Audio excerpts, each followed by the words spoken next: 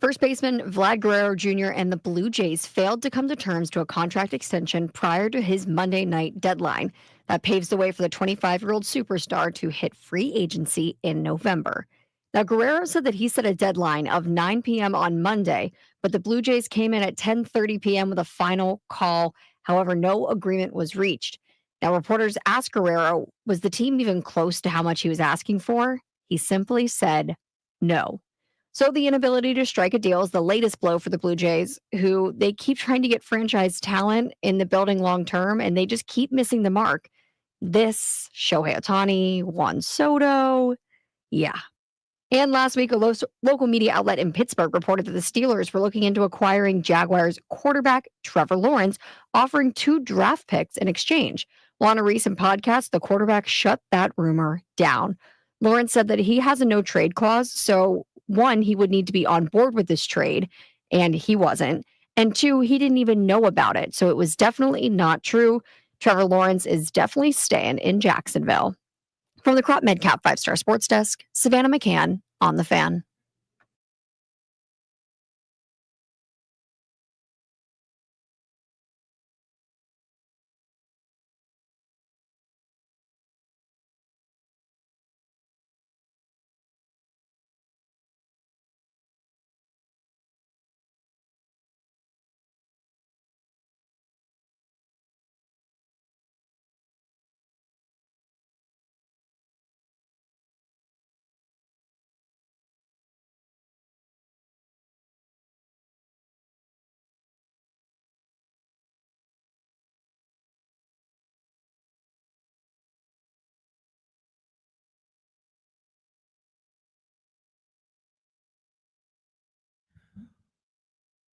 Welcome in. It is B. Mitch and Finley. Toby Altizer in for JP today alongside Brian Mitchell. Got plenty of stuff we're going to hit today. I'm sure you had a great day off yesterday, B. It was probably a nice, relaxing weekend for you. Yes, it was. I enjoyed myself tremendously. Let me see what I did this weekend. Well, did you watch any of the stuff this weekend? Like the hockey game Saturday night was awesome. No. You didn't watch that? No. 3 fights in 9 seconds Well, between USA I and heard Canada? about all of it, and I saw some highlights. I didn't actually watch the exact thing. What was I doing? I did some stuff. Oh, I'm telling you, if you didn't watch any All-Star Weekend, you didn't miss anything. Well, I sort of no. I like the way that they do the basketball, where they have the first to 40. Mm-hmm. You know, that puts a little bit more pressure on things, and they were playing defense. You know, so it's no longer like just run and shoot. Yeah, the thing that I hated is there was just so much fluff. Just play basketball. Well, I mean, that's all they played, but we knew Steph was going to shoot the ball from half court. Well, and I didn't mind some, like you said, the basketball stuff wasn't actually that bad. It was just a constant, we're running a ceremony for this. We're doing a Mr. Beast thing for this. Like, come on, man, just play basketball. Listen, it's like right now, as much as we want to see just the sport, and I know people, and I do it myself, we critique and we criticize the players. But you know who cares as much as the players? The owners and the GMs and the coaches. They don't want guys getting hurt doing this. If you get hurt during the season, yes, that's okay. But you get hurt in an all-star game or something of that sort, they don't want to deal with, especially in football. You know, they can talk about the players as much as they want. The ownership is like, look, I'm giving this dude $20, $30, $40 million. I don't want him getting hurt in the all-star game. Well, and that's the tough part, B. Mitch, is I understand with like the NFL, there's really no way to take injuries out of the sport. It's the way that the sport is played. So you're never going to get the Pro Bowl back to what the Pro Bowl used to be. I just don't see a way that's happening. Hell, football is not what it used to be. No, it's not. Basketball is not what it used to be. Well, and I think that's the problem, B. Mitch, that I have with basketball is, and maybe this is why I think a lot of players get frustrated, because I think just about everybody that's lived in this country for any amount of time or grown up in this country, they play basketball, right? Yeah. They played quite a bit of basketball. And what I don't understand is these guys act like there's no way to go out and play a competitive basketball game without risking injury. Yet you'll see these same runs during the summer where these dudes are getting together in New York at a random gym or getting together in LA. And you know they're playing competitive ball. They're not putting themselves in danger, but they're playing competitively with some intensity. But they can't do that in the All-Star game. Well, I think the thing of it in the All-Star game is when you see that other thing, they call it All-Star break. That's true. Okay, if I'm at the middle of the season, I'm feeling a lot worse than what I felt when I'm in the summer. And now I just finished playing 40+ games. And 50 games if you add the preseason. And well, hell, they don't normally play, and I understand that's probably part of the problem. Sure. But the ultimate thing is they're not going to go as hard in that. Now, I think the slam dunk contest is the most exciting thing, I think. McClung did his thing. Now he got other guys saying they want to come out and do it. I hope some other guys come and do it because, hell, they have to give him a 10-day contract so he can go slam dunk. Yeah. And I think Ja Morant says he's going to do it. Giannis, come on, dog. You're almost 7 feet tall. You're going to dunk. You're not getting no 50s. Okay, unless you you got to do some interesting jump a whole stuff. Damn limousine. You got to do some interesting stuff because remember Dwight Howard did it. He's 7 foot tall and he was doing interesting stuff. Didn't look good.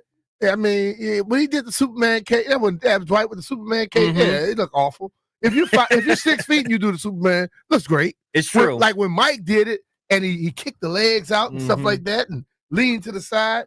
Once you get over Tom Chambers back in the day, once you 6'9", 6'10", you don't need to be in a dunk contest. It doesn't look the same. it's not as interesting. You get the guys about 6'3" to 6'4", and they can just fly. Then it looks great. What, Jeff? I have a suggestion. What's the suggestion?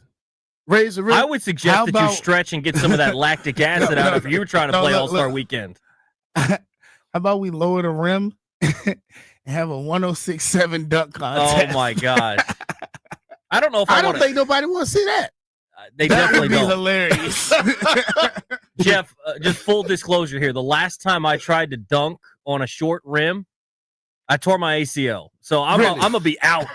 I'm gonna be out on that one. Wait. Tell me. You should have taken that one to your grave. Well, it happens. You don't tell people. Basically, you just said, how tall was this rim? I'm gonna lie and say 9.5 feet, but it was not 9.5 feet. It was more probably like 8.5. Oh, it was not good, dog. B-Mitch, it's not good. I was wearing shoes that had no traction. It was a little bit wet outside. I didn't tie them up. I never laced these shoes up. Sure enough, I go up, and when I came down, I almost passed out because I just destroyed my knee. So not great. Not great. But, yeah, I mean, I think you go look at All-Star Weekend. Yeah. It used to be something that I love to watch, B-Mitch. It used to be something I wanted to. We have to change. I mean, the problem is here, and this happens in most aspects of sports. We keep expecting what we saw 10, 15 years ago, 20 years ago. Sure. And it hadn't been there for 15, 20 years. We have to understand that now they're not. Look, the players aren't going to risk themselves. The front offices don't want them to risk themselves. And the damn owners damn sure don't want them to risk themselves. So if they're not going to do it, stop expecting. See, people are mad at the NFL. I am happy. The NFL said, we're not playing football, so we're going to play flag football. Yeah. We're going to have video games. We're going to basically what the All-Star game is a fans come to an area where they got all the All-Stars and they want to get a chance to take a picture to get an autograph. That's what it is.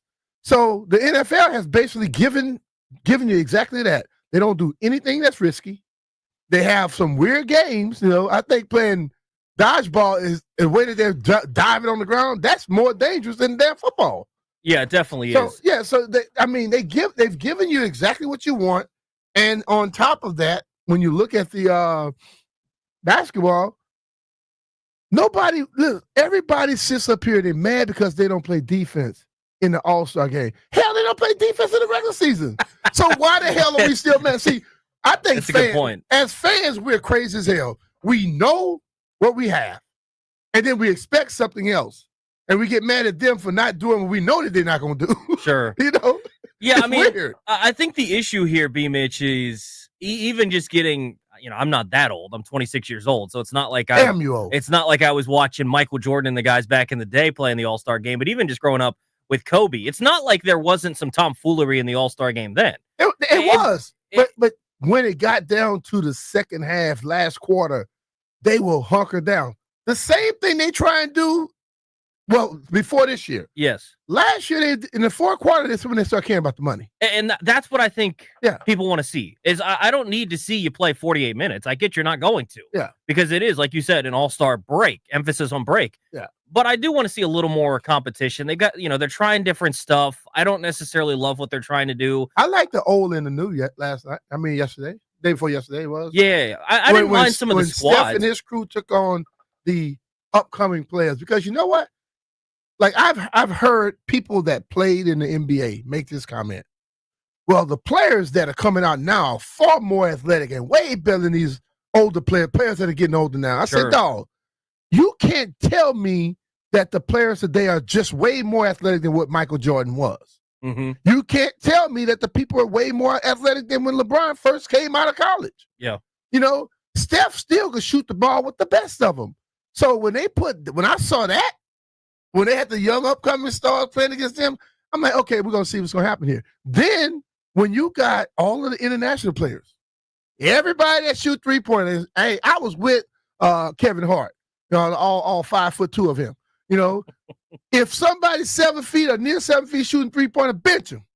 Yeah. They got into that little matchup against Steph and could not even stay on the court with him. Mm-hmm. They shot circles around, ran circles around.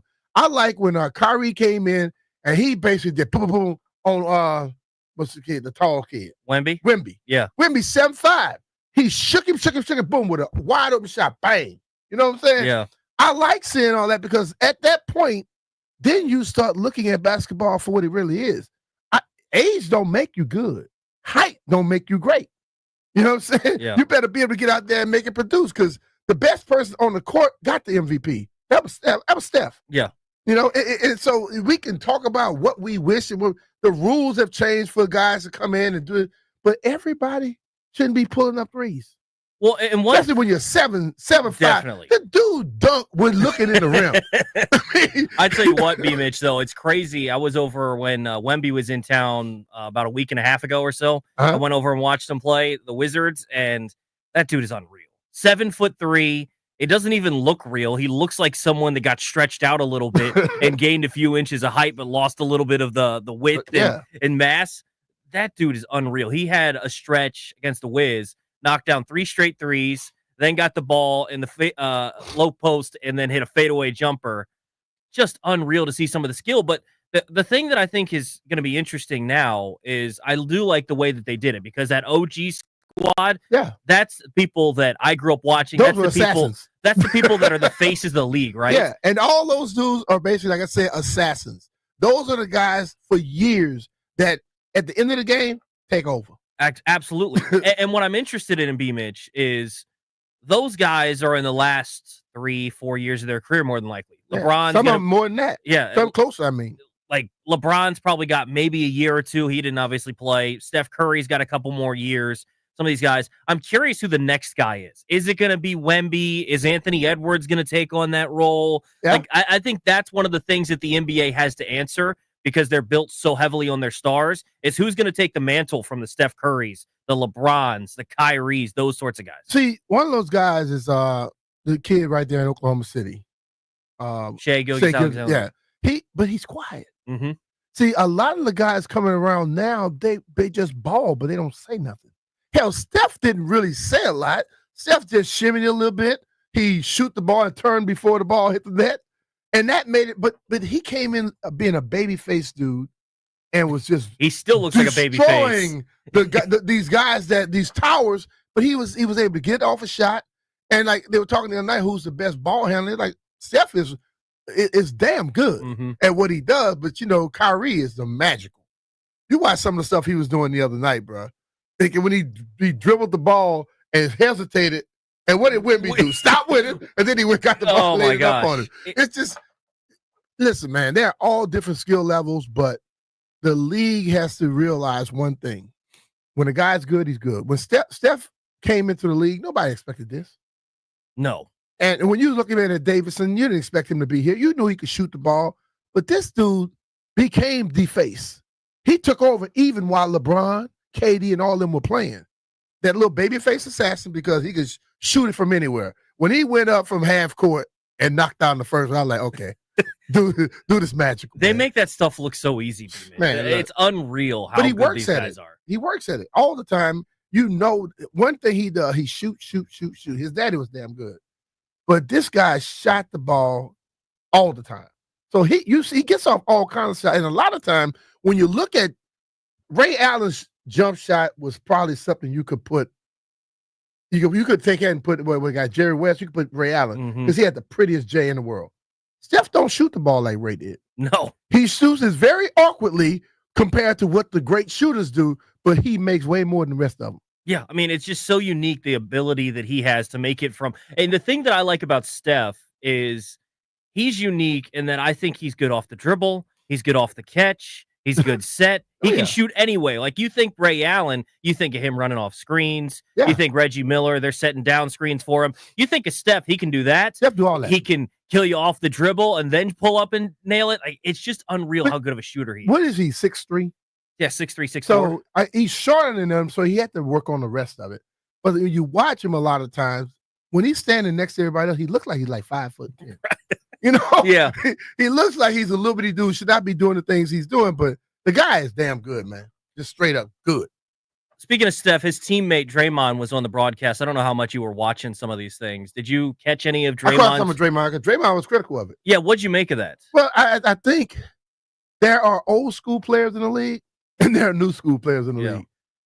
Draymond is mad because, let's be real, Draymond beats the hell out of you on the basketball court.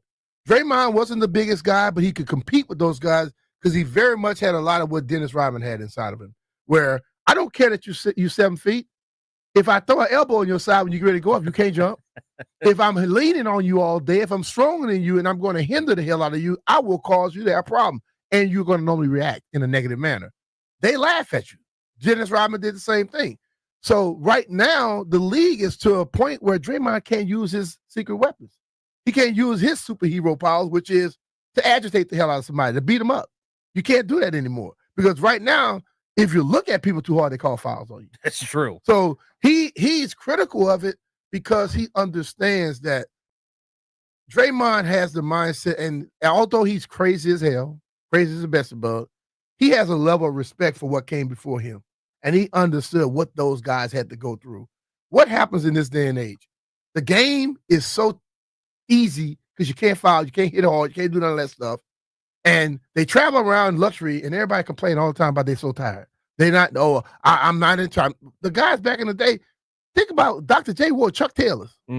Okay? Chuck Taylors were flat as hell. You know, you had no support. They got the best shoes in the world. They got everything they need, but they all complain about the stuff that the guys never complained about in the back in the day.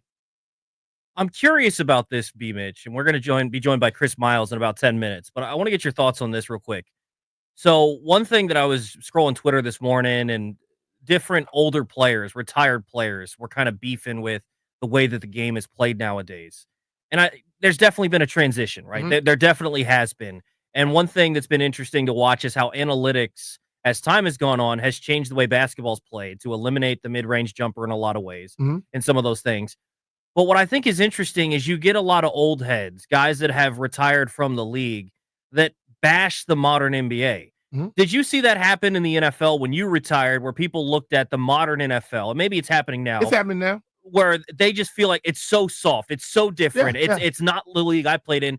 But I don't see the same happening with NFL legends where they're saying the game isn't any good anymore, like you hear some NBA legends say. Well, I think the game is good because let's just be real about this thing. What I understand foremost and first of all about every sport is an entertainment business. And that's why today fantasy football gives, I almost said the wrong word. It cares very little about defense. No, it does not. Every aspect, in everyone you play. Right. It's all about offense. So you get all the fans that don't know nothing about the sport, but they play fantasy. That's all they want to see. And the rules and everything is going towards that. So I think that upsets a lot of the players. Like when you get defensive guys like a Draymond, you get defensive players talking about the game of football, they can't stand it. Hell, I'm an offensive player and I can't stand most times because you can't do anything. Like the defensive side is handcuffs. You know, to sit out here and you gotta go above and beyond to even be even, and the league don't care. They just keep changing it to make it easy for them. Hitting a defenseless player. When you step on the football field, you snap up your chin strap, you're not defenseless. You know you're going to get hit today. Mm-hmm. If you catch the ball, you're getting hit today. If you run the ball, you're getting hit today. So, but the other guy, I have to, I start to hit you when your head is up. You bring your head down. I happen to hit you in the head. It's all on me. You brought your head down to where I was hitting you at. Yeah. So it's just the game is like that. And I think the defensive-minded players in all sports hate the sport today because it's too offensive. Yeah, I completely agree, and it's a credit to one thing that Tom Brady has constantly said about quarterback play and the defenseless wide receivers is it's a quarterback's job to protect these guys too. Yeah. I can't throw a dude into a horrible spot. Tom gave some guys some medicine bag. He definitely did. Too now. He definitely did. So, I mean, Peyton Manning made a living on it in some ways. He threw those dudes some real hospital balls. But hey, man, yeah, I think there's a lot that needs to be changed. Chris Miles is going to join us next here on B. Mitch and Finley. If you're looking for a house to sell, you need to reach out to our friend John Leahy. Look, John is so confident that he can get your instant cash off within 24 hours, that John will go out there and just get your house done. You know what? Just like Freddie. Freddie had a home to sell in Rockville. But the problem was it was totally stuck in the past, and he needed extensive upgrades along with a full rehab to attract the modern buyers. Thanks to the guidance of John Leahy and the Fine Living Group, the property's complete top-to-bottom upgrade sparked a bidding war, resulting in multiple offers. What followed put a big smile on Freddie's face, as the property sold in just 6 weeks for $14,000 over the asking price. If you're looking for a seamless home selling experience, John's guaranteed offer just might be for you.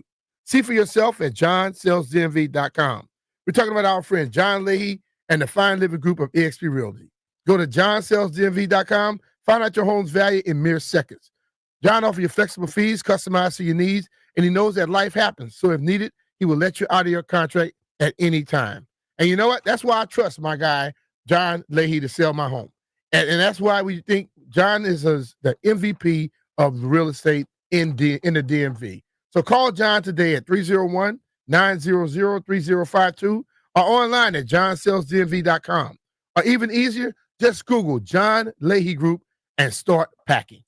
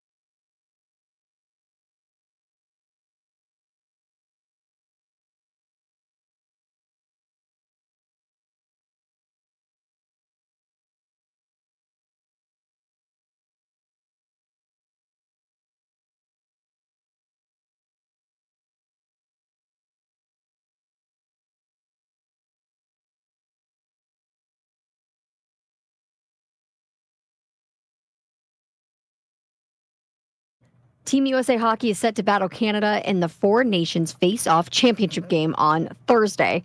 But it remains to be seen just how many star players are going to be able to suit up for the Americans, and that includes the alternate captain, Charlie McAvoy. Now, McAvoy did not play in Team USA's final round matchup against Sweden, though that was a game that didn't really matter for the standings, and the head coach said that he was dealing with a slight upper body injury. But this injury is starting to sound a lot more serious, as the Boston Globe is reporting that McAvoy was admitted to Mass General Hospital Monday night to treat this injury that's plaguing him. Needless to say, his status for Thursday is definitely in doubt. From the Crop MedCap 5-Star Sports Desk, Savannah McCann on The Fan.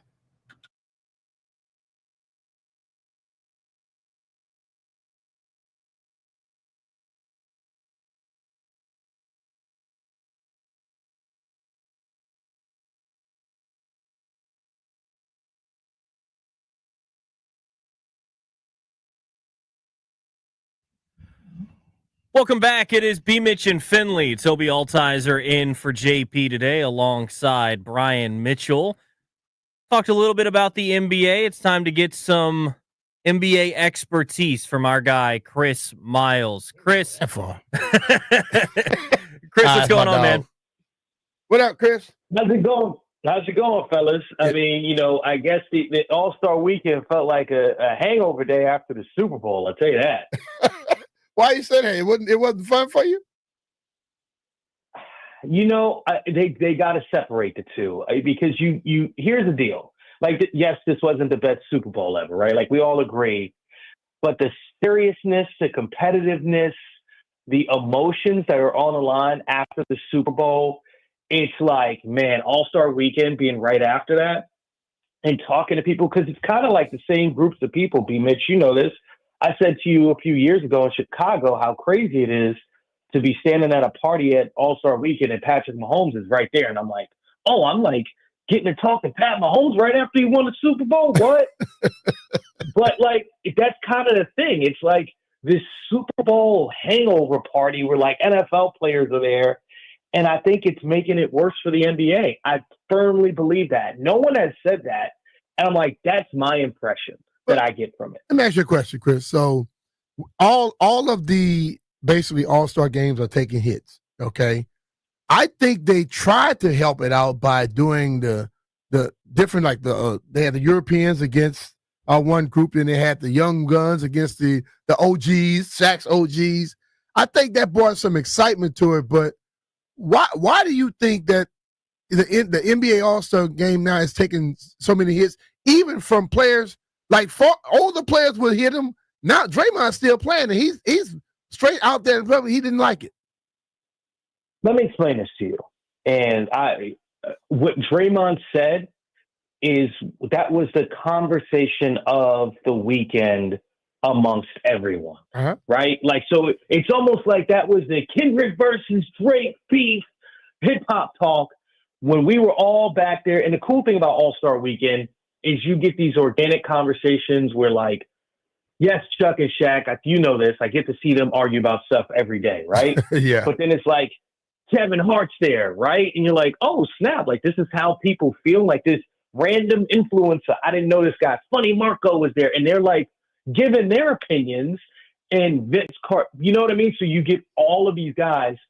So really what Draymond was saying was kind of the old guy feel of it, of like, yeah, man, I earned this right. I don't want these guys out there. And I understand their point. And they're saying part of the problem with All-Star Weekend is that Adam Silver, the commissioner, is too player-oriented, right? Like, he keeps doing things to try to help the players, and now it's hurting the players. It's like if you let your kid have candy one day, but then they ask for ice cream, and then they want, gummies, you're like, you can't have all the snacks in one day. All-Star Weekend has become the kids is eating all the snacks in one day, and he's got to tone it down. Talking with Chris Miles from NBA TV on the Rude Guest Hotline. Rude, the most reliable heating and air conditioning products in the DMV. You can follow him on Twitter at Chris Miles TV. NBA All-Star Saturday Night used to be something that was must-watch TV with the dunk contest, the three-point contest, skills challenge, and You thought, okay, maybe they're going to try a little bit harder after some of the things that Wemby had said last year and different things. And then, sure enough, opening up the skills challenge, you got Chris Paul and Wemby trying to skirt the rules. And it was kind of downhill But from they there. Felt asked them like before, and they told them they could. either way. I mean, still. Oh, okay. So here's the thing about narrative, right? Like, I thought All-Star Saturday night was regular. Like, it was mid, right? Like, you didn't have Damian Lillard show out in Oakland, or you didn't have Steph Curry and Klay Thompson battle in a three-point contest. But we saw good three-point. Like, I thought the three-point contest was par for the course. The skills challenge, people finally talked about it. It's just something that people have typically ignored. But we got to give credit to Mac McClung, who's my height. Yeah. He is not 6'2". Yeah. He's barely 6 foot. 3 years in a row. Everyone, like, you have to understand the energy about it, where they have to get NBA players to do it, right? That's one part of it. But we can't overlook. And I asked this question on our ride back to hotel, and like it caused everyone to have an eruption, right? I'm like, is Mac McClung one of the greatest all-star dunk contest guys? And I asked Vince Carter that, right? Like, he's I would like, have to say yes. yeah, he belongs. Yes, that's the thing. He belongs in the conversation. The dunks he did, you had never seen him before. First of all, let me explain this to you. Not only have we never seen him before, right? But having the privilege of being around the people as it happens and go, whoa, what did we just see? And I think part of it is this. Go look at old dunk contests and watch people's eyes. They're looking at the ball, or they're looking at the rim. What Matt McClung is doing is he's looking straight ahead. His feel for where the ball is, where the rim is like Jason Kidd making a pass. You know how you talk about pocket presence with quarterback? Yeah. This dude is like Joe Montana of understanding the air. Do you know what I mean? Like, his intangibles of his feel for the basketball and the rim, and when he's in the air, and how natural it comes to him because he's so athletic. It's, to me, he's top 3, 4. You know right? what I Michael pick up Jordan, from him? Zach LaVine. I pick up from him where the NBA might want to thank him a little bit, because this guy has been so damn good in the dunk contest to where now you have stars saying, I'm gonna be in the dunk contest now. 100%. See what I'm saying? Yeah. The stars ran away from the dunk contest so many times. The greatest of the great did not want to do it. Mike and Dominique did it all the time. But then he comes these last 3 years. He got guys now claiming, oh, I might be in there next year, or you go, I'll go. Before, they didn't want to see it. And I would think that because, Matt being that short, yeah, hit the rim, then still dunk the ball. Going up over a whole damn car through his leg wide open. The dude is unbelievable. And not the hood of the car either. Yeah, I would love to see some of these damn superstars do something other than go play that fake all-star game. You know what I think? I personally think? Mm-hmm. I think they're afraid of the smoke. I do. They've been afraid of the smoke for a long time. I've always said that. Well, and here's the deal. I had the opportunity to speak to the guys from the NBA office, because we're like, here's how it happens. So for instance, my show was like the practice, right? Like my big hurrah is something that no one, like you're not paying attention to Saturday afternoon practice, right? Uh-huh. But here's what happens, B. Mitch. This is where you see who. But I can focus on some of the positives, right? Like Kevin Durant, Trae Young, Victor Wembanyama, Donovan Mitchell, Damian Lillard, Steph Curry. These guys show up for the fans, right? Yeah. They show up to do the interviews. They show up to talk to us, right? Here's the problem. Steph Curry should have been in the three-point contest, but he's being pulled in so many different directions because they have all of these sponsorship obligations, all of these extra contracts. You see what I mean? Yeah. So Steph is like, look, I can't show up to this. Dude, practice. I got to rest. Like, I can't come back after All-Star break more tired than I would be. But you know what I can say? 4 games in 5 nights. He has been in the damn three-point contest. Yeah. There are a bunch of guys who are dunk artists, and they have never been in the dunk contest. See, I mean, John Moran has no excuse. As John Thompson always Edwards. stated, John Thompson said when guys were coming up, they always played one-on-one on the playground. You didn't care if you win or lose. You weren't afraid of the competition. Yeah. These guys don't grow up playing one-on-one in the playground. They grew up being favored and being pacified. Oh, wait, hold on, B-Mitch. That means you watch my interviews? Did you watch my interviews this weekend? Is that what you're doing right now? I say John Thompson, dude. I used to work with the man. I heard it every day. No, B. Mitch, this is what's hilarious. What you're saying is what I was saying to the guys this weekend. Uh-huh. I got to send it to you, my friend. I asked Kevin Durant, Anthony Edwards, if they're going to add one-on-one. Like, hey, let's put one-on-one on the weekends, right? It got Ant-Man excited. Look, man, I talked to Anthony probably 3 times over the weekend, right? And one was a formal interview. And for him, I could see it in his eyes. The game isn't serious enough. So, okay, I'm hurt. I'm not playing. LeBron feeling the same way. Victor Wembanyama out there visibly frustrated. Let's go one-on-one. Like, if these guys play one-on-one in the Olympics, hell yeah. Like they play full court one-on-one. The women that are doing the unrivaled basketball, the WNBA players, they're playing one-on-one. And it's like, are guys afraid to be Brianna Stewart where they get beat 12-0? Is that what it is? See, I understand your point, and it goes hand in hand with what John was saying. When guys were growing up back in the day, you always went one-on-one. If you lost, you lost. You give them the next time. These guys are afraid because they have to protect the best. They have to protect their 5-star. So they don't play each other one-on-one because if they lose, then someone say, well, that 4-star beat you. Guys didn't care about that back then. They care about that now. And I think that's why we don't see a lot of the competition in the All-Star game. What's crazy is to the point that you're making, they play one-on-one all the time with the cameras off. Yeah, right. Yeah, that's what I'm saying. I want to see it. If you go to the arena, yes, this is what they need to do. For hands down, and here's what's crazy, right? And I know you know this, B. Mitch, because you were at the Super Bowl and you're on Media Row, and you ask a question, and a player feels obligated to answer the question, right? So I'll give you an example. I think I asked, maybe it was Kevin Durant about just a generic question about the weekend or something, right? And he answered and he looked at me like, cool, good question, like whatever, dude, right? But I asked him his top 5 players in DMV history. The guy almost jumped out of his chair to answer the question. Uh-huh. So I say this to tell you this. When I ask Kevin Durant and Anthony Edwards, do you think they should add one-on-one to All-Star Weekend? Both are like, yes. Like, that's what we want. Yes. I want to play against that guy. I want to play one-on-one. I'm like, then that needs to happen. Yeah. Because these guys are like, look, if you listen to Ant-Man's answer on the dunk contest, he's like, look, I'm not practicing. I'm an in-game dunker. I'll dunk on you, right? But I don't know how to come up with creative stuff. And if you watch Anthony dunk, he's not doing, crazy stuff with the ball. He is jumping like into Chet Holmgren's head and punching it through, right? Yeah. So I think that's part of it is like these guys are like, look, you see what I do in games. What am I going to do in a dunk contest? And that's what happened with Jaylen Brown. Jaylen Brown felt kind of like embarrassed because he was terrible in a dunk contest.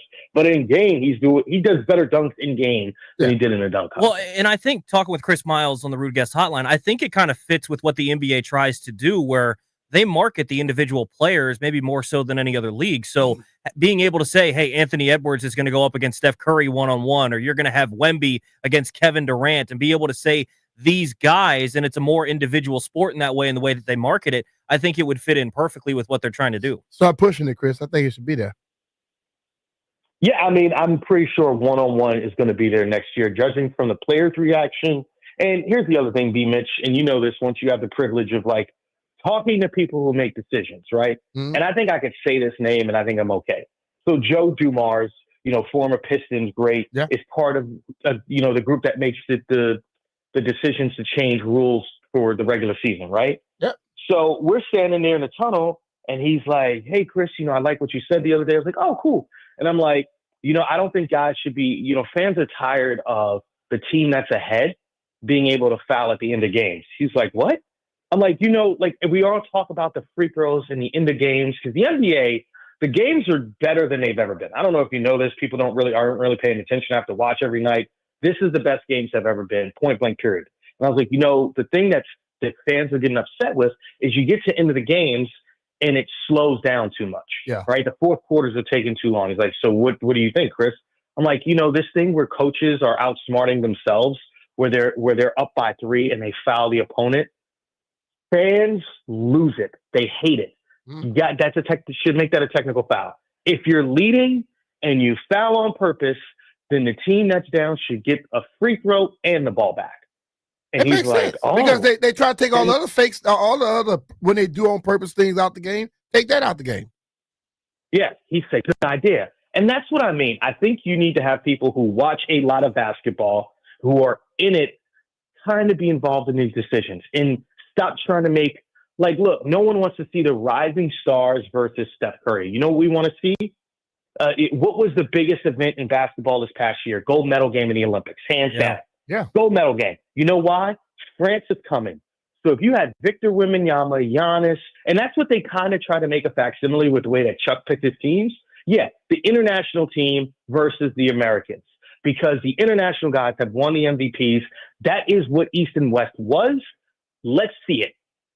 Let's see it, because right now the international guys might mop the floor with the Americans. And people would be so intrigued. You have the element of the Olympics, right? And with NBC coming in, NBC has the Olympics. It still has that same kind of like narrative and concept. To me, that's the way to go. Instead of trying to do all these overcomplicated things, go with what's working right now and do that. Well, and Chris, if you want to get Americans fired up about something, tell them that someone else is better at something than the Americans. We'll find out real quick. You'll get Americans back into that thing. We'll find out real quick. So, if I know us at all, I think you say that the internationals caught up or maybe passed them, they'll be a little bit frustrated. Chris, appreciate the time, man. Always All good right, to brother, chat. man. All right, B. Mitch, I'm going to send you those videos too, so you can see me and you on the same page. All right, brother. Do that. All right, bro. Appreciate it. Appreciate Chris Miles for joining us. Give him a follow on Twitter at Chris Miles TV. When we come back, we'll talk about the other thing that happened over the weekend, Four Nation face-off, and Thursday night, Canada versus USA rematch for the championship. You're going to be tuned in. It's B. Mitch and Finley on the Fan. Hey, it's Brian Mitchell here. College basketball is reaching its most exciting stretch of the season.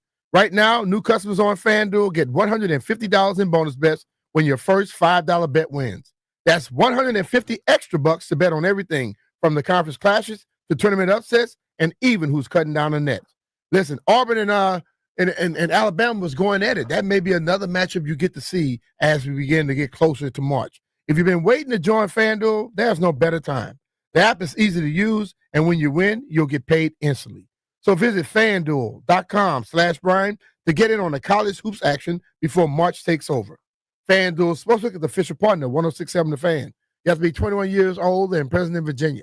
First online real money wager only. $5 first deposit required. Bonus issued as a non-withdrawable bonus bet, which expires 7 days after receipt. Restrictions apply.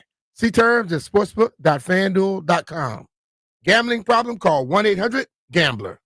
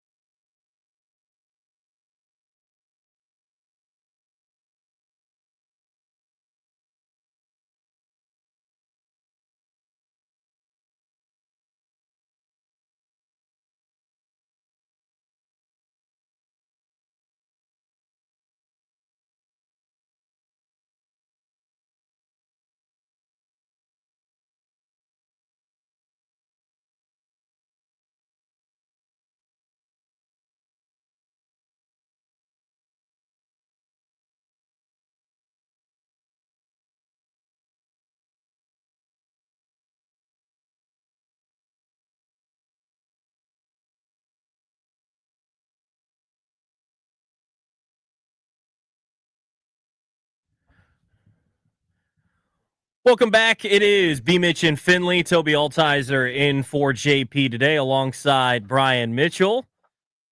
Always good to chat with Chris Miles. Thought he had some good things to say about the All-Star game there. So the other thing going on this weekend was the Four Nations face-off. And you said you didn't get to watch a whole lot of this, but USA-Canada on Saturday night was electric. I think it's going to be great again on Thursday in Boston this time for the championship.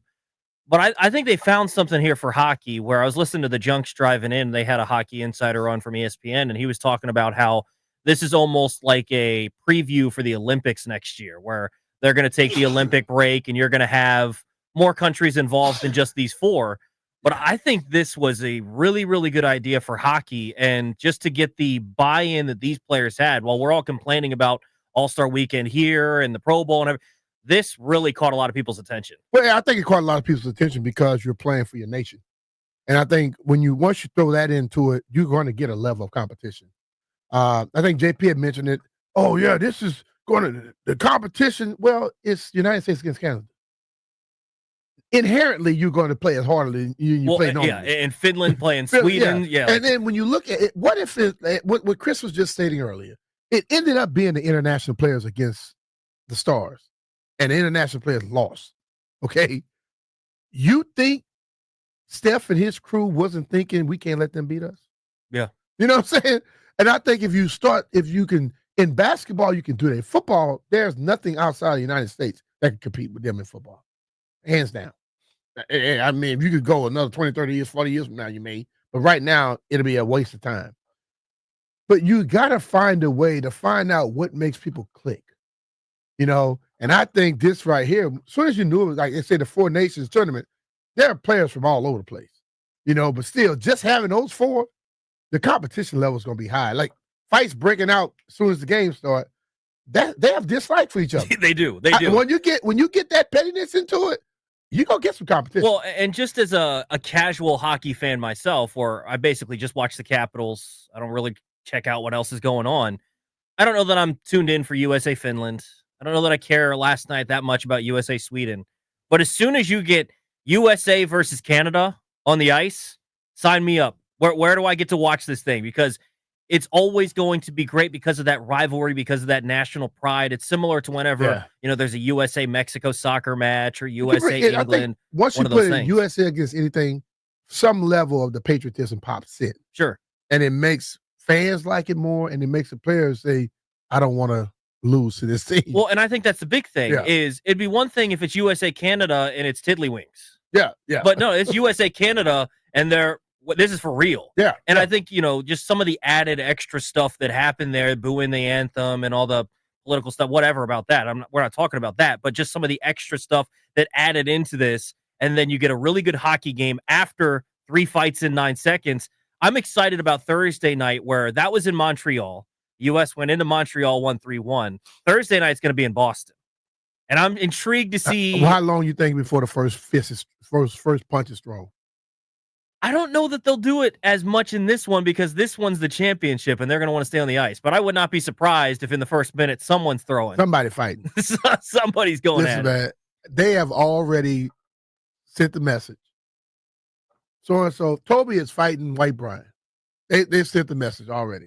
You know what I'm saying? I'll take my chances with White Brian. What I'm saying, it's already there. And listen, they understand 2-minute penalty, and then let's just play hockey. Then they're gonna have a fight.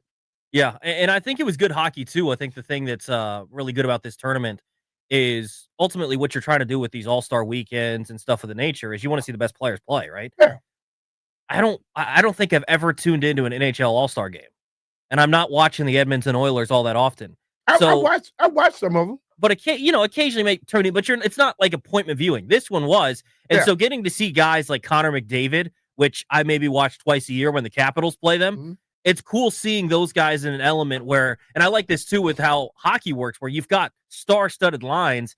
It's good hockey with excitement where it's up and down the ice, fast-paced. Yeah. I think the style and everything, the NHL really knocked it out of the park with this, where everyone's complaining about All-Star Weekend for the NBA and they're talking about it, the Pro Bowl and all those things. But if it was just a regular All-Star hockey weekend, I think they'll be complaining about that too. But 100%. They found something that they say, you know what, this can fill that void.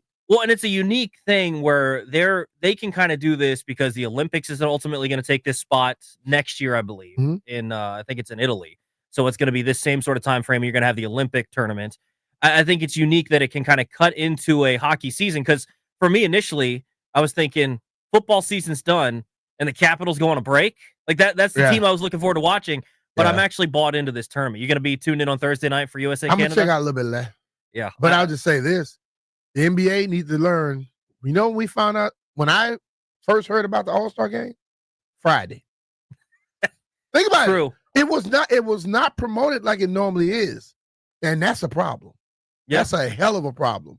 You have a whole week and nobody was talking about it. No, it's You true. didn't even see stuff on TV. And then Friday, we were like, oh, the All-Star game is this weekend. You don't want that. But you knew about the Four Nations. You knew People about were Four Nations. telling you damn all about that. You know, and then like the Super Bowl had just ended. So if you want to pull it, like we talk about having good shows in front of you, behind you, kind of lead people into you and Mhm. lead you on. So they had a great show leading into them. The Super Bowl was a great Yeah. show. And then you should have taken that whole week. They didn't do it. They failed. I bet you the guy joining us at 11 o'clock is going to have some good thoughts on the USA-Canada matchup on Thursday night. Barstool Nate going to join us next. John B. Mitch and Finley.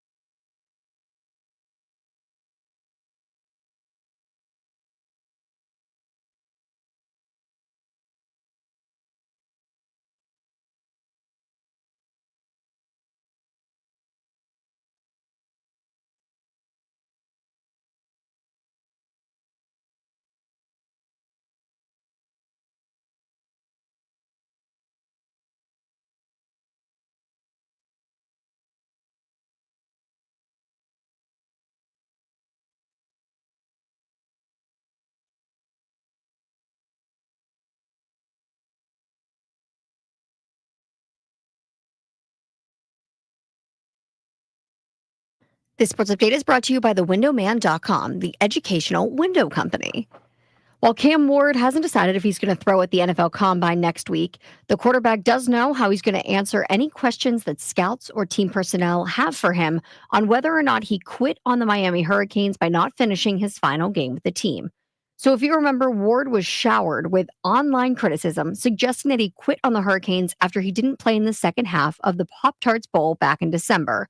In the first half, he broke the NCAA Division I record for career touchdown passes and then did not take another snap. His answer to team officials? He said the teams are either going to draft him or they won't, but teams need to remember that they're going to have to play against him for the rest of his career if they decide not to draft him because of that. So his answer to this, he's doubling down and not apologizing for anything. TheWindowman.com is an educational window company. They educate, you decide. The only way you'll sign a contract with TheWindowman.com during your initial consultation is if you demand it. No pressure, no games or gimmicks. Visit TheWindowman.com for their all-new Fairfax showroom. From the Crop Medcal 5-Star Sports Desk, Savannah McCann on The Fan.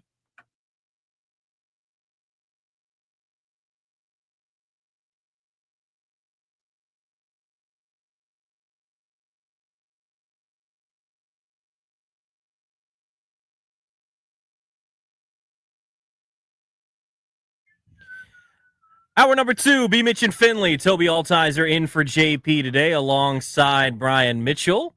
It's time for us to get out to the Rude Guest Hotline. Rude is the most reliable heating and air conditioning products in the DMV. We welcome our guy, Mr. Barstool Nate. Nate, what's going on, dude? How you doing? B. Mitch and Toby, that has a nice ring to it. Nice ring to the title of the show. It doesn't work like B. Mitch and Finley, but it'll do for a B team, right? I don't know. It could grow on me. Don't come here and try to start no damn trouble, man. Just talk about hockey and get your ass off of this radio. Try to start this. All right. Nice to talk to you too, B-Mitch. Nate, are you excited for Thursday night? Yeah, this Four Nations tournament has really taken on a life of its own that I don't think anybody expected. I thought maybe the diehard hockey people would watch it, and then, just some casuals would flip it on, see what's happening. It's become really big, and people have gotten super into it. And I think, there's some of the politics involved that has made U.S.-Canada, enticing to everybody. But just the hockey has been great. The physicality has been great. And then it's really just made the NBA scratch their heads and wonder what they're doing wrong, because they just had All-Star Weekend, and it could not have gotten worse for the NBA. Most people didn't know it was coming up. Yeah. Yeah. So me.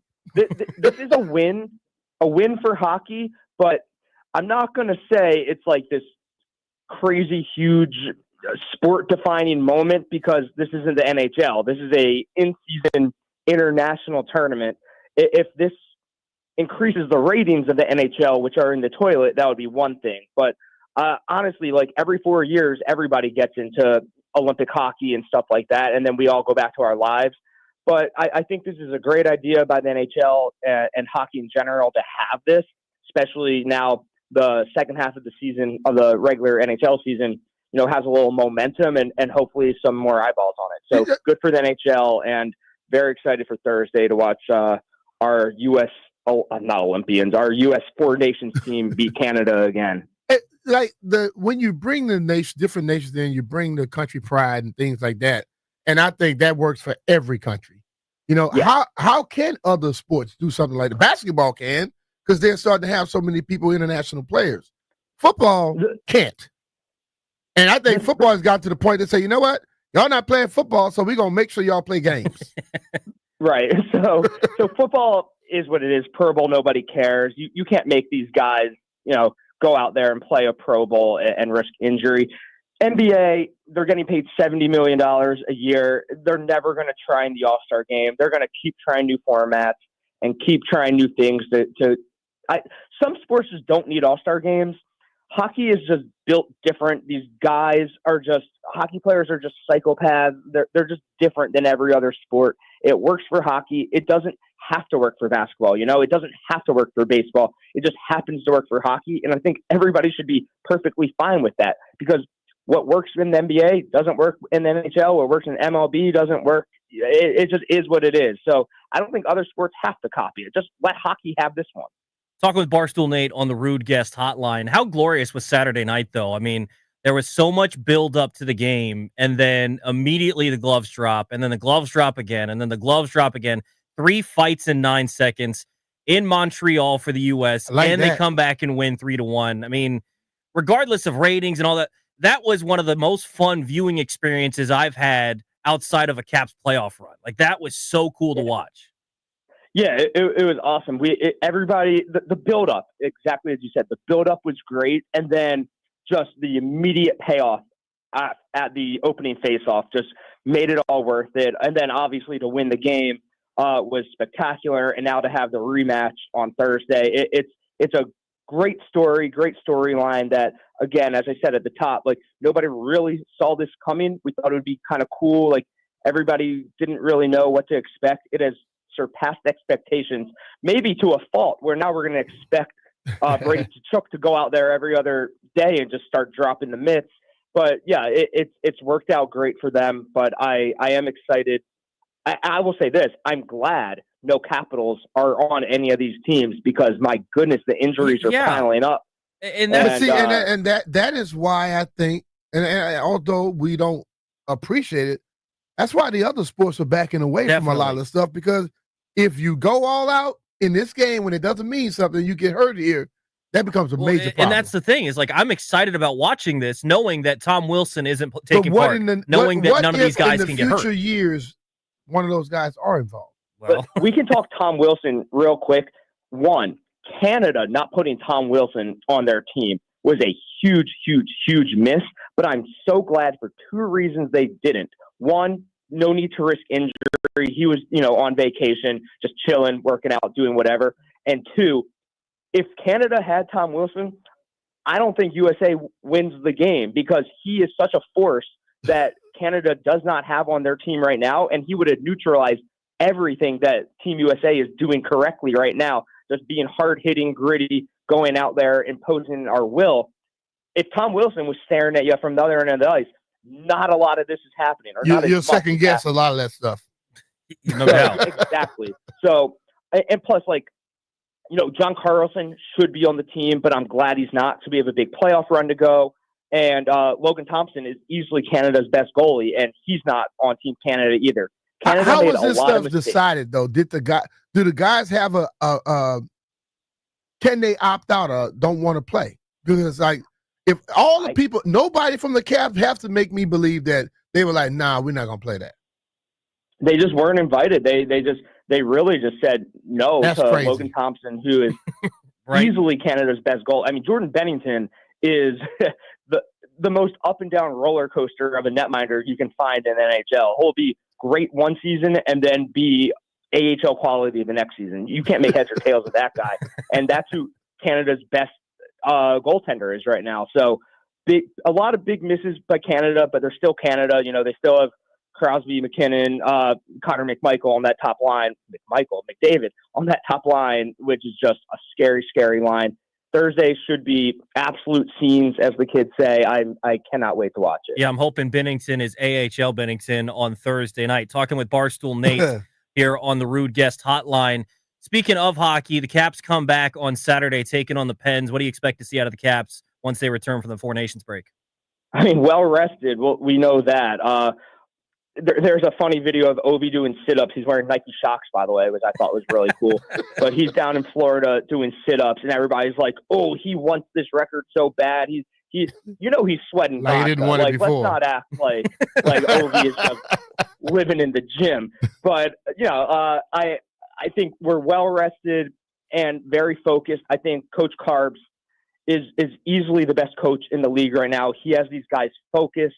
He has them playing, all 4 lines, all 3 pairings of defensemen, both goalies are just laser focused. They understand the assignments, and they understand that, we're 36, 11, and 8, first in the Metro by 10 points, but things can change so quickly in the NHL. You lose 5 games, you have Carolina nipping at your heels, you have New Jersey nipping at your heels, and then overall, I mean, we're a playoff team. I think, percentage-wise 95% to make the playoffs.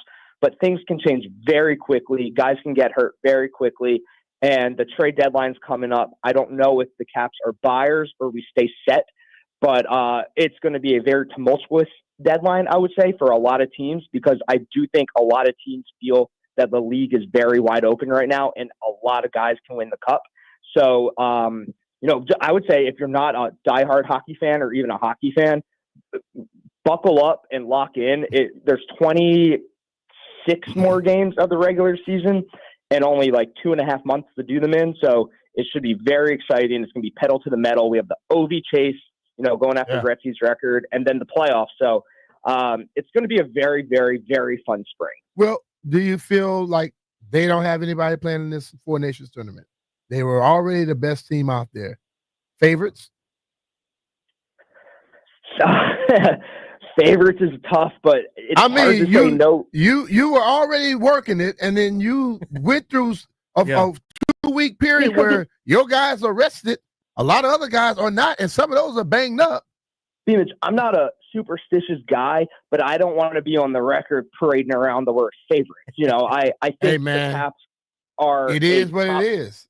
I think either you are or you're not. I think we're a top 3 team in the league. I think we have one of the best home ice advantages in the league. I think we have the top goal differential in the second. Sound like you're saying favorites to me.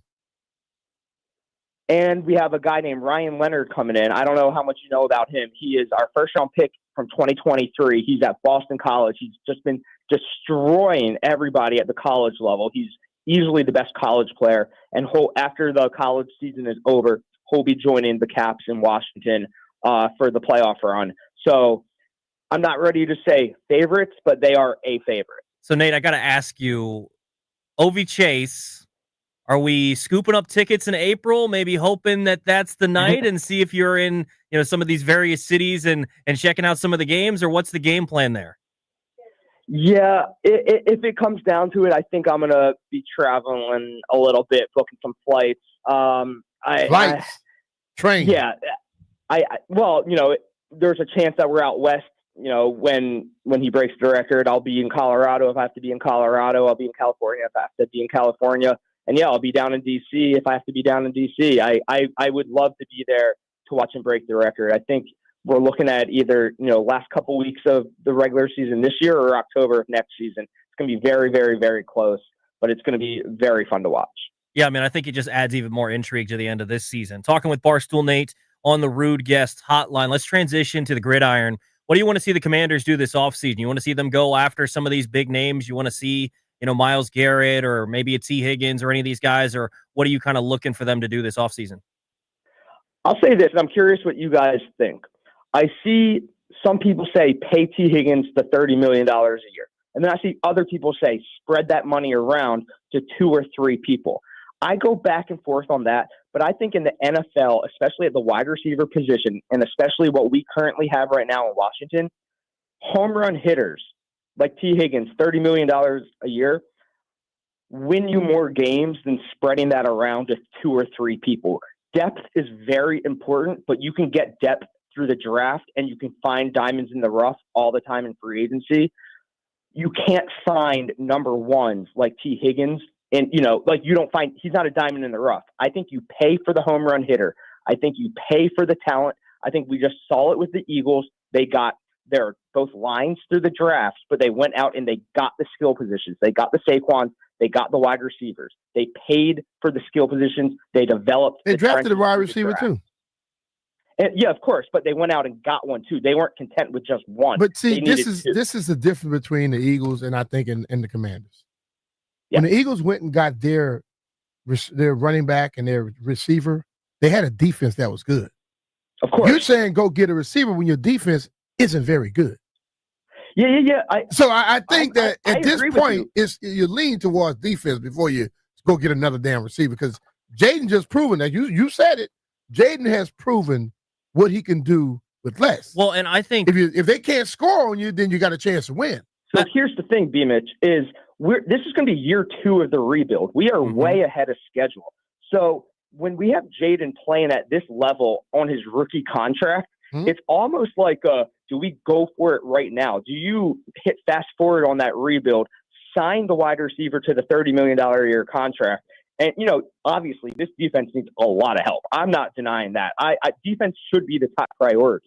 100% agree. And the Eagles were able to win the Super Bowl because they had years of building through the draft on both sides of the ball. Yeah. So I agree with you that defense should be the top priority, but I'm not going to say don't go and get the guy if you feel like the guy can, dramatically. We made it to the NFC Championship game with Terry and a bunch of practice squad wide receivers. Imagine bringing another wide receiver. I'm not saying we win that game because the defense needs a lot of help, but it certainly improves the chances by a lot. See, the thing I'm trying to say is I just saw Joe Burrow with T. Higgins and Jamar Chase. They didn't make the damn playoffs. Well, and because their defense was atrocious. I think Let me say this. Oh, go ahead. I think to Nate's point, he says year 2 of the rebuild, and he's correct. I think the issue is we look at it as the 5-year window of the 5 years Jaden's on the rookie deal, right? And so this is year 2 of that. I don't disagree with that, but I don't know that year 2 has to be the one you hit the gas pedal on when there's so many needs. I think if you spend this offseason saying, let's build up some of the defense, whether it's the defensive line, you want to draft corner, maybe you spend a little bit there and you fill some of the holes. And then next year you go in saying, okay, maybe I just need a safety. Maybe I just need a linebacker. And instead of looking at the entire roster saying you need to bring in a bunch of guys, I think then maybe that's the time to go for the swing, maybe not year 2. Yeah, and I think that's completely fair. And I think we need to remember as a fan base that this is year 2 of the rebuild. We got, I don't want to say lucky, but maybe we don't want to act spoiled because of how good this last season was, because that wasn't supposed to happen. Like, the fact that it happened is still crazy to me. And we should be better next season when, the offensive line is better, the defensive line is better, the secondary is better. We get another weapon on offense. But if we go get T. Higgins, we're not going to have the offensive line, defensive line much better. Yeah, no, I see it both ways. I definitely see it both ways. So, again, it goes both ways because we did just make the NFC Championship game, and so sometimes you do go for the home run, the grand slam, because of how close we got to the Super Bowl, and that ain't promised every year. So I'm with you, B-Mitch. I think we have to build the defense. I think the offense needs another weapon or two, and I think that we have to be patient as a fan base. And while we shouldn't expect every year to get back to where we were this last season, we should not expect it either, because Adam Peters knows what he's doing. We have a generational quarterback, and we now have a destination that players want to come to. Like, guys are telling their agent, see if Washington wants me. That has not happened in a very long time. I agree with that. Last one before I let you go. So T. Higgins is your top target. What's your interest level in Myles Garrett? Yeah, I think it's actually very similar, even though, 2 very different positions, and Myles Garrett is probably a lot better overall of an impact maker. Do we really want to give up 2 first-rounders in year 2 of the rebuild? And I'm going to keep hammering the fact that this is only year 2 of the rebuild, even though we were so successful in year 1. As B-Mitch just said, there's still a lot of holes that we have to fill. And going 5 years under Ron Rivera and having no first-round picks left on the roster, there's a lot of gaps in that depth chart. And giving up 2 firsts for Myles Garrett, as impactful and as amazing of a talent as he is that what you do long-term? Honestly, I don't know. I could be convinced both ways, and I could agree with both sides of that argument. I think it's a very, very interesting situation that I honestly do not have an answer to. Do you get more impact from Myles Garrett? He's at year 10 of his NFL career, or 9, or do you get more impact from 2 first-round picks plus whatever else you have to give up, etc.? I don't know the answer to that. If the Bengals do what they're been rumored to do, they said they're going to franchise tag him, and then you're going to probably be giving up something close to that anyway. Yeah. Adam Peters is very good at his job, and I trust him. And I will, whatever he wants to do, I will agree with. That's what I'll say. That's the beauty of this, Nate. And we'll let you go on this. The beauty of it is, it used to be that I'd be like, I want them to do this, and I'm going to be frustrated if they don't. This year, I'm going to say they can do whatever they want. I trust Adam Peters. That's where my mind is anyway, to be honest with you. It's a beautiful place to be. I'm at. It's a wonderful place to be. Nate, appreciate the time, man. Always good to chat. All right, brother, man. Love you guys. Take care, brother. Check him out on Twitter at Barstool Nate. We'll get into some of the free agents that are going to be available in the National Football League. We'll do that next here on B. Mitch and Finley. Be Mitch here. If you want comfort and convenience wherever life takes you, then you need to turn to Rude. With Wi-Fi capability, you have full control of your heating and cooling system right from your home. Forgot to turn down the heat while on vacation? Adjust it in seconds. Plus, you'll get alerts if something's not right. These guys are the best, and they've installed new systems in my house, and I felt the difference instantly. And here's the best part. Rude systems are whisper quiet. No more noisy interruptions, just peace of mind. Rude's variable speed compressor ensures precise temperature and humidity control, operating efficiently even in extreme conditions. Its comfort and performance perfectly balanced. You know what? And they also have great savings. When you qualify for federal tax credits up to $2,000 on heat pumps through 2032. Visit rude.com/federal incentives to learn more. Rude, the most reliable heating and air conditioning products in the DMV. And remember, if it ain't rude, it ain't right.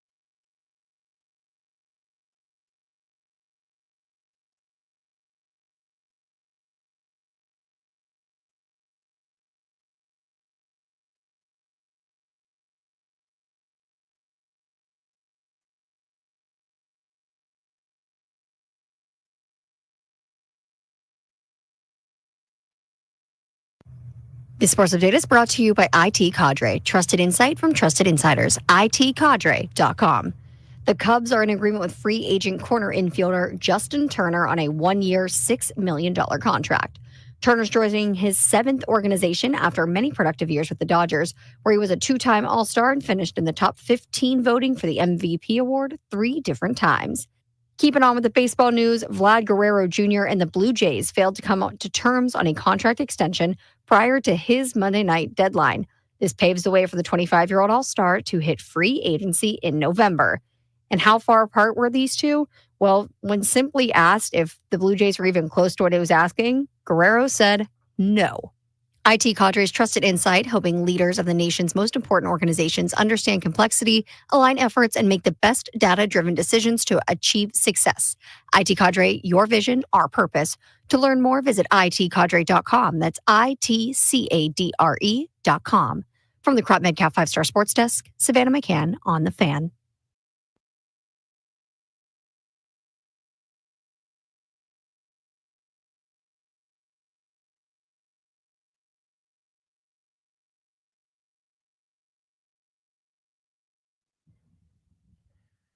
B. Mitch and Finley, 1067 The Fan. Toby Altizer in for JP today. Appreciate Barstool Nate for joining us in the last segment. So I want to take a look at NFL free agents. Pete Prisco has a list out at CBSSports.com. Various publications have some of these things. And we'll get into some of the names on this list that maybe you'd be interested in here in just a second. But I'm interested, B. Mitch, when you look at what they're going to be able to do this offseason, you're drafting 29th overall in the NFL draft. And so, usually this team has been drafting inside the top 15, and you feel a little bit better about getting an instant impact kind of guy in that range. Maybe not so much at 29. What are the positions you want to see them target at free agency because you need that instant impact of a veteran versus hoping that a rookie can help you out right away? Well, free agency, I look at possibly pass rusher, offensive line. I feel you build the strength of your team by having exceptional people in the trenches. If we watch what the Philadelphia Eagles did, we all talk about Saquon. But if you got the holes he had, you could probably run for as many yards, not that many, but probably half of them, because Saquon was given lanes to run through. His offensive line was road grading people. Then when you flip it over, his D-line was harassing the hell out of quarterbacks, hitting running backs in the backfield. Other teams had great receivers, but guess what? They were nullified because the quarterback had no damn time. When did Pat have 5 seconds in the game in the Super Bowl? Never. So, when we begin to talk, and listen, man, as a guy who played in the league in skill position, when I ask a former quarterback, I know you don't have success without those big guys up front. So we can do that in free agency, or you can go if you find somebody legitimate in the draft. This is the thing that I have a lot of hope for and belief in. We've drafted people in the first round over the last few years that were horrible. Now you got a group who has rolled in here. They draft people that make impacts. Look at last year with the draft picks they had. Impacts. And it didn't stop at the first round. See, around this area, we are confused that we think you only find impact players in the first round. But when you look at where he just came from the 49ers, you got a linebacker in the 3rd round. You got a 5th round tight end. You got another receiver that was in like a 2nd or 3rd round. They are all impact players. So you don't have to just get them in the first round. So at 29, you can get an impact player. If they were to move out of that and get 2 people in the 2nd round, you might get 2 impact players because you have legitimate scouting staff now. You have people who know how to go get instead of thinking, I'm a drafter because I like them. Yeah. We dealt with that a long time. So I am confident that they're going to get impact players no matter where they pick them at. One position I'm interested to see and get your thoughts on is offensive guard is somewhere where I think a lot of us are kind of expecting, or it seems like a lot of people are expecting Cosme back a little earlier than I would expect. To me, anytime before week 10 would be great. If he gets back after week 5, awesome. But I don't know that I would count on him until at least halfway through the season. If that's the case, I feel like getting a guy. So on this list from Pete Prisco, number 32 is Kevin Zeitler. And he signed a 1-year deal last year with Detroit. He played really, really well there. Mhm. He's 34. I think someone like that would make some sense where you could sign a 1-year deal for a guy at a guard position. He can fill in at right guard until Cosme's back. And then whenever Cosme returns, he can shift over to left guard and Uh-huh. you feel like you upgrade there where Allegretti now becomes a swing guard. I think that's a position that I would look to upgrade because I think, to your point, both lines are important.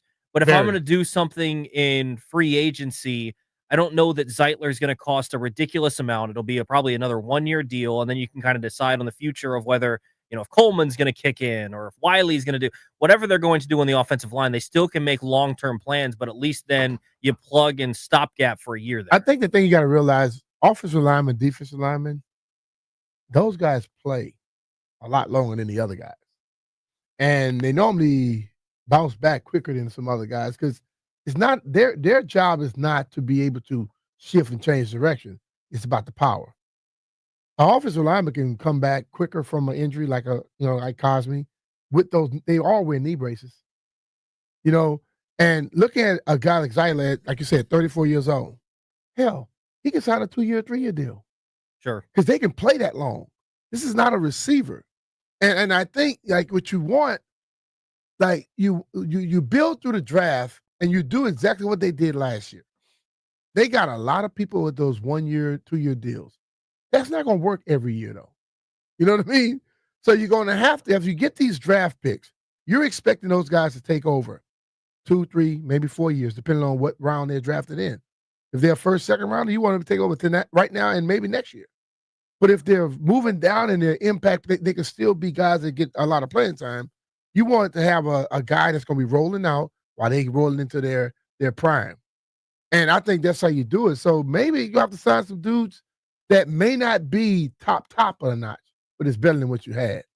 And I think having a quarterback like Jaden makes it to where you may not need the number 1 offensive lineman. You could get the number 2 or 3 offensive lineman. You know what I mean? Yeah, no, And same there's thing no with the doubt about it. receiver. Well, and that's the thing with the old line with Jaden is, people talk about this year's little bit of a downward trajectory from the Texans, and part of that is their offensive line wasn't as good.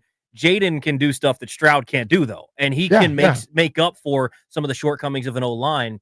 The thing that I'm curious, last year at their introductory press conference, Adam Peters said he's going to build through the draft, supplement through free agency. Yeah. And I think he did that, right? You He did a great job of it. You look at the guys that he has and that he drafted last year. Sam still is a premium position at corner. Yeah. He looks like he's going to be a star for a long time. Jaden, obviously, a quarterback. Brandon Coleman on the offensive line. If he can play left tackle long term, that's awesome. Even if he plays guard for where they drafted him, that's awesome as well.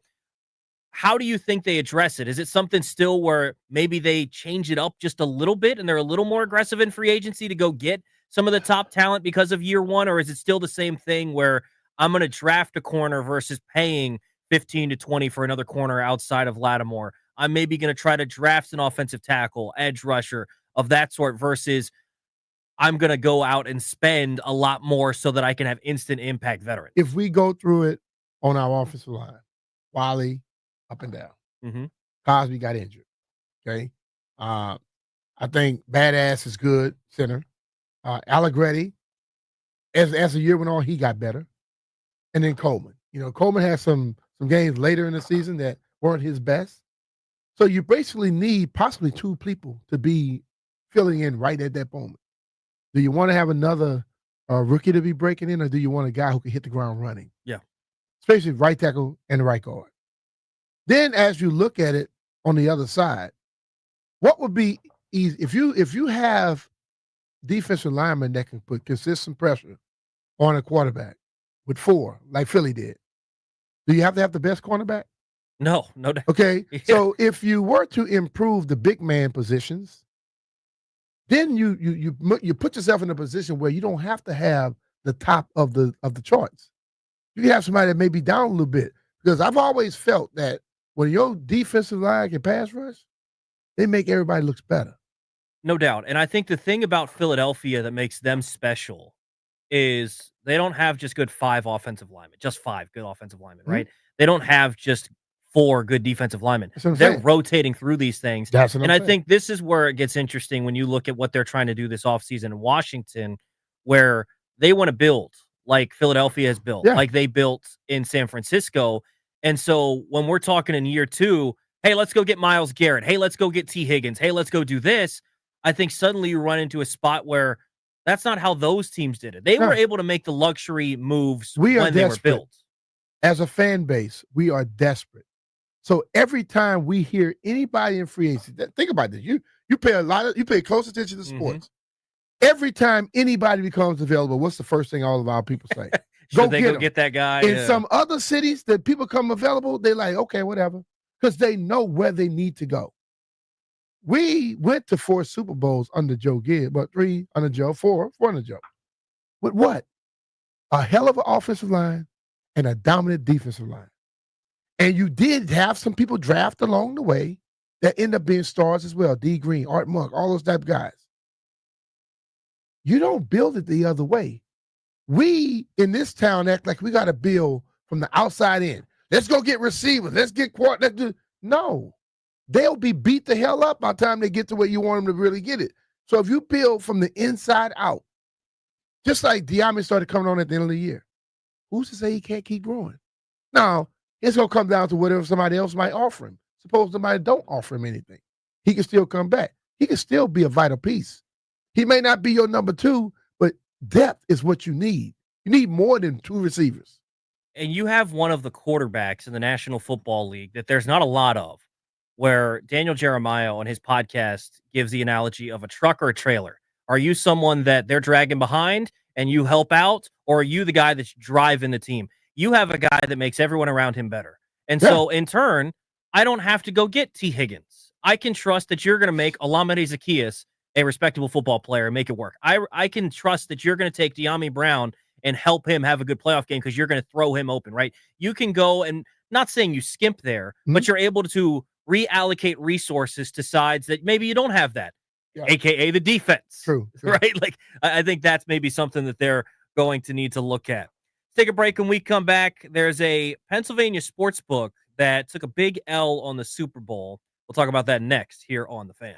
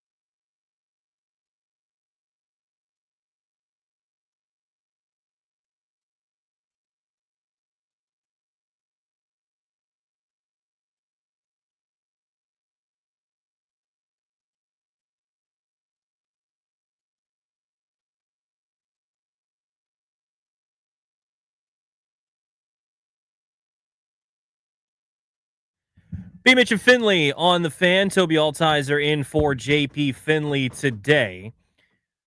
Caller number 10 right now is going to win some Caps tickets. An exciting end of the season for the Capitals as they go on the run into hopefully a Stanley Cup run again. And you get the OV Chase. You'll win some tickets to the March 1st game against the Tampa Bay Lightning. So caller number 10 right now, you'll win some Capitals tickets. Woo. Good tickets So to get right there. yeah, absolutely. And by the way, Caps tickets ain't cheap. So if that's the one to get free tickets, that's the one I'd be getting. Pennsylvania sportsbooks, B. Mitch. I don't know that this is shocking, but they did not do well. They did not do well on the Super Bowl. Obviously, they probably should have known that. Yeah, I mean, you got Philadelphia in the Super Bowl, and they were the underdogs. They're getting plus money on the money line in a lot of places. They lost a net $6.5 million on the Super Bowl. I can see it because, one thing about Philly, they're going all in, all out. And it was so close to where the way that they had beat Washington in the NFC Championship game, I would have to believe everybody in Philly, I would say 90% of the people probably voted for Philly to win. Well, yeah, I mean, and they're going to have confidence in their team. Yes. They just watched, because to me, this is what's so crazy about this past season for Washington. They were playing so well.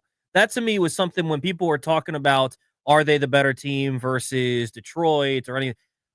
The other team might be more talented. Doesn't mean they're playing better. Yeah, right. Yeah, That doesn't matter. There was not a team at the end of the season outside of Philadelphia now that was playing better football than Washington. Yeah. And so when they dominated Washington in that game and won, it's like, okay, I would feel all the confidence in the world to go up against a team in Kansas City that never dominated anyone. Especially locally. And that is just their makeup in that area where they're going to cheer for their team.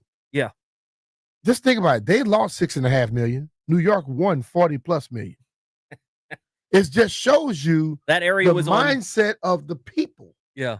In Philly, you were going to get the majority of the people voting and betting on Philly. Around the country, it wasn't that way. Most people overwhelmingly felt that Kansas City would win. There were some people that felt, they may do this, but in Philadelphia, if you say you're a true Philadelphian, you are going for them. If you're a true Philadelphian and you weren't going for Philadelphia, then you're not a true Philadelphian. They probably wouldn't take your damn bet. Yeah, exactly. Now they wish they were taking some of those bets. Yeah, I think that's the thing. And we were talking about this in the break, B. Mitch. I think this, going back to talk about this Super Bowl, you look at Kansas City and what they had, and they're going for a three-peat and all this stuff, and people want to say, well, maybe the pressure and this and that. Look, I don't know that anyone played their A game by any means. Pat didn't play his best game. I don't think Andy Reid had his best game plan, any of this stuff. But if this doesn't show you what Washington needs to do in this offseason to improve their O-line and D-line, I don't know what does. See, that you and I had a conversation, and I said you could look directly at that game. Best quarterback in football. With he had some good receivers and a tight end at his disposal. But he couldn't get the ball to him. Why? Because his offensive line was horrible. Yeah. Flip it over. They have Chris Jones. They have a good defense. But they had Chris Jones was like the dominant guy. They were doubling Chris. And if you gave Jalen time, their cornerbacks weren't good enough. Mm-hmm. So if Washington went into the offseason and went after D lineman, cornerback, O lineman, I'll be thrilled and happy. Yeah, I mean, if they happen to get some of them and didn't get a receiver, I'm cool with that. Absolutely. But if you go out and think, well, we just go get receivers and not fix the others, you're mistaken. Well, and I think this goes back to what you've seen with multiple teams where Washington isn't at the point in their roster builds, which, this goes back to what you were talking about with the first round picks being awful the last couple of years, aside from, before the current regime. Yeah, it's before him. What they've done was good. Well, they have no infrastructure, Mitch. Like, we were doing this exercise the other day. I forget who I was doing it with. I think I was with Danny on G&D. And we were talking about players that would be untouchable in a trade if, the Browns really are going to trade Myles Garrett. And I said, Jaden, Terry, obviously on the defensive side, Luvu and Sanders still. And then you look at it and say, well, if you're Cleveland and you're calling, you say, we need one of the guys. Who what you else asked on for. the team do you want? That's what you asked for. Like, yeah, those are the dudes you want. I don't know that there's much more of a list. Hey. And so that shows me, B. Mitch, that they have to build still. And so if they go out and do some of these moves this offseason, I'm not going to be mad because I trust Adam Peters. Yeah. But I also wouldn't blame them if they say, now's not the time to go after the luxury move of a T. Higgins. Now's not the time to sacrifice multiple ones to go after a move for like a Myles Garrett, where they need to build some of this stuff up. And then maybe next year we can have this conversation again with some other players. Yeah. But right now might not be the time. But I think when you overall look at it, we went through the whole stretch of having 4 first-round defensive linemen. I want to ask you a question. What did it do for you? Not a whole lot. Okay. We talked about how, and let's be real, the fans bought into it, and they were like, yeah, we got 4 first-rounders on the D-line. Did they all 4 play like it? No. And did the offense ever do much? No. But when you build a team, you have to build it together. Not all one side, all the other side. Peyton Manning should have won more than one Super Bowl. But Peyton Manning wanted offensive. He wanted weapons. The defense didn't have they had Dwight Freeney and all those guys that were good. You know, they had their safety was good. But they wasn't good enough to stop teams. Peyton them could score 38. Well, they might give up 41 that game. But if you build your team and come together, Tom Brady, did he have a lot of great receivers? He had Randy Moss for a year. Yeah, they didn't win the Super Bowl that year, Right. ironically. But he had mediocre receivers, a hell of a running game, and a dominant defense with a kicker that was money. Yeah. And they won. Well, and if you want to even talk about that team, B. Mitch, the irony is that might be the greatest football team of all time. Legitimately might be. But they didn't win the Super Bowl because the D-line dominated in the Super Bowl against their O-line. Yeah. Michael Strahan was causing havoc all game. That D lineman, one of those D linemen was a Justin Tuck, right? Yeah, I think Who so. weighed about 260 pounds. They played him at nose guard. Yeah. Because the center would go to snap the ball. He was on side of the center. So I just say these things because I know I keep, everywhere I go, someone tell me about the receiver. I think in this day and age, receivers can be found. Because receivers, from the moment you're 5, 6 years old, you're playing flag football. Well, and just the change. And 7-on-7, There you go. they are created. They come out Mhm. year after year. Hell, half of the league is from LSU right now. Yeah. Let's be real. It's true. So you mean to tell me another one not coming out? And they don't all have to be first rounders. Correct. You know, so if you find a second rounder, a third rounder, that our number 1 receiver was a 3rd round draft pick, who they thought was going to be the top special teams player in the league, who has become scored 15 touchdowns last year. So it doesn't have to be a first rounder, and you don't have to go out there and give up everything for them because there are more of those than anything else. So correct me if I'm wrong here. Landfill, Jeff, you can chime in if I'm wrong here.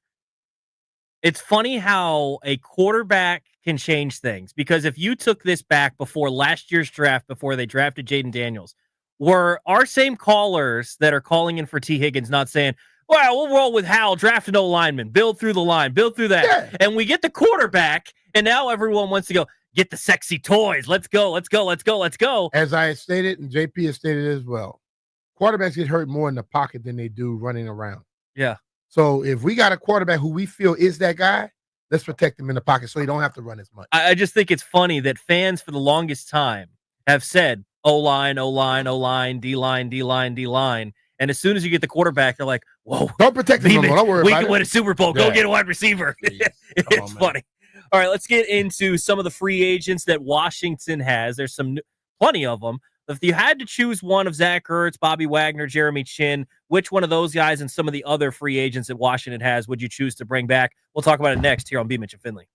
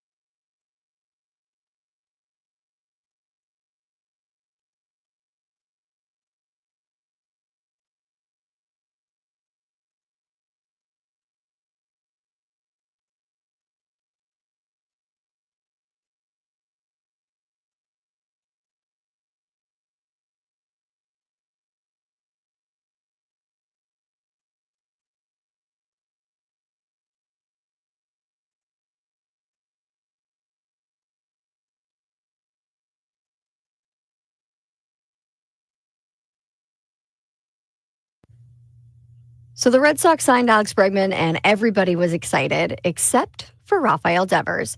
Devers has played third base in Boston since 2017, and he is a major part of the Red Sox's future because they signed him to a long-term deal 2 years ago.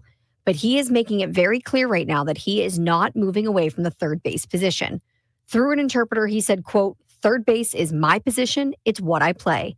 Then he was asked whether or not he would be willing to become a designated hitter, and Devers quickly answered before the interpreter could even jump in, no. Now, speaking of unhappy major leaguers, Vlad Guerrero Jr. and the Blue Jays were unable to agree on a contract extension, and the slugger will become a free agent after the 2025 season. Now, the two sides had set Monday as a deadline to get a deal done. Guerrero had a very simple explanation as to whether or not they could get a deal done. He said that they couldn't agree to an extension. Quote, "They had their numbers and I had mine." From the Crop Medcap 5-Star Sports Desk, Savannah McCann on The Fan.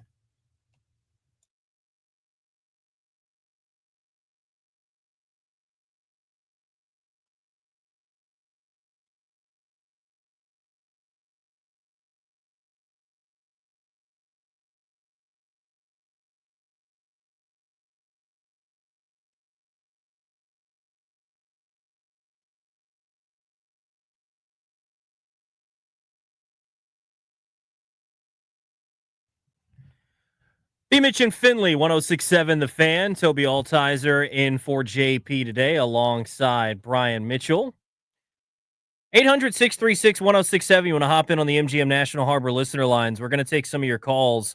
When you look at some of the free agents, this is one thing that I think is interesting about the scenario for Washington this offseason. When you look at the cap space that they have, and everyone talks about how much cap space they do have, they mention third most in the league and this and that. Uh-huh. They don't mention the fact that Washington has over half their roster as free agents. Yeah. So suddenly that cap space dwindles a little bit, and spending $30 million on T. Higgins maybe doesn't make as much sense. I think that what that tells you is that you're going to have a lot of people that are not going to be making big money.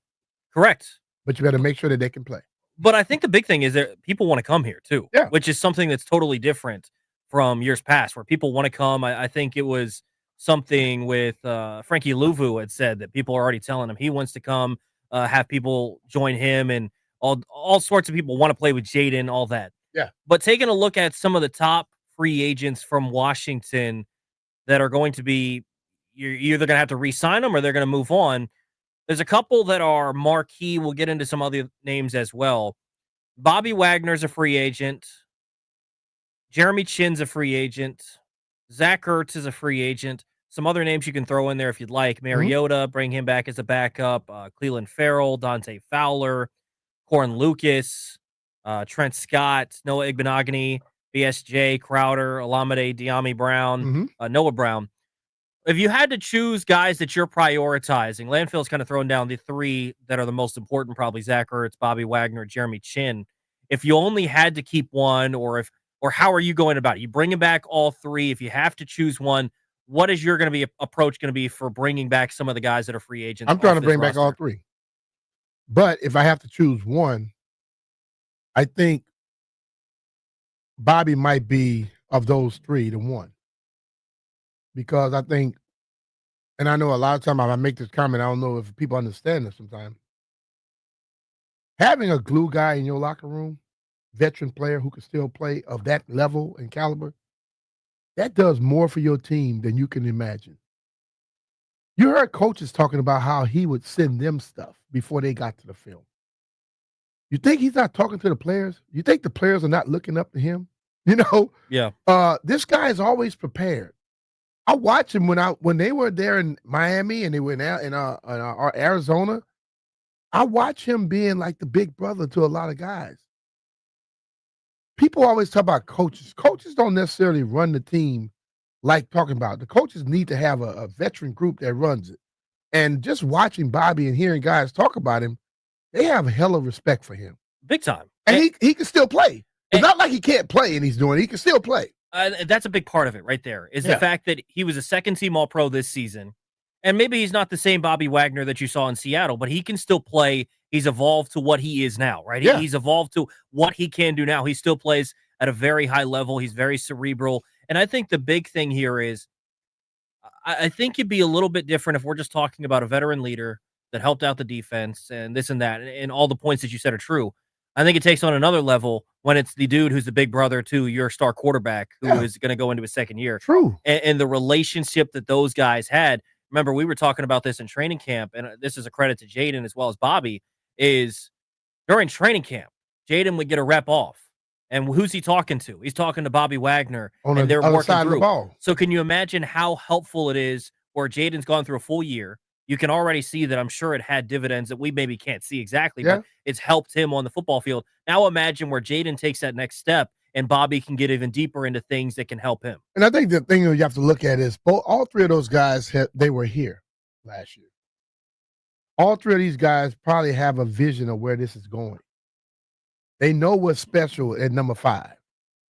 Okay, and they understand that every player to a man say, Dan takes care of them. He works them, but he takes care of them. They're healthy. So moving forward, is getting an extra 100,000, 200,000, 300,000 more important than you being somewhere where you know you got a chance to go and play at the next level? You know, some of these teams may give you more money, but they have a team that's not there. They know how close this team is. We didn't think they were where they were last year. They say they did. Yeah. And Bobby definitely talks about it. So when you look at it, I think, hell, it's a possibility with the money they have, they can bring all three of the guys back.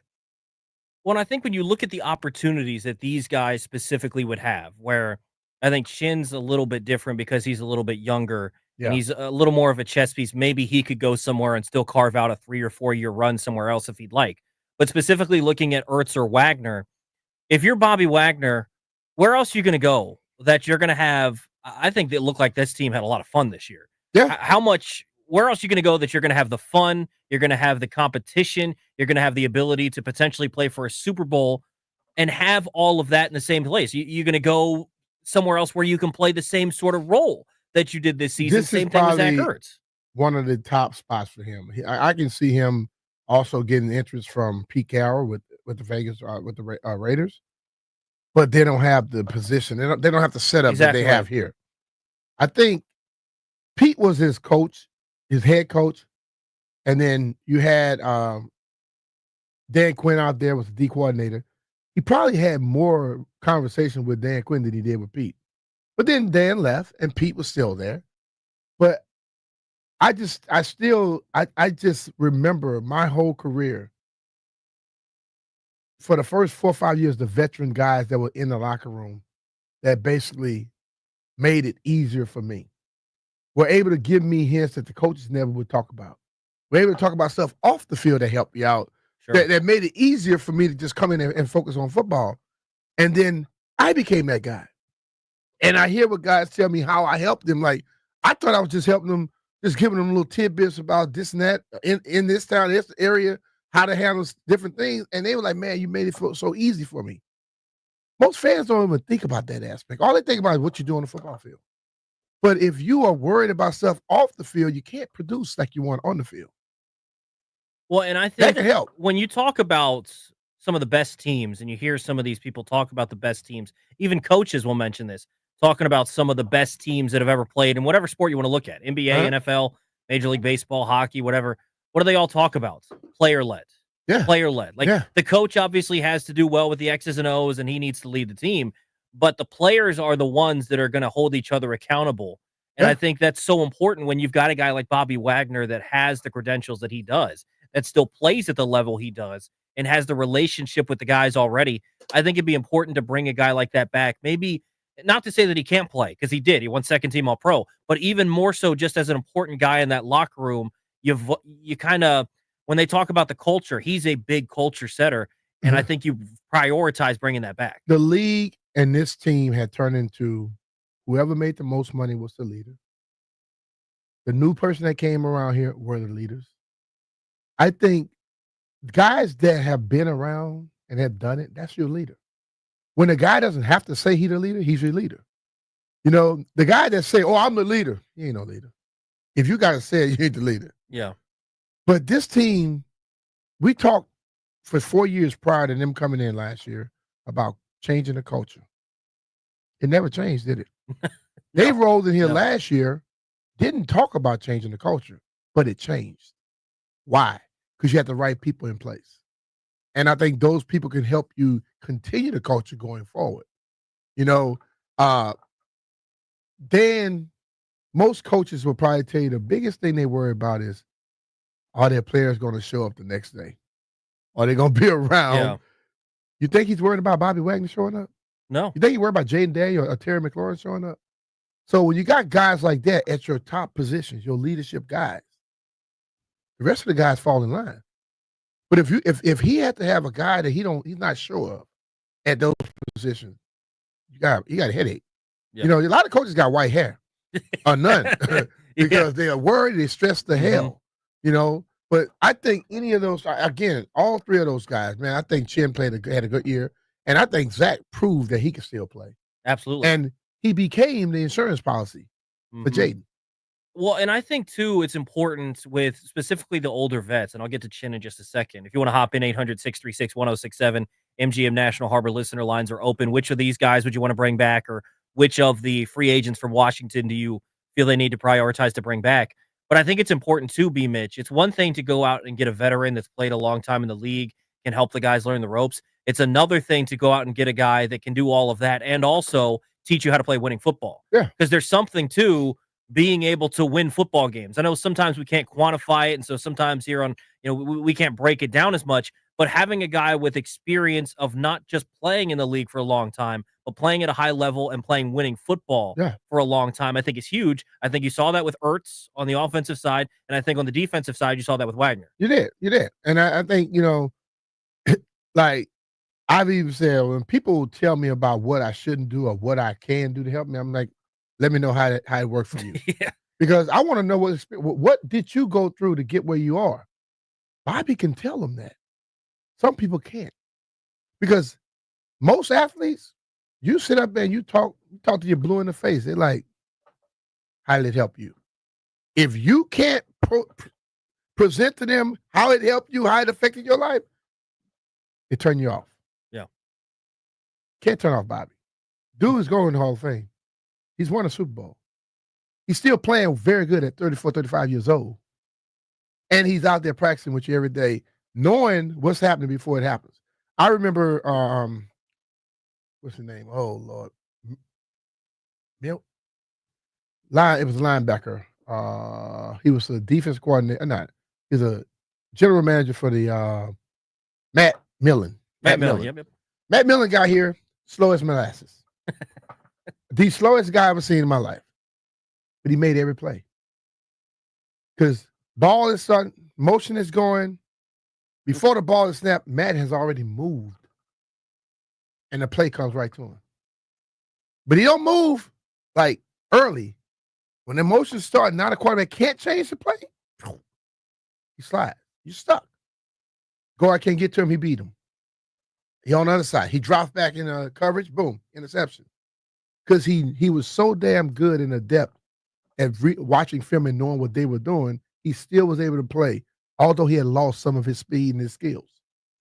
That's Bobby Wagner still, but he can still play. Yes. He can still run faster than Matt, but he makes plays because he knows what's going on. Well, and it helps the guys around. Frankie Louvu mentioned this in training camp saying, they line up in this alignment. Bobby's telling me, this probably is going to be a run here. They're doing this and that. Even Sam Cosme, I think, said he could tell by my set that we were running the ball, we were doing this and that, right? So it helps out people around the team in ways that we can't necessarily fully see. We may never know, but it's important.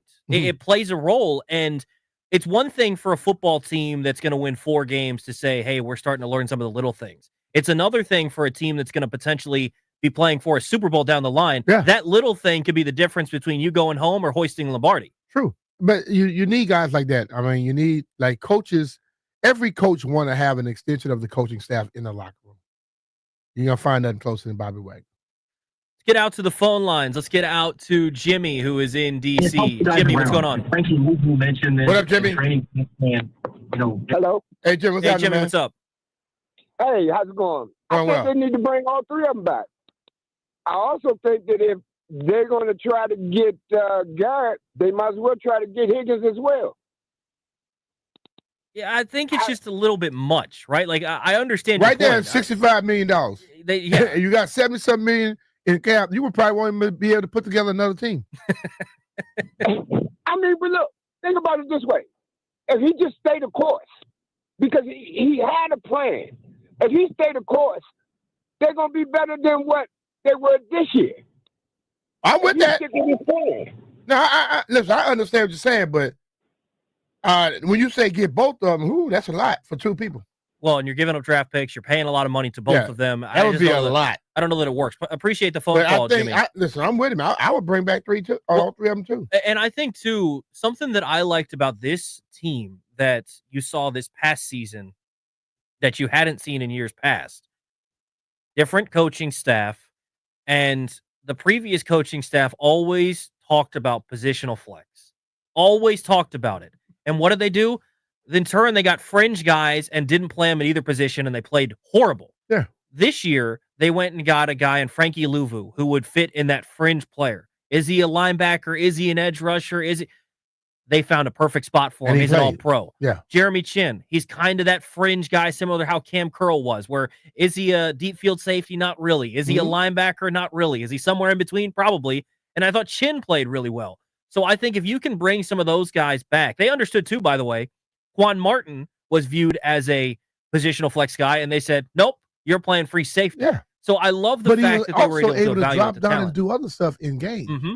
I just said what happened previously. They talked about everything, and nothing happened how they said. This new staff and with this team last year, they just did, and they didn't talk. Yeah. It just happened because they put in the work to get it done. Let's get to Jupe here before we hit a break. Jupe, what's going on? Hey, what's going on, fellas? Hey, look, I need our fan base to get out of that Dan Snyder mind frame. We can't go get all the top name players thinking it's going to make our team that much more better. Yes, we need certain players in certain key positions to make our team better, but we can't go get a Myles Garrett and a T. Higgins. That means we're trading all our draft picks and all our cap space just for these two players. And what about the rest of the holes on the team? So, look, I'm all in for getting Myles Garrett. There's a bunch of free agent wide receivers out there. I've been saying it. I like Tutu Atwell. He's 25. He's a free agent this year. I think he'll benefit well in this system. But outside of that, no, I don't want to go after T. Higgins, man. There's better moves we can make to where we can benefit the rest of the team instead of trying to put all our resources into just two players.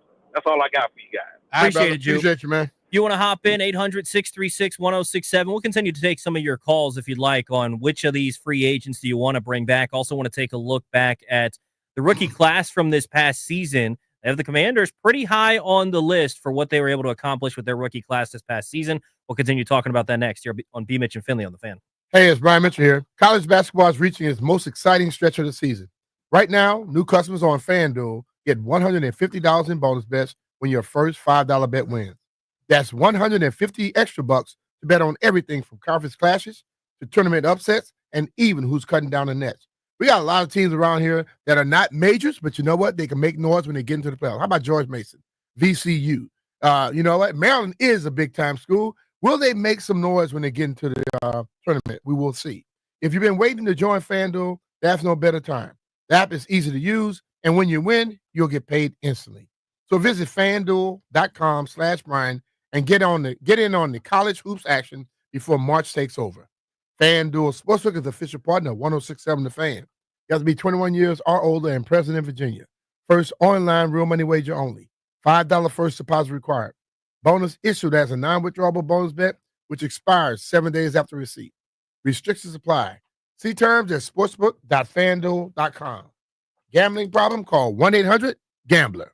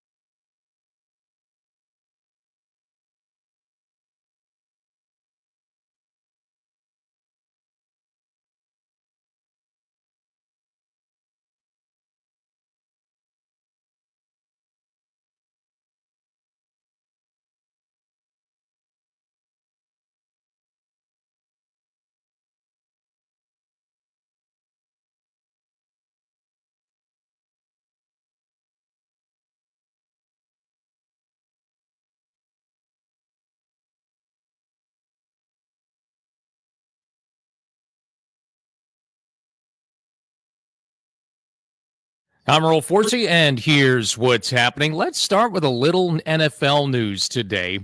The league is expected to announce tomorrow that the LA Chargers will be the host for a game in Sao Paulo, Brazil on opening weekend this upcoming season. That'll be Friday, September 15th.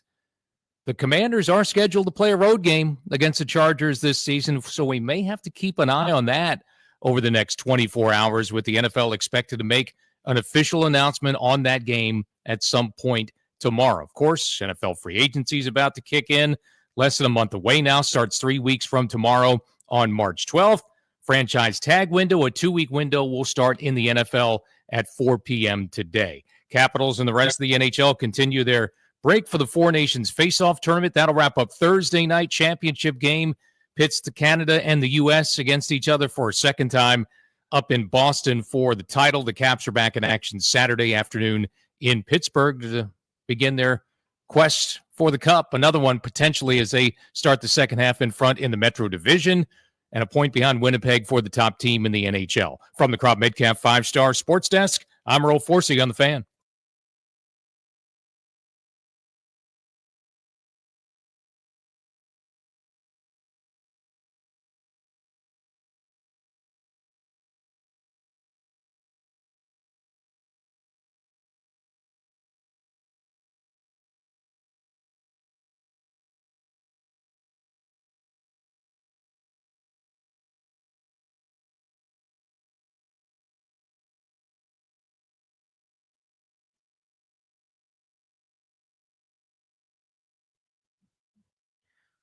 Welcome back. It is B. Mitch and Finley. Toby Altizer in for JP today alongside Brian Mitchell. Taking some of your phone calls on some of the free agents that Washington has. Which of them do you want to see bring back? Specifically, Zach Ertz, Bobby Wagner, Jeremy Chin. Which one of those do you want to see back? We'll get into some of the rookie class here in just a little bit as well. Let's get out to Russell, who is in Kent Island. Russell, what's going on? What up, Russ? Hey, good afternoon, guys. What's up, B-Mitch? Chilling, man. Hey, definitely my input would be it's twofold because of their production and their leadership. Definitely Ertz and definitely Wagner. They're just stellar, you know, and what they do for the new classes coming in and the foundation that has been laid, the entire culture shift, culture change. I definitely agree with that. On who to go get, I think of, you know, obviously Myles Garrett, what a, you know, generational player he is, and how much better he himself makes your overall defense. You know, not only an elite edge rusher, but it takes pressure off of your secondary because of the pressure. Yeah. I believe that. I trust the leadership. I trust the ownership, to make the right decisions. You know, we're so far beyond where we once were, but we're definitely getting back there. When I say we're, I'm thinking of, you know, the Joe Gibbs era under Jack Kent Cook, Charlie Casserly, Bobby Beathard. B-Mitch knows that leadership starts up top. I'm just excited to be, you know, a diehard Commander skin fan for life. Excited to see where we go next year. And the expectation is definitely high because anything less than what we got this year, I think personally would be a setback. I thank you guys for taking my call. Peace and blessings. As always, much love for what you guys do, man. Appreciate it. Thank you, man. Yeah, I think the one thing that he mentioned in there that it's just funny to me is we talked about this earlier with Barstool Nate is in previous seasons when they wouldn't do something that you'd like, you get frustrated and you're like, man, they don't know what they're doing. And now Adam Peters makes a move and you're like, okay, I trust Adam. Go along with him. He knows what he's doing. I mean, because I think he gets that. You give him the leeway because you've seen what he did, what he was involved with before, and then he come in last year and he seemed like not missing no moves. Yeah, I mean, in 1 year's worth of track record, you feel really good with what he's done. When the other people, every time they did something, you were like, what the hell did they just do? Two housekeeping things since I am in for JP today. I got to do some housekeeping. Number one, got to say hello to the chat, which we have not done until 12:30. So hello to the chat. The first one checking in on the chat is... Let's see if the chat messing with you today? LL. I have not got as bad Are they taking today. it easy on you today? It's been pretty easy on me today. I have LL at 9:58 saying, good morning, fam. 198 days until football. So that's number one. We already on the countdown. Yeah, I love it. And number two, happy birthday to Commandante Tequila. Who said that? He said it to He himself. said happy birthday to myself, and then I think Brian said happy birthday Hey, back to Jeff, him how from many 1067 The Fan. You think he already there? He already drunk? He woke up drunk. I mean, it's his birthday. He's got to celebrate, right, B. Mitch? He was celebrating yesterday. I mean, he celebrates life, but especially on his birthday, right? Yeah, I guess. Can't drink all day if you don't start in the morning, right? I can come here like that on my birthday. I don't know if that would work. I don't know that would work. I think I've been close some days. I'm going to tell you. Wanted to check in with the chat, so we're glad that you guys are along for the ride. Taking a look at this list from NFL.com. So they ranked the rookie classes from this past season. I want to take a look at some of the other rookie classes real quick. We'll start in the top 5 because, newsflash, Washington is at number 1. When you have They should be. When your quarterback does all that. Exactly right. They could have bombed on the rest of the class, and they're still top because they found the franchise quarterback. Yeah, but I think Sam still helped that too. 100%. And Coleman. Oh, absolutely. Absolutely. We're going to dive into them in just Yeah. a second. I want to look at some of these other classes that they have them ranked ahead of. Number 5 is the Tampa Bay Buccaneers.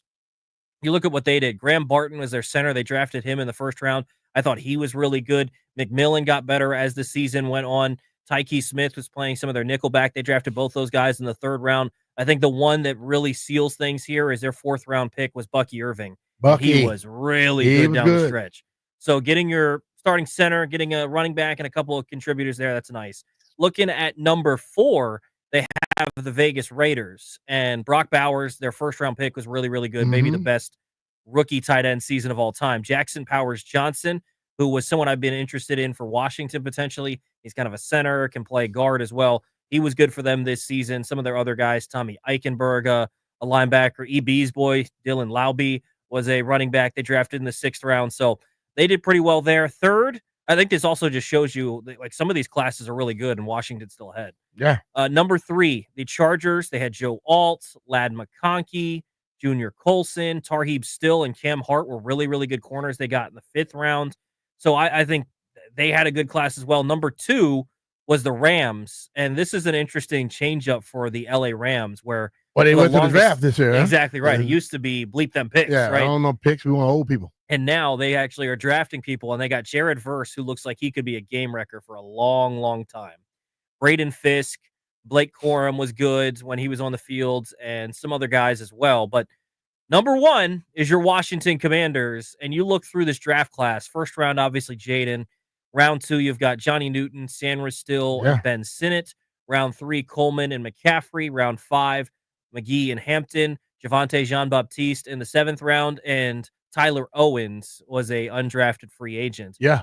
I think you look at that class, and Jaden obviously spectacular. Sandra Still, I don't think gets enough credit for how good he was. He was good. Coleman was starting for you as a rookie 3rd round lineman, and a lot of time, at left tackle.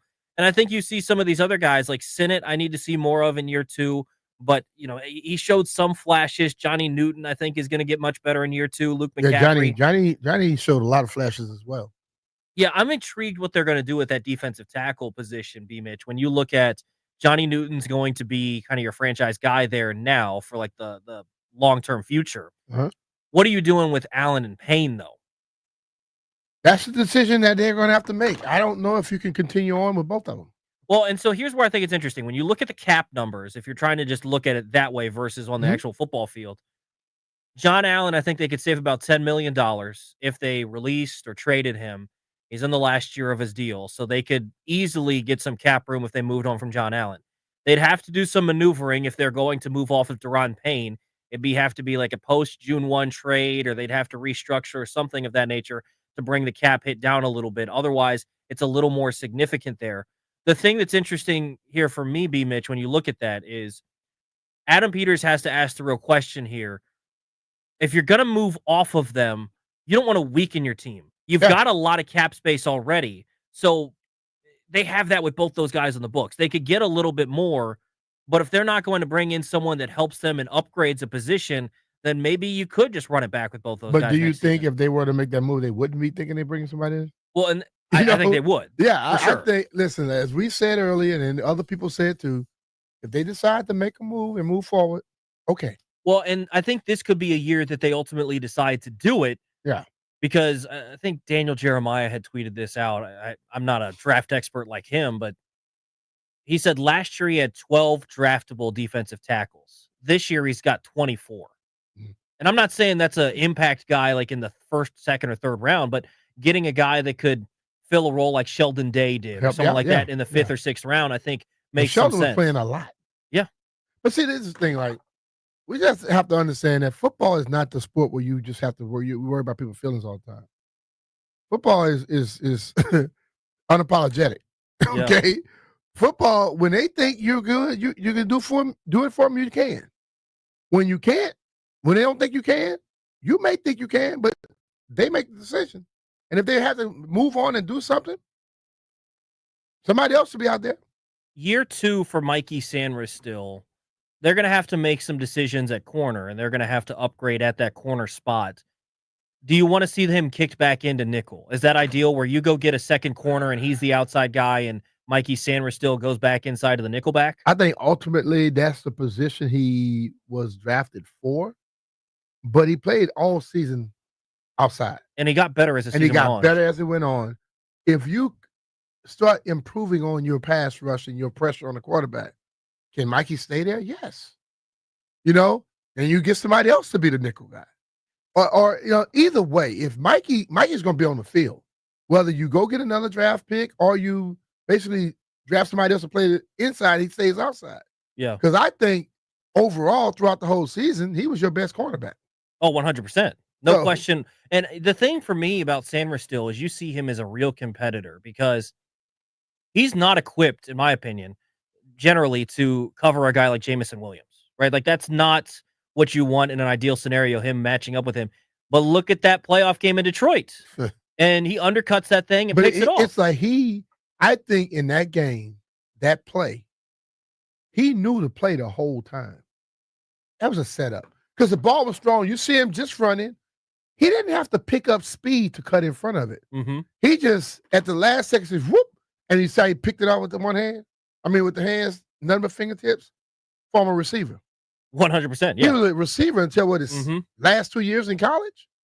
Well, and I think, for him, while I don't think he has, I'm trying to see, so he ran a 4.47 at the 40, which is quick enough. It's not blazer speed like some of the other guys. I don't necessarily buy into all that stuff as much, but the thing for Mikey is he's a very cerebral player. Yeah. And I think the more and more he gets a feel for the position and playing at this speed and playing against NFL offenses, he's going to get better. Because you think about the things where I think he excelled the most were ones where he needed to read, react, and just play with instincts, thinking about blowing up screens. Like you said, understanding the route combo there that I'm going to have to cover Jamison Williams deep and getting a head start on it. So even if he doesn't have the elite speed like some of the other guys you could get, he plays a little bit faster because he understands things because he's a very smart football player. Yeah, that's exactly true. And the thing of it, like 4.47 is more than likely enough. Yeah. Because let's be honest, these guys run backwards and they got to know when to flip their hips to be able to continue running. If you know how to affect a guy's route, like you're backpedaling, you go to turn, all you do is lean in front of him a little bit, just slow him down. Don't keep your hands in. Put your hands out, they're going to call you. But if you just lean into him a little bit, you watch some of the veteran cornerbacks. They're not running faster than 4.4. A lot of those veteran cornerbacks are at the 4.4, 4.45, 4.9, 4.5, stuff like that. And they just know how to slow you down. And if they play in man, they hinder the hell out of you. Quarterback gets off of you and goes somewhere else. You might beat him late, but too late now. He's already gone. And Mikey seemed to understand that as a rookie. Yeah, he's such a smart player. I love that pick when they made it. This is a guy that played winning football at a college that was playing for national championships, right? Yeah. And I think you saw that. That's another thing that you brought up a little bit earlier that I think is so important is you can go get talented players, but they might not always fit. Mm-hmm. Something that I thought Adam Peters did a really good job of this year is no matter who he brought in, whether it was the draft or free agency, they fit. Yeah. And if players, when he got into the season, didn't seem to fit, those players were no longer with the team when they were playing in the NFC Championship. He gave everybody a chance. 100%. He gave everybody a chance. Once you answered his question, he didn't do it, you did it. When guys showed that they couldn't play how they wanted them to play, okay? 100%. All right, we'll give you a chance to go do it somewhere else. let's continue talking about the Commanders and some of their draft picks and what we could see in them for year two. We'll also take some of your phone calls as well, 800-636-1067. It's B. Mitch and Finley on the Fan.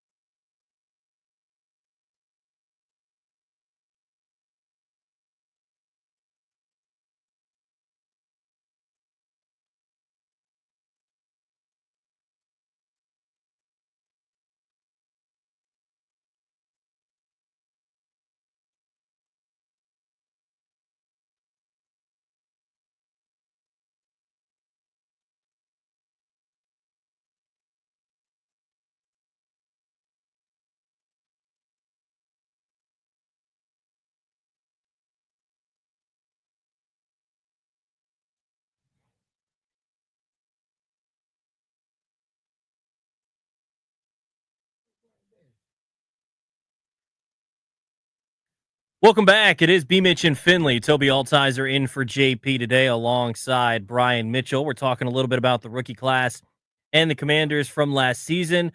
According to NFL.com, they had the best rookie class, but B. Mitch, that's no shocker when you draft a star quarterback, which is funny. Denton and I were in for the Junks yesterday, and ESPN put together a article where they're going through asking different people, who's going to be in the Super Bowl next year, who's going to be MVP and different things. They had the Commanders in there twice out of some of the experts saying they'd lose in the Super Bowl to either the Bengals or the Chiefs. A couple people had Jaden Daniels as the MVP next season. The funny one, though, was Mike Tannenbaum. They asked, who's going to be the breakout star next season? And he said Jaden Daniels. And we're like, that already happened, man. Nah. You're a few months late, dude. You're late as hell. Breakout. He's already broken out. He played like a top 5 quarterback this year. So if he's saying he's going to play better than what he did this year, next year, I'll take it. Go ahead and book the parade. Hey, if he's going to play for it, bro. Right? Please. 800-636-1067 if you want to hop in on the MGM National Harbor listener lines. Let's go out to College Park. Pat is in College Park. Pat, what's going on? What's up, guys? What's up, man? Hey, B. Mitch, hypothetical. Would you trade John Allen in this year's first plus a fifth or a sixth to get Myles Garrett? If I'm giving you John Allen in the first, that's enough. I'm not adding nothing to it. It eliminates the John Allen problem with the restructure. Then you get Myles Garrett, and you don't give up a ton of draft picks for it. Just curious. Yeah, I'm just saying, but if you're using the player, that means I'm not giving you that extra draft pick, especially that player. Yeah, to me, I appreciate the phone call, Pat. To me, if you're not having to give up that second one, I do that in a heartbeat, knowing that you've got Teron Payne already in the tow with Johnny Newton as well. I would be willing to go 2 1s. I don't know that I can go. So the one thing for me is people are saying that they're going to want 2 1s in a player. We'll see if that actually comes to be, if that's what it is. But I've asked you, when was the last time somebody gave up 2 1s for anybody? It's been a while. I'd have to look. Exactly. So like I hear that. We heard somebody discussing it before. When does somebody give up 2 1s? I want to Google it and Normally see if I can figure it out. It's always been negotiated to something different. So and then it comes down to where your one is. Is your one in the top 5, top 10, or is it number 20, 29, 30, 31, 32? I'd have to see if something has happened since then, but ESPN has an article from 2018. Okay. Players that were traded for 2 first-round picks. Jay Cutler from Chicago to Denver. Ricky Williams. Okay. When he went from Miami to New Orleans, or excuse me, New Orleans to Miami. Keyshawn Johnson. Jeff George. Okay, you going back into when I didn't have a beard and I had hair still. Recently, Khalil Mack was, Deshaun Watson was. Okay. Now we found out that they just lost that whole thing. We learned real quick that was a mistake. Okay, so Khalil Mack, when he went from where to where? Khalil Mack when he went to Chicago. And he gave up 2 firsts. Where were those firsts at? I don't recall. And remember his first year in Chicago, he was a game wrecker. He was. I mean, he was like a defensive player. I don't know if he won defensive player. I just think that it doesn't happen as often as people think. No, it does not. Yeah. It definitely does not. I mean, it is a significant price to ask. I think for a guy like Myles Garrett, you can do that. But now, I think I would give it for him. I know you guys had talked about this. I remember listening to you guys talking about this like last week or sometime. The situation I'm monitoring is still Cincinnati. It's still something to see. They say what they want. They're going to say they're going to pay T. They say they're going to pay Jamar Chase. They say they're going to pay Hendrickson. Hendrickson had 17.5 sacks in back-to-back seasons. And here we go. If he's available. But Chase is probably the best receiver in football. Higgins, they tagged him this year, right? Yes. And now they're talking about tagging him a second time. That second time is like 30% of above what the average is. They won't be able to do that. And if they were to do that, I don't think you'll be signing Chase next year. Well, and you can't pay Trey Hendrickson. Yeah, you can't pay all of them. No. Joe got his, and nah, man, listen. They are saying what they're going to do. They're going to be trying to do something. But, Yeah. we'll see. So my thing, if you want to go after Myles Garrett, it's just so hard where if you're going to have to include 2 picks, if it's 2 ones, I think I'd be on the fence of doing it. If it becomes below 2 ones, like you're saying, then I'd be much more intrigued to do it. If it's a If one, you decide that Myles Garrett is somebody you want on your team, the price don't make a difference at that point. well, and if it's something where it's like a 1 and a 3 and 1 and 3 out a of did it player, yesterday. that's the thing, is that they can't just, he's one of the best players, if not the best defensive player in football. So it's not like you're going to get him for a bargain.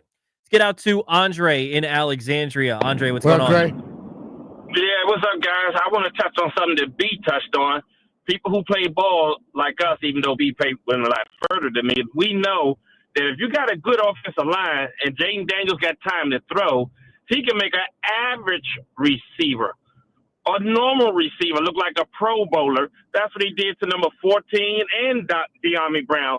He showed you that if you have a football IQ, you don't need this $30 million receiver. You don't need him. You could take a regular receiver who knows the offense and make him look like a Pro Bowl if you have time to throw.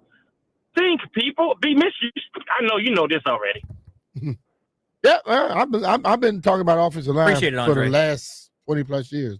Well, and I think too, like they make everything go. The thing is, when you look at that wide receiver position, is he was already able to make something out of nothing with a lot of the receivers that were widely available that joined this team outside of Terry McLaurin. Yeah.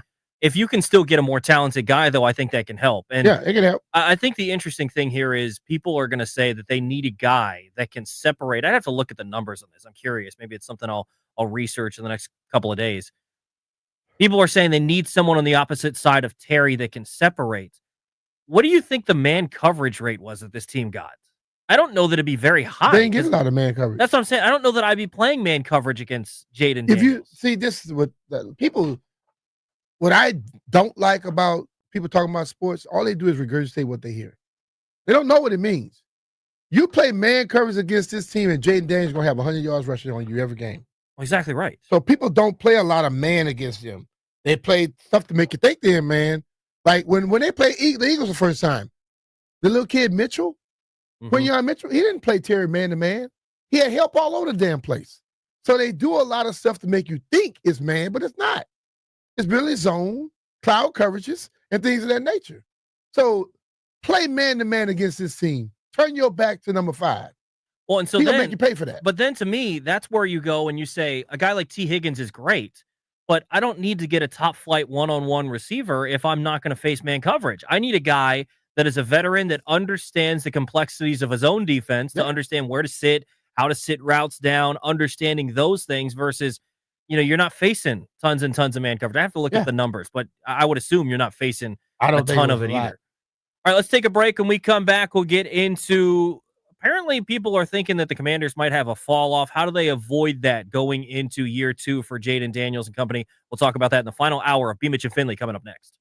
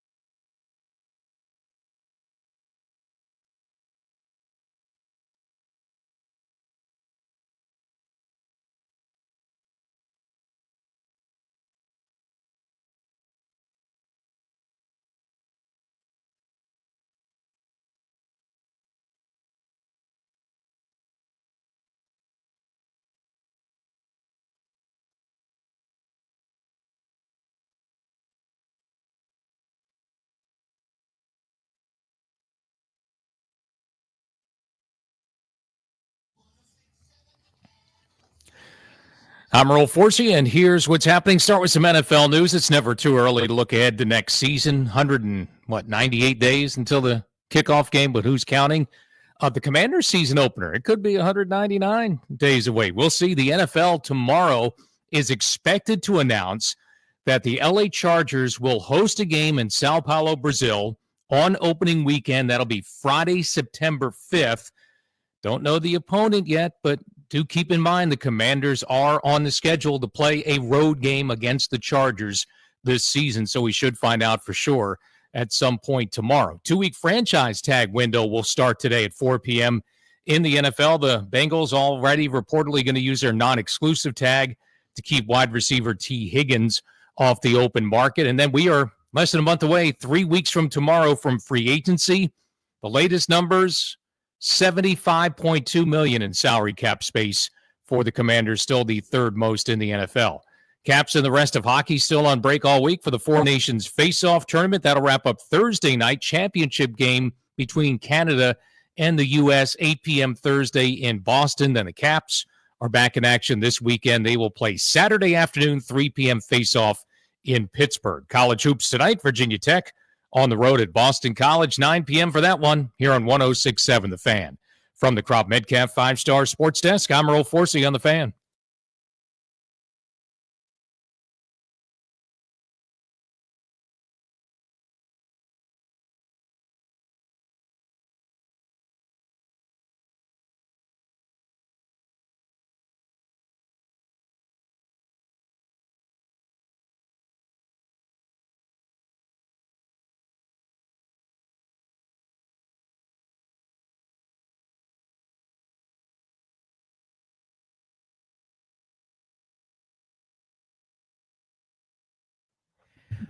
Final hour of B. Mitch and Finley. Toby Altizer in for JP today. He'll be back tomorrow. You could win an ultimate trip to Vegas just by listening to 106.7 The Fan. Win a trip for you and 3 friends during the first 2 rounds of the college basketball championships, flights, hotel, and $20,000 in spending money. Just download the free Odyssey app. Listen to The Fan for at least 1 hour. Listen tomorrow for at least an hour for another entry. It's Odyssey Slam Dunk in Vegas. National contest. For more info, go to odyssey.com/slam dunk. So I knew this narrative was going to happen. I haven't had a real chance to dive into some of the numbers, but we're already getting this article. This is from February 15th, and this is from CBS Sports and Jeff Kerr, and it says 5 NFL teams poised to take a major fall in 2025, and who's the big picture of? Jaden Daniels. Okay.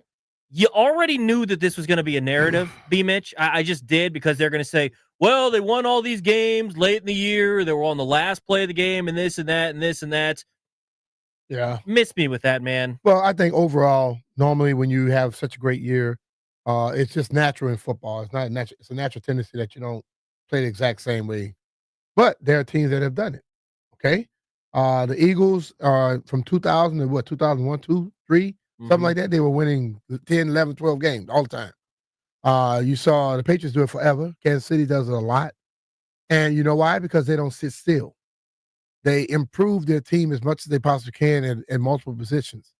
I think a lot of people are thinking that this team is going to – I look at it like this. They did a lot of this stuff without having the team that they really are going to have when they finish their build. 100%. So when you win 12 games, it's easy to say they got to fall off. What if they win 11 next year? Is it really a fall off?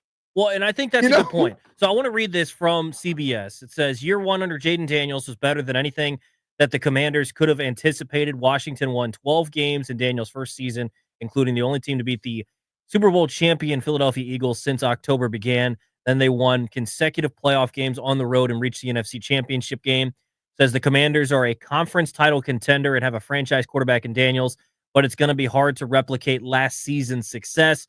They still have to play the Eagles twice. They have the Lions on the schedule while playing 5 teams that won double-digit games on their road slate. So the schedule is going to be harder next year. There's no question. Yeah. Also says, even if Daniels plays well, it's hard to win 12 games to go to the conference championship. The Commanders may have a better roster in 2025, but still may not replicate what they accomplished this season. And so to me, this is where I kind of think this is what you were alluding to. I agree. Am I saying they're going to win 13 games next year? No. If they win 11 games, 10 games, it's technically a step back. But the roster might be better, right? The teams you're playing are better. Sure. Okay? And if you win 10 or 11, I don't see it as a step back. No. Like I know they were looking at the Texans. They're still in the playoffs, weren't they? Well, and they won a playoff. And they won a game. That's what they did last year. Well, okay, so this might be the better question, and this is early in the offseason, so there's still plenty of work to be done. But what do they have to accomplish next year to say, okay, they didn't take a step back? Is it simply get to the playoffs? Is it win a playoff game? I need to see them in the playoffs for it not to be a step back for me. I agree on that. But what I'm saying is, how do you get there? Like people go, well, they won all them games in the last second. Well, you should give them credit for that. They were able to stay in it till the end. How about Kansas City? They won how many? 12 in the last possession? Yeah, I think it was what they win like 17 straight or something. 17 straight, something like that. So people try and knock that when you should be praising it. That means they stayed around. The Eagles, they started off slow. They made adjustments and they went on a run. Well, and the thing to me is they dominated the bad teams they played. And the thing that I really enjoy about this season, the thing that I like about it, is there's really nothing you can go back and say, a Philly fan can't look at this season and say all too bad stuff about it. A Giants fan or a Cowboys fan, because the narrative going into the playoffs was, well, they really haven't beaten anybody. And when they beat the Eagles, they didn't have Jalen Hurts. Well, they went into Tampa in the playoffs and they won. They beat them. They said, well, they're not beating elite talent. They beat the Detroit Lions, the top team in the conference. So you look back at this season. Exactly. Because nobody wants to give you credit. Exactly. And so you look back at this season, they accomplished what they did. And I think sometimes, too, people look at it, I think, as like an analytics mind. If you're winning close games, you say you can't always replicate that. Kansas City proved that wrong, like you said. But I think, too, them winning the way they did down the stretch helped them win in Tampa because they weren't the team making mistakes. Yeah. And Tampa was. Yeah. Them doing that for against them to win Detroit. Those games down the stretch like they did with that one possession they did not make mistakes. They were the team that was the better team in that moment, where normally when you're stressing and pressing, you make a ton of mistakes. They weren't. Yeah, and they were under control, and a lot of that had to do with number 5. Yeah, I think that was a huge part of it. So it's curious to see how that's going to carry over year to year, depending upon how many guys return. But if you have that same sort of ability next season, where you're going into games with the confidence that, and they're going to have this confidence regardless, by the way, that if you could just get the ball to JD5 on the final possession within a score, that you're going to come back and win, or you're going to go to overtime at least. That's how they played all year this year, right? Especially in the second half of the year. You have that confidence going forward because you've got that quarterback. So I don't see them taking, even if they take a step back as 10 wins, like you said, that's not really a step back to me. No, listen, this is where sports is going, where everything is about just the number, not about the context of it. What if they were to win 11 games, would they average more points per game and they give up less? What if it doesn't make that happen? What if they win 11 games, but the sacks went up? They gave up less sacks.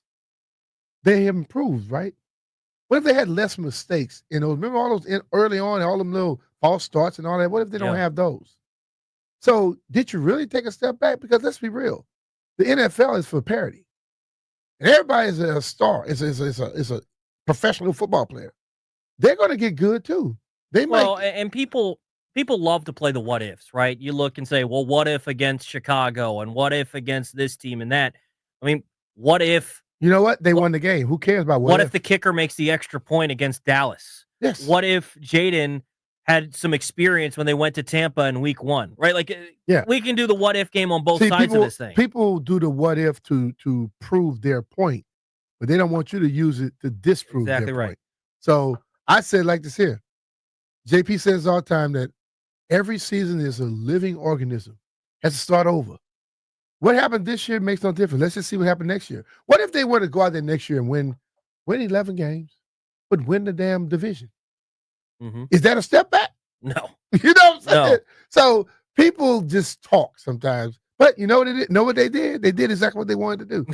We talked about it for the last damn near 10, 12 minutes. So the big thing for me that they're going to have to do again next season, and I don't know how you do it. It's more so something we can't really break it down because we're not in the locker room, but they had such a good chemistry Yeah. this year. Yeah. The locker room was so tight knit, and I'm interested to see if they can get back to that. And Can they build at the end of it, not even just the chemistry in this one, but at the end of the season, they were playing as one unit so well that to me it didn't matter who they played. The other team might be more talented, but they're playing so well that Yeah. it felt like what Dan Quinn and company was able to do is whatever their ability was, they maxed it out. And Yeah. that's a credit to that coaching staff. It is a big credit, but I think having the guys on this team, like I heard down the stretch, Bobby, Terry, Jaden, some of the offensive linemen talking about the Commander's way and how you got to be, how you going to fit in or you not. They're going to bring those type of players in. And Dan is not going to change.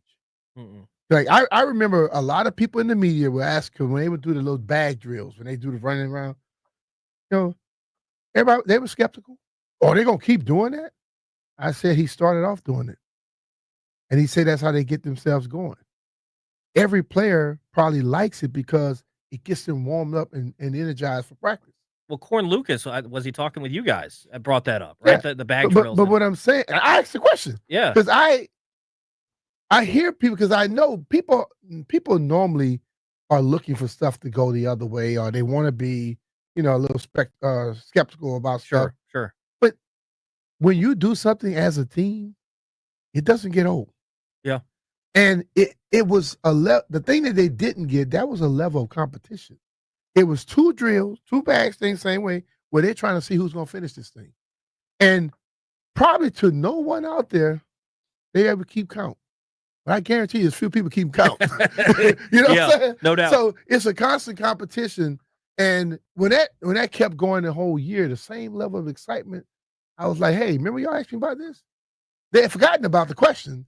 I don't forget. Because I'm just saying, this team was equipped differently.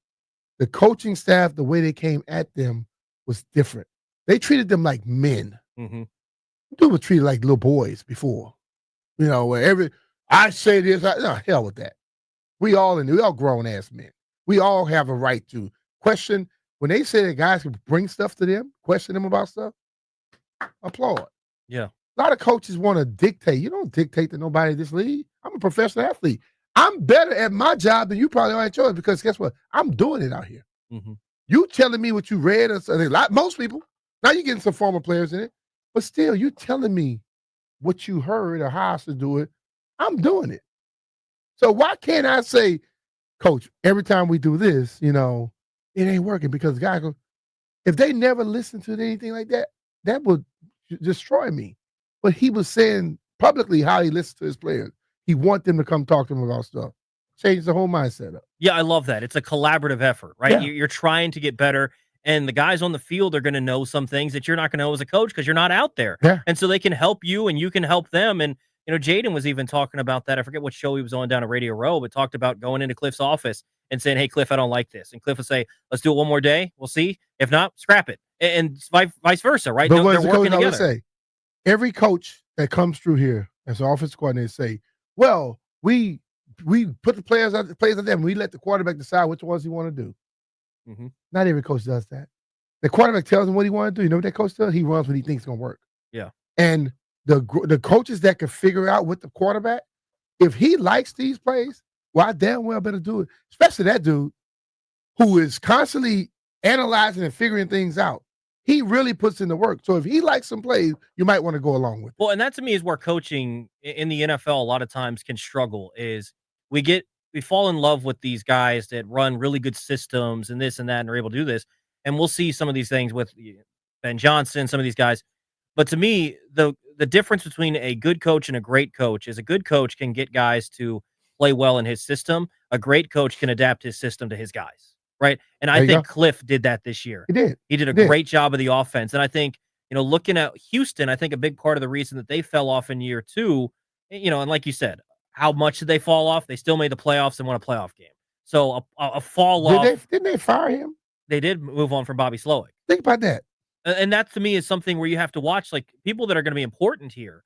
For Jaden, Cliff has to be able to continue to build off what he did this season. And I have no worries that he's not going to, because remember, not that long ago during the middle of the season, we're talking about the cliff. And I think it was a real thing. I think it's something that happened. You look at the numbers, I don't think you can deny it. But I think the beauty is sometimes we put ourselves in this box where we act like things can't change. It changed this year. He was different. But see, he tried different stuff. The thing about it is the context. Again, Kyler Murray got hurt in the second half of the season one year. Of course he's going to fall off. Mm-hmm. Those things happen. And every defensive coordinator figured things out eventually. Well, and that's my thing. I have no issue. Like, the context is important there, but there's no denying that it wasn't as efficient in the second half as it was in the first half. But I think what you saw this year is he continued to adapt. In years previous, it'd be like, okay, well, maybe we'll just run this a little bit. This year, it was, we're going to move Terry around the formation. We're going to run different stuff. We're going to find different ways to make it work. And I think that was the difference this year for this offense. And they're going to have to be able to do it again next year. Cliff understanding that he doesn't know it all is what worked this year. Because as I was sitting on the radio and I say, guys always watching the other people. Do they ever watch themselves? When you're watching film, if you're not watching yourself, then you don't know what tendencies that you're giving off. Sure. Well, Cliff kept talking about how he and Dan would talk. He asked Dan about, how would you look at this situation? He was doing what most players, like what you mentioned it earlier about with Jaden. Jaden would run a play and then go talk to Bobby about what he saw defensively, which made him even better on it offensively. Cliff did that with Dan, without Dan Quinn. And it changed up how he approached some stuff and what he would do. And I think the running aspect, he stuck with it a lot more. He did. Because the defensive coach tells you, if you stop running and just start throwing, we're going to pin our ears back and come hit you. Mm-hmm. But if you keep us thinking about the run, then you got a chance to do some other stuff. Even to a point where it was a stubborn, we have to run the football, where it was not working. Yeah. It was not working at all. And he said, we're still going to have to run it because we want to keep him honest. Because if you don't, then all of a sudden you see why people don't want to be in Myles Garrett when they are up. Yeah. Well, and to me, this is where it becomes important, where when we talk about what they're going to do this offseason, I think this is the most important thing. What they did this year is they had a unit that was one, that played as one, that they maximized their potential to its fullest. And that potential could have gone to a Super Bowl if things fell a little bit differently and maybe even won it. But I think if they can do that again next year with a more talented squad, then you're looking at, okay, now this isn't a team that you're looking at saying is surprising. This is going to become a perennial thing where you say that is a team in the NFC that you have to watch out for. Yeah. Because they get more and more talented. They play together as a unit, and they're well coached. And that's something that this team hasn't been able to say really any of those things like in a long time. Sound like you're talking about 1991 team. I would love to have the same result as 1991 at some point in my lifetime. I would love to have that. Yeah, 14-2. 17-2, actually, to go all the way through it. Super Bowl winners were the Philadelphia Eagles, and they're in the NFC East. They're in Washington's division. How does Washington catch up to them? They're going to have to face them twice. They're coming off a Super Bowl. How does Washington keep it from back-to-back for Philly? We'll talk about that next year on The Fan.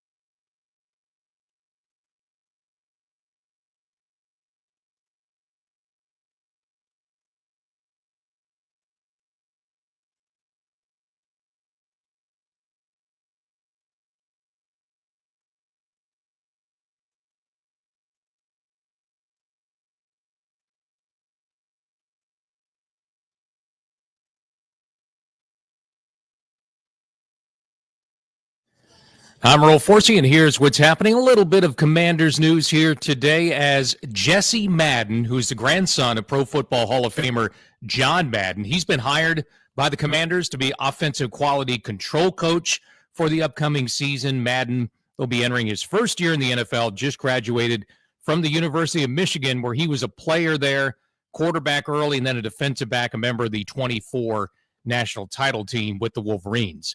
Also, some NFL news could impact the Commanders and maybe some of you who love to travel to road games. The NFL expected to announce tomorrow that the LA Chargers will host a game in Sao Paulo, Brazil on opening weekend. That'll be Friday, September 5th coming up this year. The Commanders are on the schedule to play a road game against the Chargers this season, so we will wait and see for that announcement expected tomorrow. Tonight, college hoops, Virginia Tech on the road at Boston College, 9 p.m. for the tip-off here on 106.7 The Fan. From the Crop Metcalf 5-Star Sports Desk, I'm Earl Forsey on The Fan.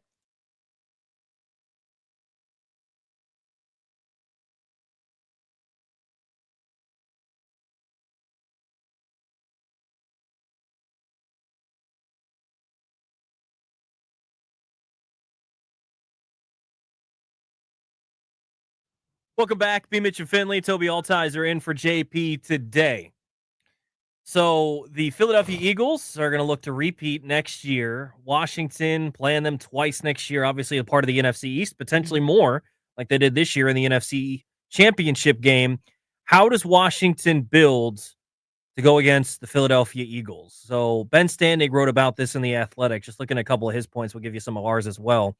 His couple points were, number one, nail the draft, which 100%. They need to be able to build through the draft like Philadelphia has, where they've got. I don't care who it is. If they draft, free agency, whoever you get, nail it.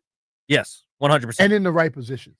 So the other ones he has that deal with the football field, I don't know if I fully agree with these. He says light on blitzing, and I don't have time to fully go through this, but he's basically talking about the way that they played defense. They didn't blitz at all in the Super Bowl, which is wild to think about. The pressure that they got, they didn't blitz at all.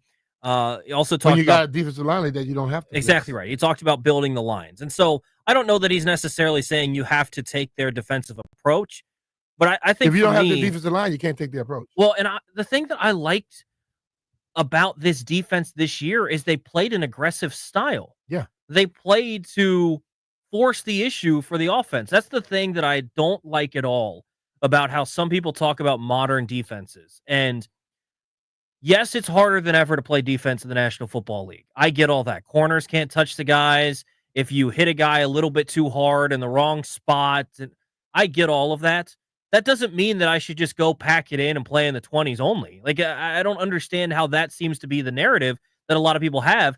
I want to play aggressively to force you to turn the football over. And that's what this defense does. If you have 4 defensive linemen that can get home consistently, you don't blitz.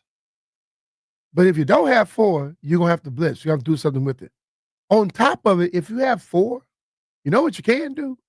You can send 3 of them, have 2 linebackers come and drop out one of them, and you confuse the hell out of a quarterback. Yeah.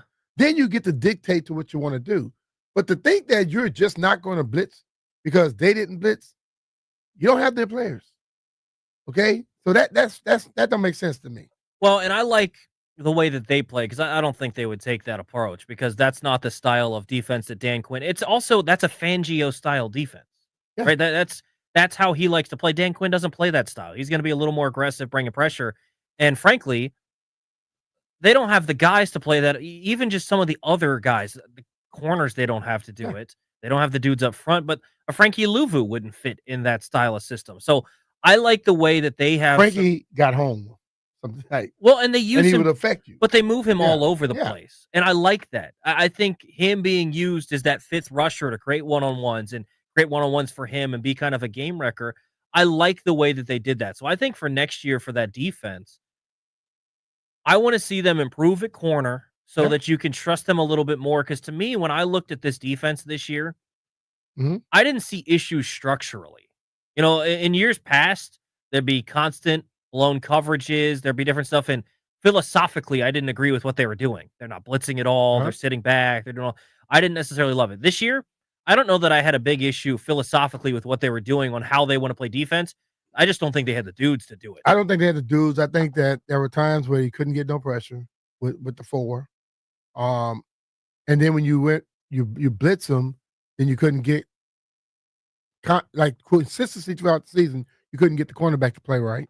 Like a lot of times you'll get the blitz, make him throw the ball early, and then we would bail them out with a pass interference. Yeah. Okay. That had nothing to do with the structural. They threw it quicker like you wanted them to, and instead of he looks, you look, hand.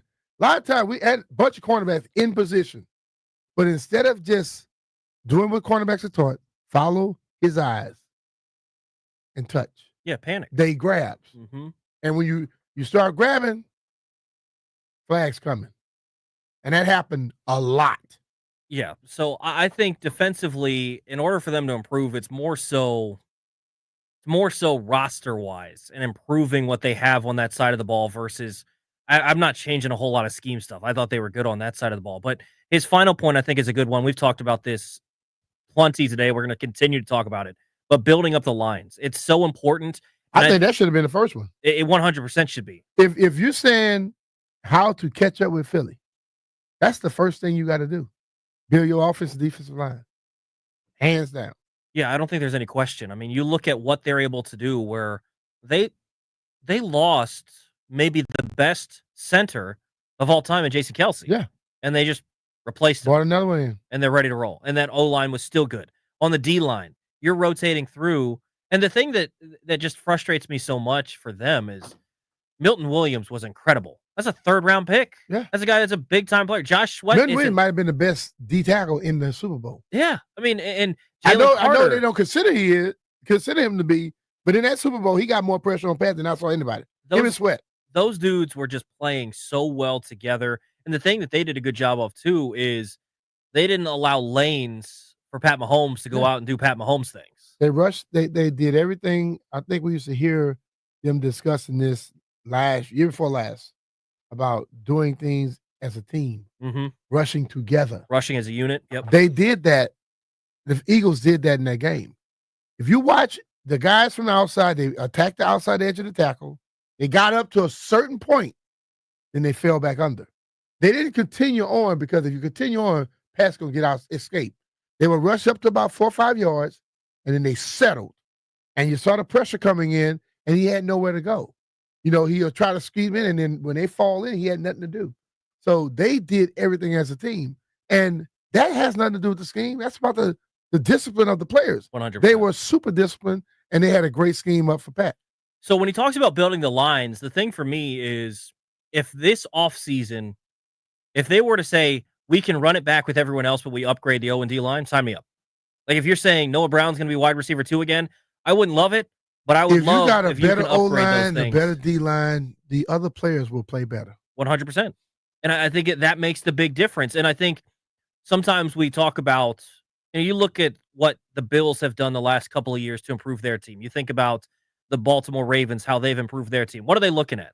Yes, the people in their division, but they're looking at the Kansas City Chiefs and how could they beat the Kansas City Chiefs? Well, now everyone's looking at the Philadelphia Eagles. There you go. And if you're looking at the Philadelphia Eagles and your first takeaway isn't, you better have a heck of an O-line and you better have a good D-line, then I don't know what the game you were watching. Yeah, you better find. But you know what? It's not sexy. It's not. It's not sexy to talk about that and go get those people. But when you go and you look at the history of the Super Bowl, the teams that normally win are the teams with the better O-line, D-line. We say the quarterback's most important position, this, that, and the other. I call it the most dependent position. Okay? You know when the quarterback could be a magician like Pat is? When he has time. Yeah. Okay? When they don't have time, I don't care if they run a lot or not, they're not going to be able to do a lot. Well, and even if you want to take the Super Bowl out of it, which was obviously a dominant performance, something we've really never seen before, rushing 4 only the entire game and getting the pressure they did. Go back to the first matchup that this team had against Philadelphia this year on that Thursday night. Washington was right there. Yeah. They could have won that game. Think about the end of that game, though. Jalen Carter just destroyed them. Yeah. Jalen Carter won that game for them in the fourth quarter. And if you can improve the O-line, if you can have a game wrecker like Jalen Carter, which, he's kind of an anomaly. He was a probably top 2 or 3 player in that draft. Circumstances he drops to Philadelphia there. But I think if you can build up your lines, you're going to feel a lot better going into these matchups because you have the advantage at quarterback. Yeah. Like you have the guy that you trust. You know, you're going into that NFC championship game. My big takeaway is that 5 was not daunted. Like, No. you know, they didn't win the game. There Yeah. were some issues with, I think some of the guys might have been a little bit daunted by the moment. 5 was not. Yeah. So give him every chance with a good O-line, improve the D-line, but specifically the O-line to me, because Jaden, you need to protect him. He is your franchise going forward. Yeah, because like down the stretch, what happened in the second half of the season, and I know people were blaming the running backs and Cliff. Offensive line was not as effective Not nearly. down the No, stretch. no. And when you're not effective and you can't run the ball, that affects this offense. So they have to get the offensive line more consistently. I'm not overall. And then if you can run the ball, you can do whatever the hell else you want to do. And I'm intrigued to see how they address it, because when you look at what they're going to have, we talked about this earlier, but Sam Cosmi, I probably wouldn't count on him to the second half of the season. And maybe, you know, at that point, who knows when he gets back out on the field. So I don't know. I don't want to get too crazy here with Cosmi. I don't want to expect him too early. Hmm? So you have to assume that right guard position is open for at least half the season.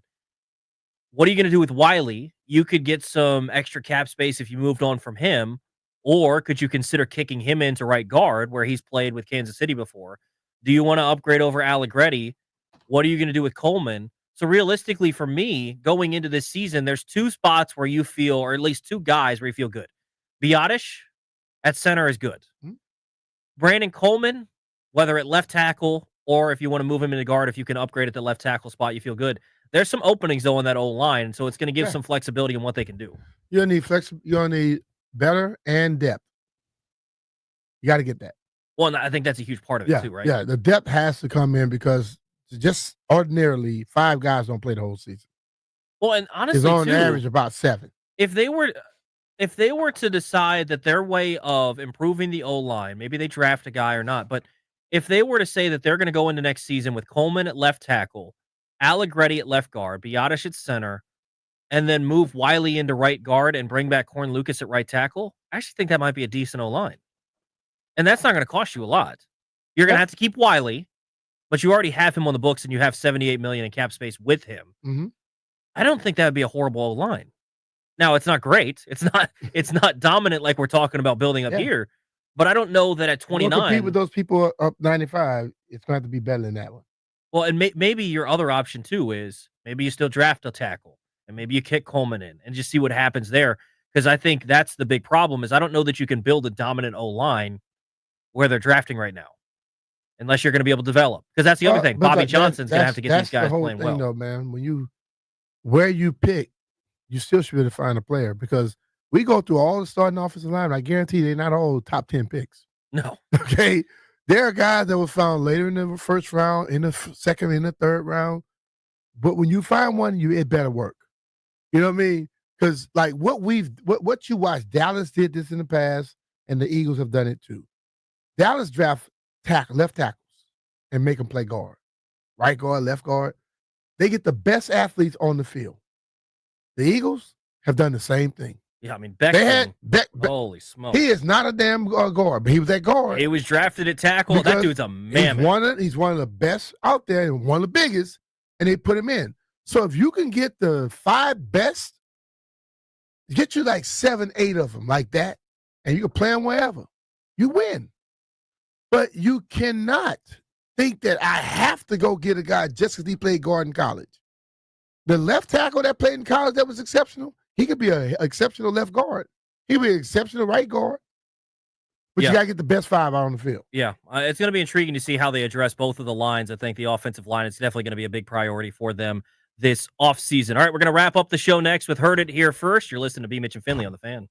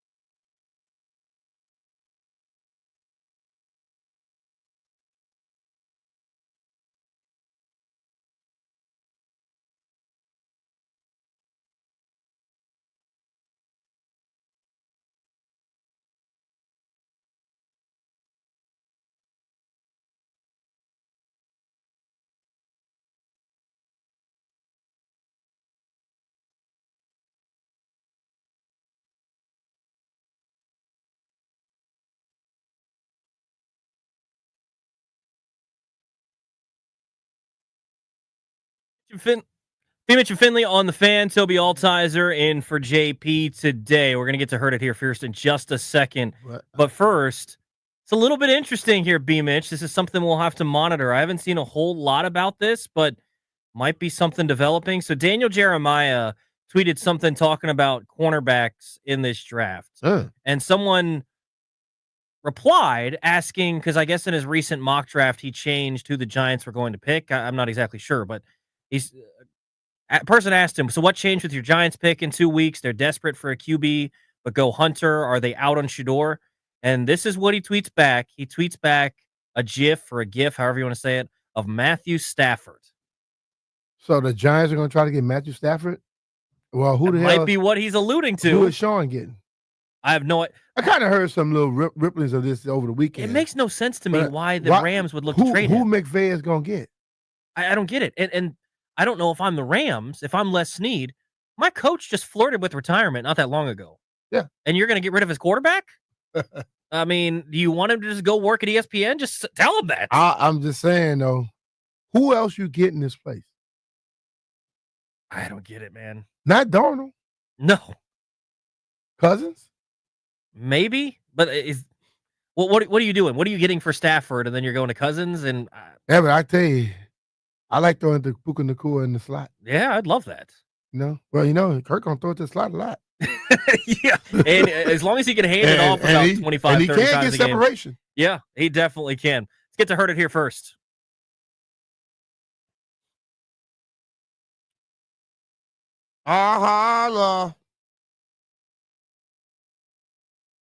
Gather around.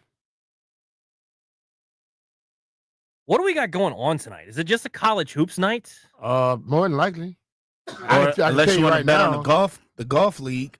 And Is that going on tonight? Yeah, you have who is it? New York Golf Club versus Jupiter Links, if I'm not mistaken. Have you watched any of that? Yeah. By the way, Yeah, I watched like a couple. I like it because now they're starting to get used to that the saying.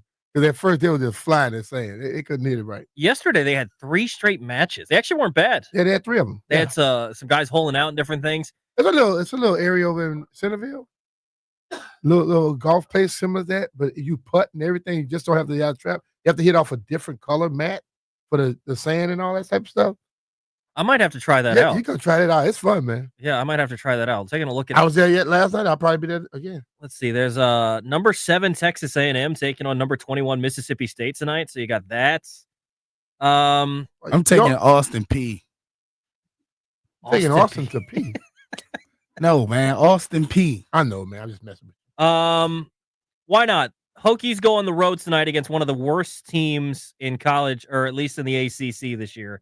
College basketball, Boston College. I don't even know if I'm allowed to do this, but I'm going to take Virginia Tech.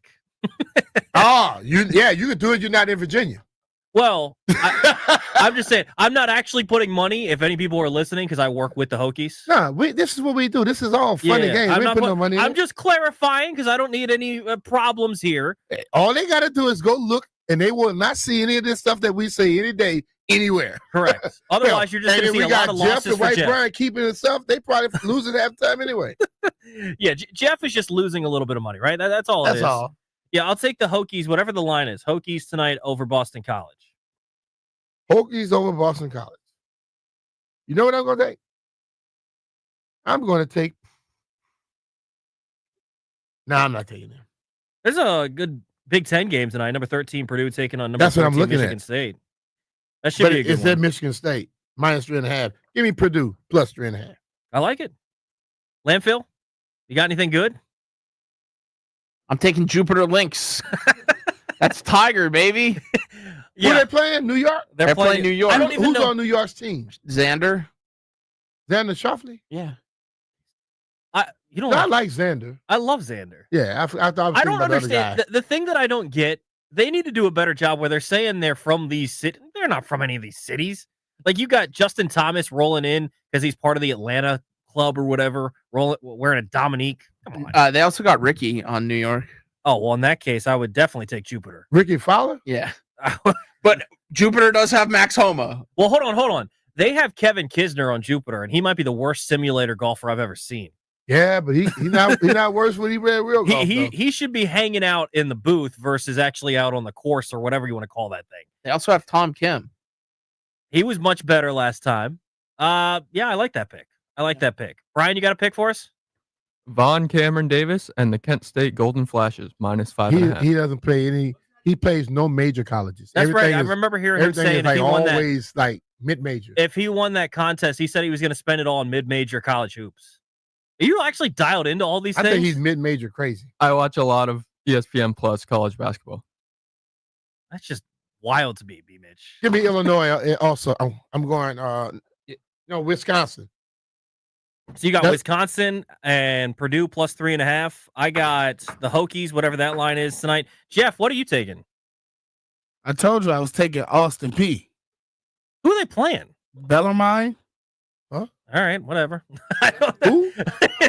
He apparently is hanging out with Brian a little bit too much. Brian started to rub up on him. He's into this mid-major college hoops. Appreciate Chris Miles for joining us at 10:30 today. Appreciate Barstool Nate as well. If you missed anything, you can always use the rewind feature on your Odyssey app or check out the podcast. It's always good hanging out with you guys. Grant and Danny comes up next here on The Fan.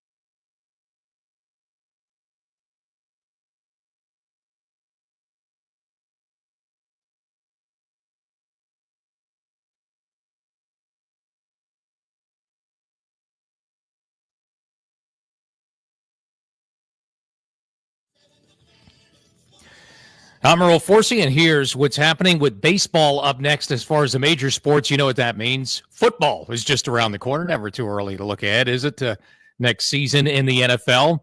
And today we got a report that the league is expected to announce tomorrow that the LA Chargers will be a host for the game in Sao Paulo, Brazil on opening weekend. That's Friday night, September 5th.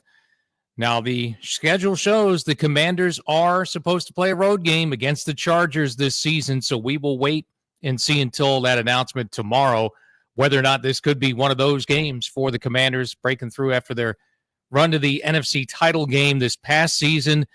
This game was supposed to be announced Super Bowl week a couple of weeks ago. Never happened, but we should get the official word from the NFL at some point tomorrow, and again, could affect the Commanders' season opener on possibly September 5th. Commanders today also hired Jesse Madden, grandson of Pro Football Hall of Famer John Madden, to join the coaching staff as offensive quality control coach. He just graduated from the University of Michigan, where he was on the football team and a member of the 2024 national champs. Capitals, rest of the NHL still on break for the rest of the week. The Four Nations Face-Off Tournament wraps up Thursday. Championship game between Canada and the U.S., 8 p.m. Thursday in Boston. College hoops tonight, Virginia Tech on the road at Boston College, 9 p.m. for that one here on 106.7 The Fan. From the Crop Metcalf 5-Star Sports Desk, I'm Earl Forsey on The Fan.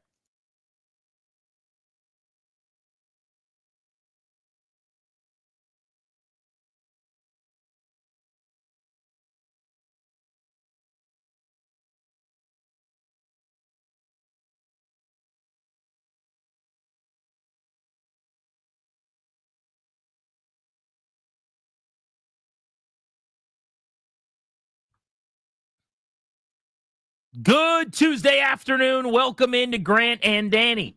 You are listening live to The Fan. We will take you all the way up to 6:30. We've got a locked and loaded show, full crew on site.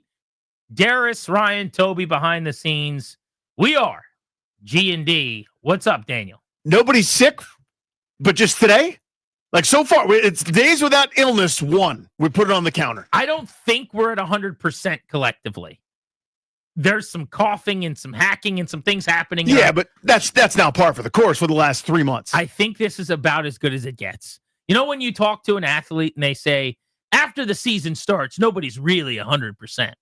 You've heard that, right? Yeah, I guess our season started. The NFL season, by week 11, everyone's battered and bruised.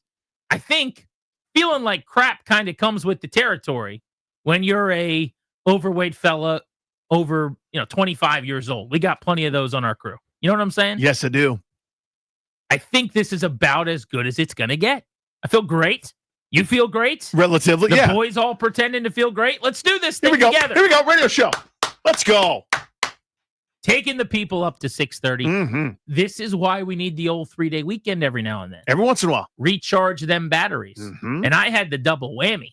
I had a 3-day weekend, and my kids and wife weren't there for like 48 hours of it. Oh, wait a minute. I don't know when this happened, but I am now at a certain age, at a certain point of our family life, where when my wife and kids leave overnight, it just means you get an unimpeded opportunity to clean.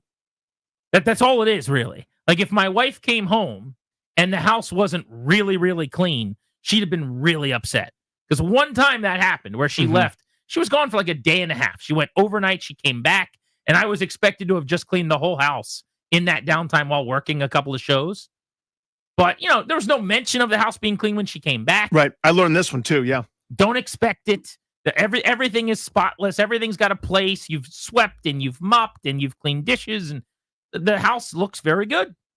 There's going to be no mention of it. But had you not have done that, oh boy. But that's what the time now is. It's not like, oh, they're not here, I'll just log a bunch of Netflix shows. It's like, okay, let me start working on the kitchen. Right. Oh man, I got a limited number of hours here. Let me go out there toward the foyer and clean up all the snow gear still that's strewn all over the place. So I learned that one. The wife and I we weren't even engaged at this point, but we're living together in New York, our little tiny, 1-bedroom apartment. And she went away for work for 2 days, came back, and it wasn't even that the apartment was in disarray. I basically like treading lightly, trying not to ruffle anything or move any. Bed was made, and I'm going, pretty good job. And within 5 minutes, like she was doing that like sigh every step she took, sighing about this and exhaling. And I'm sort of like, seems like I might be the target of something.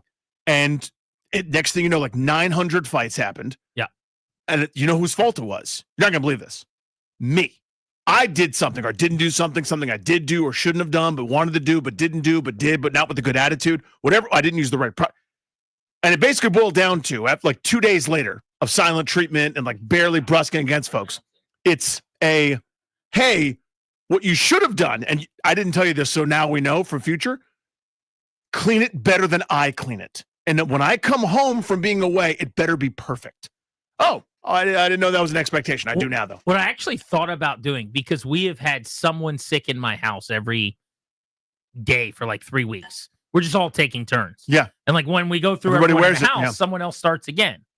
I thought about just calling somebody who's like a professional maid and saying, I need you to come in here and I need you to wear gloves and a mask and just scrub everything. Disinfect it. But the amount of cleaning you have to do to get to a point where you could even have a maid come is unbelievable. Right. I never felt like it would be productive yet. Like, even as my kids were getting home and the 3 days of cleaning had ended, I still felt like if a maid got here, they're still like just moving things around to clean under things.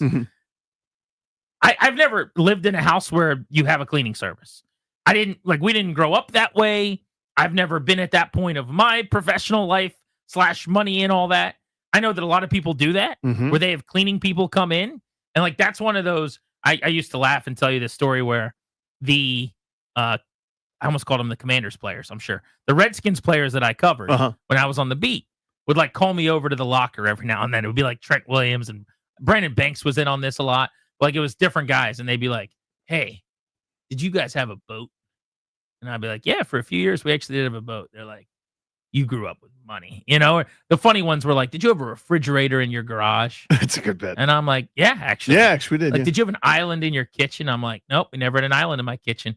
Like, oh, and then like dapping me up, you know? But like, one of them is that I would say is, if you grew up with a cleaning lady coming on a certain day, or as a grown-up, if a cleaning lady comes to your house on a certain day, or cleaning guy, I guess, cleaning person, you're probably doing okay financially, right? We don't have that at my house. But the people that have that, they have to clean up on that day. I've seen this with my buddies. Yeah, and your co-host does that every other Wednesday.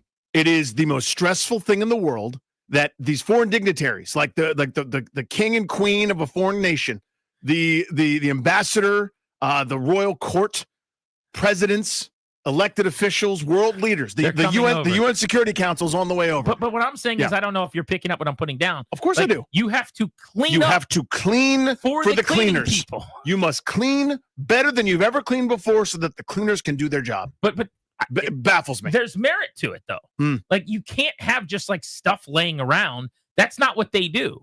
They scrub the things. And if you just have a messy sink, you need to move all the stuff off the sink so that they can clean the sink. Now, it seems as if you and my wife have been in cahoots and texted each other on this very subject. I'm not saying I'm going to leave a stack of dirty dishes, which I've never done once in my life. I'm not saying I'm going to like purposely going, oh, the cleaning ladies are coming. Let me spike my laundry in various weird places in the house and play hide a sock here, there, and everywhere. What I am saying is this cannot be the cause for the most stress that we experience every 13 days.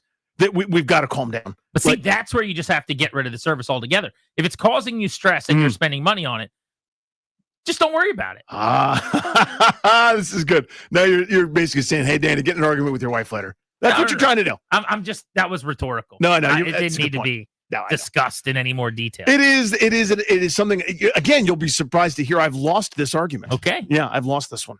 Well, I just want you to know that I'm happy for you that it sounds like you get excited for cleaning day on Wednesdays. Oh, dude. I go like the night before, Tuesday, I see like certain signs, and before I can put two and together, she'll tell me, cleaning ladies are coming tomorrow. And it's like, if there was a soundtrack, you would hear, dun, dun, dun. Every Wednesday? Every other Wednesday. Okay, so respectfully, you haven't completely made it yet. No. The weekly cameo, that's when you know. I think every other, you're on your way, though. You haven't completely made it, but you're close. We're working on it. You're knocking on the door. Working on it. All-star games are dead And if they're not dead, they need to be put out of their misery. Let's choke them out and end them once and for all, ladies and gentlemen. We can do this together. So I was thinking about this. I think there are 3 tiers of all-star games at this point with the 4 major sports. The first tier is the good all-star game that gets played. There's one of them. It's baseball. Major League Baseball's all-star game is still fantastic. If there's a gripe, it's that occasionally players say, nah, I'm good. And so instead of all of the best players in the sport competing, you get a slightly watered down version of the best possible all-star game. But baseball is not a sport that you can play at 75%, or you're not throwing pitches slower. You're not swinging the bat with less fervor. It's just a normal baseball game with better talent than you would typically watch. So there's really no good way to screw up a Major League Baseball all-star game as long as it doesn't end in a tie. The old school way. Bud Selig, I'm shouting you out there. Hey, bud. But that's the good all-star game. Yep. And that's the one that we don't need to tinker with. We don't need to do anything with. It will always be great. If they wanted to make some changes instead of AL versus NL, you could go US against the world or go international. It might make it better or more fun for a year here or there. But the Major League Baseball all-star game is great as it is. It's the only one that is. We agree. There are issues isn't the right word. There are small gripes that I have. And it's now because pitching has become so dominant that these guys that are normally, gearing up to go 7 innings are now max efforting for 1 inning and, you're just blowing everybody away. It's 3 strikeouts, get up, get down. And then that's sort of it. So it turns into sort of a bit more of a slog at times, but that's a relative complaint because the point is it's just the sport, right? Like whatever the sport is in the moment, right? If you go back to the late 90s during the steroid era, it's, 15 to 14 game. It's like a, rock and jock softball type situation. It's a different era that we're in right now, but yeah, so the complaints are relative. That is basically just the sport, which makes it the best all-star game. And I still think there are enough runs scored, enough big hits, home runs, whatever. I mean, this past year, 8 runs. Year before that, 5 runs, 5 runs, 7 runs, 7 runs, 14 runs in 2018. It's not like it's become like a 1-0 game. Right. Every single year, even though I agree with you on the quality of the pitching. But that's in a league of its own, right? Tom Hanks. Now, you take a gap year, you don't go to school. Right. And then in the next category is another sport that I'm going to say is the next most watchable. And this is where we could start to disagree. I think there's basically 2 arguments left for the final 3 sports. The first is that all 3 sports all-star games are not good and can be done away with. And the second argument is that the NHL is still watchable in a way that basketball and football is not. And my argument for that is, and that's how I rank it with the NHL in its own tier on tier 2, because of 3-on-3 overtime, the way that it's constructed, it's just more open ice and skill, and it's still hockey. Now, is it physical? No, there's no hitting, there's no fighting. It's just kind of wide open skating and skill on display. But I still think it's entertaining. I like 3-on-3 a ton in season for overtime to end these games. I would change it so that you can't bring the puck back out of the offensive zone, or maybe you can't cross the neutral zone, let's say, because now it's just a time of possession game. You play keep away, get the other team tired. Exactly. Yeah. A team will hold the puck for 2.5 minutes without taking a shot, and 6 or 7 times they'll retreat back toward their own cage and use the goalie to hold the puck while they do a line change or something. So if you get that in the All-Star game, that's not that fun. But I still think on a binary, can I sit and watch the NHL All-Star game when they have these tournaments of teams of like 6 or 7 and it's 3-on-3 hockey? That is way better than whatever basketball's doing now, which I can't even figure out. And the NFL flag football nonsense. I would put NHL still as above the threshold of this is not terrible. Yeah, I don't pay huge attention to it. You know what I mean? Because it's almost like, I don't know. It would take for me a lot more effort on a nightly basis to know the intimate levels of personnel for the San Jose Sharks. I was going to say, you're also not watching the Ducks and the Sharks. Totally. So you shouldn't be expected to be that excited about the All-Star Right, but game. I could sort of pull back from that and say, just in terms of the quality of product, it emphasizes a part of the game that I think should be more emphasized.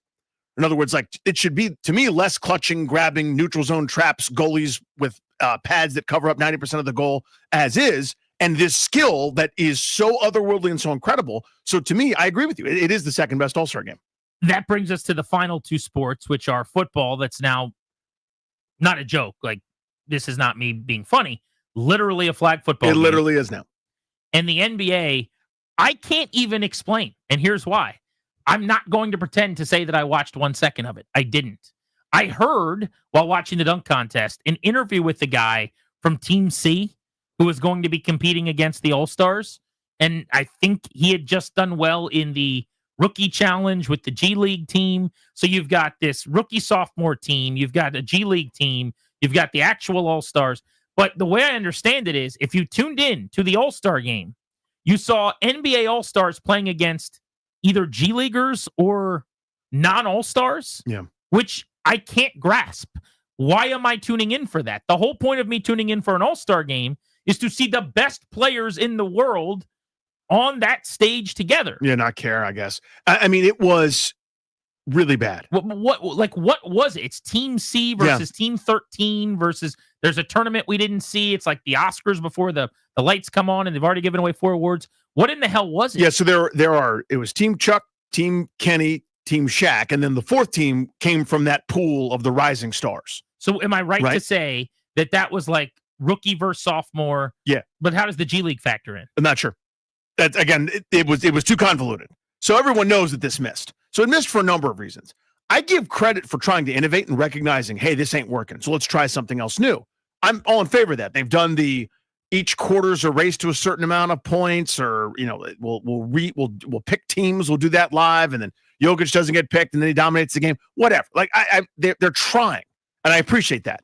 This was so convoluted and crazy. Here's why it missed more than anything else to me, Jeeps, is they're trying to do. Let's give everybody a little service here.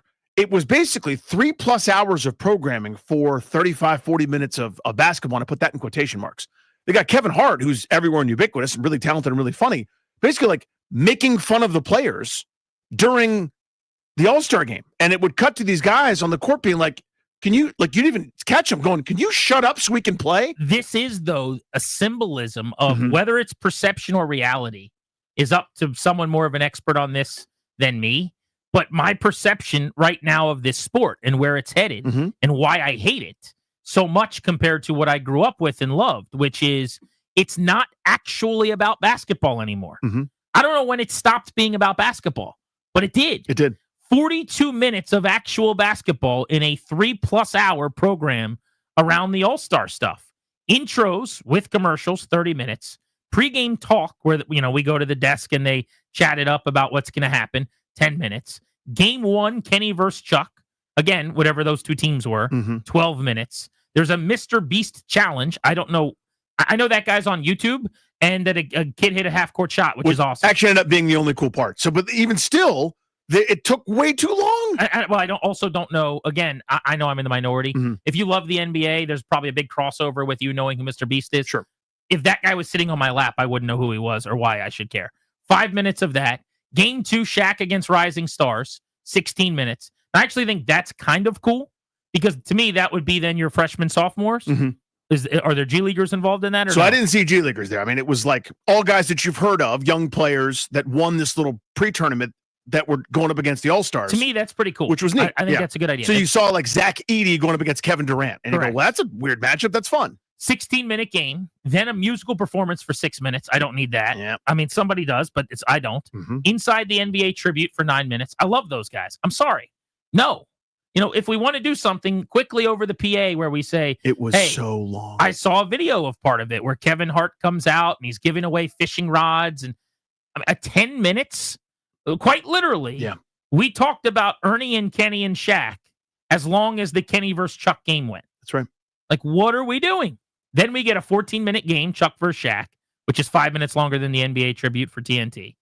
Then we get 6 minutes of post-game, 22 minutes at the desk, and then, if you add in the ads on the back end, like that was like overall a total of 80 minutes of programming that spanned, about 3 hours of television, and it was 42 minutes of basketball. Yeah, it was tough to watch, honestly. I mean, when you actually got into the basketball moments, I couldn't just sit there and watch continuously. I was like, this is exhausting waiting for some of this stuff. But I wanted to see a couple of things. I, missed some, caught a couple of things, but it was like, again, we're going to make this a big entertainment production piece that just fell super flat. Because at the end of the day, you're basically saying our basketball is not entertaining enough. We got to do other things to get people involved. So they're doing the thing that the shouty shows do a lot of times, where all you're doing is looking for the viral clip to get that around, or this is what Cowherd said, or this is what the other Yutz has said. This is what Stephen A said, and then that's your lifeblood more so than the actual ratings. So they're trying to get, have Mr. Beast come, so now everything's going to get played. And it turns out the kid hits a half-court shot, and that was the best moment of the night, probably. But it took 7 minutes of him just sort of yelling while the guy was trying to shoot, and Damian Lillard wasn't really sure what he was supposed to do. They finally hit the buzzer because it was taking too long, and that's when the kid made the shot. The whole point is, it was just too damned much. Well, it's over now. They've killed it. It's done. So that's good. We won't have to see it again, probably. But there's a new way forward. I am here to tell you. There is a new way forward for All-Star games thanks to hockey. I want to explain. We'll do that next on Grant and Danny here on The Fan.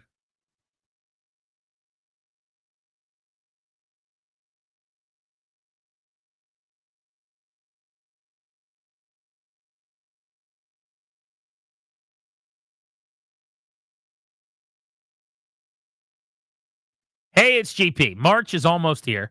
College basketball is reaching its most exciting stretch of the season. Right now, new customers on FanDuel are going to get $150 in bonus bets when your first $5 bet wins.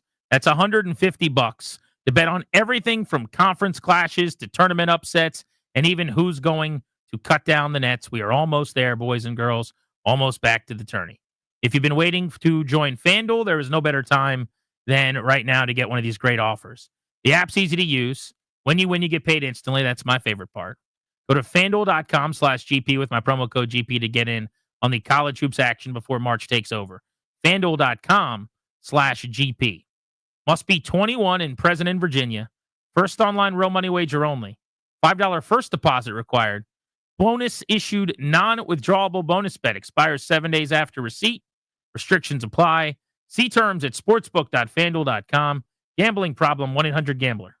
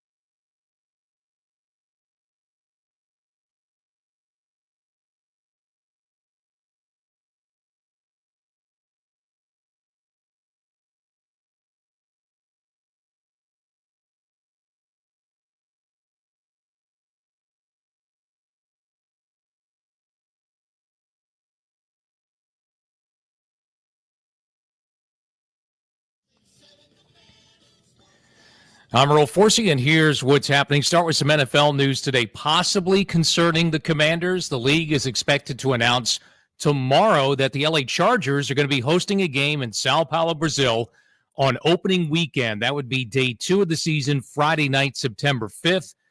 The Commanders are scheduled to play a road game against the Chargers this season, so we will wait for that announcement tomorrow to see who the opponent will be. Commanders, meanwhile, today announced they have hired Jesse Madden, grandson of Pro Football Hall of Famer John Madden, to join the coaching staff as offensive quality control coach. He's entering his first year in the NFL, just graduated from Michigan, where he played football and was a member of the national title team in 2024.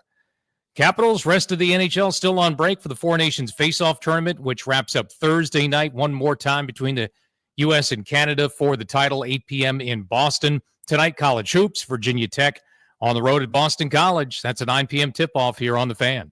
From the Crop Metcalf 5-Star Sports Desk, I'm Earl Forsey on The Fan.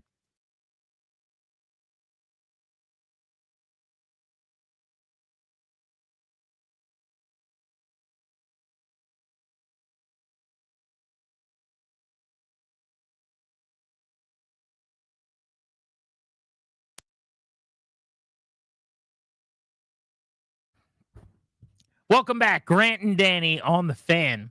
So we were just discussing the fall of the All-Star game in sport, where really only baseballs is annually worth watching. But there might be a new way forward here, and you might see major shifts for the other sports thanks to what hockey did. Danny, this Four Nations event that the NHL took a break for has been splendid. It's been a smash. Now, I will say, going into it, I wasn't quite sure what it was. Now, I understand there's 4 countries playing for the title of Four Nations, but this is one of those, like, how serious are people taking it? Or guys opting out like it's an all-star game for a different sport? Is it, is it above the Olympics? Is it below? Is it above the World Championships? Is it below? Where are guys ranking it? And I figured out really quickly, the level of buy-in, extremely high. I got some good evidence of that. For example, 1 second is now going off the clock, and we've got a fight. A second has gone off the clock, and we have 2 more fights. They're taking it seriously. Yeah, I mean, respectfully to you, like, and I know that's how you like do things, right? Is you want to know, like, where does this rank and what is this? And I mean, is it the Olympics? Of course not. But like, I don't know. I never really cared about that. Here's what happens. When hockey players put their country on their sweater, they care a lot. Yeah. And I think that's the case in most sports, honestly. I've talked to baseball players for years and years and years on my prospect show over on MLB Network Radio. And the guys that got to play in the, early tournaments when they played for America or another country coming up for U17, U18, whatever it is, championships, junior championships, like, it matters. And so I just thought, well, this will be kind of fun. It's 4 nations. Russia was not allowed to participate because of what's gone on globally here with them in Ukraine. Mm-hmm. So they were basically banned from the event. So then you go, okay, well, who are the 4 nations? Then they get invited. Obviously, USA, Canada, Sweden makes a lot of sense with the talent in the NHL from Sweden. And then Finland was the 4th country in. They're competing against each other for this crown in what is a week off for the All-Star break. Now, the real bummer from a Caps fan standpoint was none of their guys made it. John Carlson should have been on Team USA, in my opinion, as a defenseman. Tom Wilson should have been on Team Canada, providing some physicality and some snarl. He wasn't. Obviously, Ovi would have played on the team as a very least, representing Russia for the Capitals. I could probably use Logan Thompson in those Canadians. Yes, Logan Thompson got snubbed, to be clear. So, like, there could have been heavy influence from the Capitals. They got completely screwed. But it's the best thing that could possibly happen. Yeah, they could also get some rest. Because they're just sitting on beaches and chilling and having some quality time with the wife and with the kids. But this tournament has been nothing short of spectacular. And that's what I would point out is, if someone were to say, and I would have said this to you last week, is it the Olympics? Is it this? Is it that? It's the All-Star game. Or it's this. Let's see how it goes. And you got, to your point, USA versus Canada, as electric an atmosphere in sports as I've seen in a long, long time. It was incredible. At any level. It was incredible. Championship or otherwise. You mention it. Puck drops. Matthew Tkachuk gets into a fight. He's in the penalty box. Coolest brother moment ever. His brother Brady gets into a fight 1 second later. And then at the 9-second mark, 7 seconds after that, the gloves are dropped again and JT Miller's getting into it. So 3 fights in 9 seconds between the U.S. and Canada, who meet, by the way, on Thursday night in prime time for the title of this Four Nations tourney. It's going to be unbelievable. This thing has been a smashing success. Now, I don't know that you can replicate that to get 100 out of 100 reprint for a different sport, but I will tell you, I would be taking notations if I was another. So here's my another question. League. Yeah. Why wouldn't basketball do something like this? I don't know if Four Nations works, if there's enough like global talent in the NBA to do it that way. But so maybe it's USA against the world for the first year next year or something like that. Because they've done stuff like that before. They US have. International, But right? like, why not try to prey on whatever this is, like this patriotism or this global feel of these games? What's more global right now than basketball? I had a hard time kind of trying to nail it down because they've done that US versus international thing, but I don't know how to do that specifically to replicate this because I don't know that you can because the passion for it is different. But I will tell you this. If I'm Adam Silver and company, and if I'm the NFL to a degree, I've got my idea for them in a second, but I would be going, I need to figure this out. I need to do something like this. This has been such a smash that's crossed over from hardcore hockey fans only to the casuals are tuning in way more than they would for my normal All-Star game, which format fluid is changing every other hour. This thing has been awesome. I don't know exactly how to replicate it. I'm not smart enough, but I would be trying. I mean, what would the Four Nations be for the hoops? Obviously, USA. Canada, too. I mean, Canada would be one of them. I mean, how do you incorporate France? I would go. Okay. Then it depends. Your fourth could be rotating. Maybe it's Spain, maybe Serbia. I just think basketball should try something. Yes, they did. They need to. Yeah. And look, to your point, you cannot replicate this. Like, you're not going to do the tip off and then two dudes are going to drop their elbow pads and their leg sleeves and start throwing fists. I mean, It's a different sport. I get it. The hockey thing was like made for television. There was this almost WWE feel to it. It was about entertainment right off the top. And then the game was spectacular. But there's just got to be something. I think hockey, which is more willing to try things because they're fourth. Yep. They can. There's a little more desperation. There's a little more necessity. Occasionally, they stumble onto really cool things. And in the same way the NFL shouldn't scoff at stuff that's happening in the United Football League as beneath them. Look at that stupid kickoff where those two lines are 5 yards apart. No. If it works, steal it. If it's something that could play for you, basketball should be doing this. I think anybody who has a stupid all-star game right now should consider this. Now, football, there's nothing you can really do in this way from an international standpoint. No. What I would do But the juxtaposition, I'll just say this real quick, sorry, Danny, it's okay. of watching this thing for hockey, it was going on at the same time as the stupid NBA stuff. The same time this weekend. And you're going, oh, come on. I'm flipping back from this game and America and Canada getting into fistfights on the ice. And one of the Ball brothers is like walking around the court doing his rap. Like, come on. Yeah, which one of Really? these, right? I mean, How do I choose? like, you got to be kidding me. For football, I don't know exactly how you do it, but I've heard enough guys talk enough times about their colleges and how much they have that allegiance and how much more they care.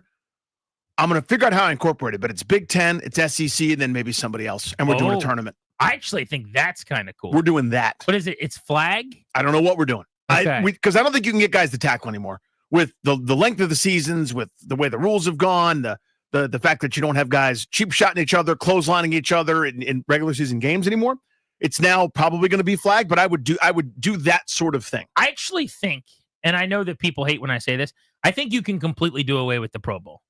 Just period. Like, we might not have to find an answer for the NFL because my point is you probably don't have to do it. It's too physical a game and there's too much of a risk of injury and there's too much money involved.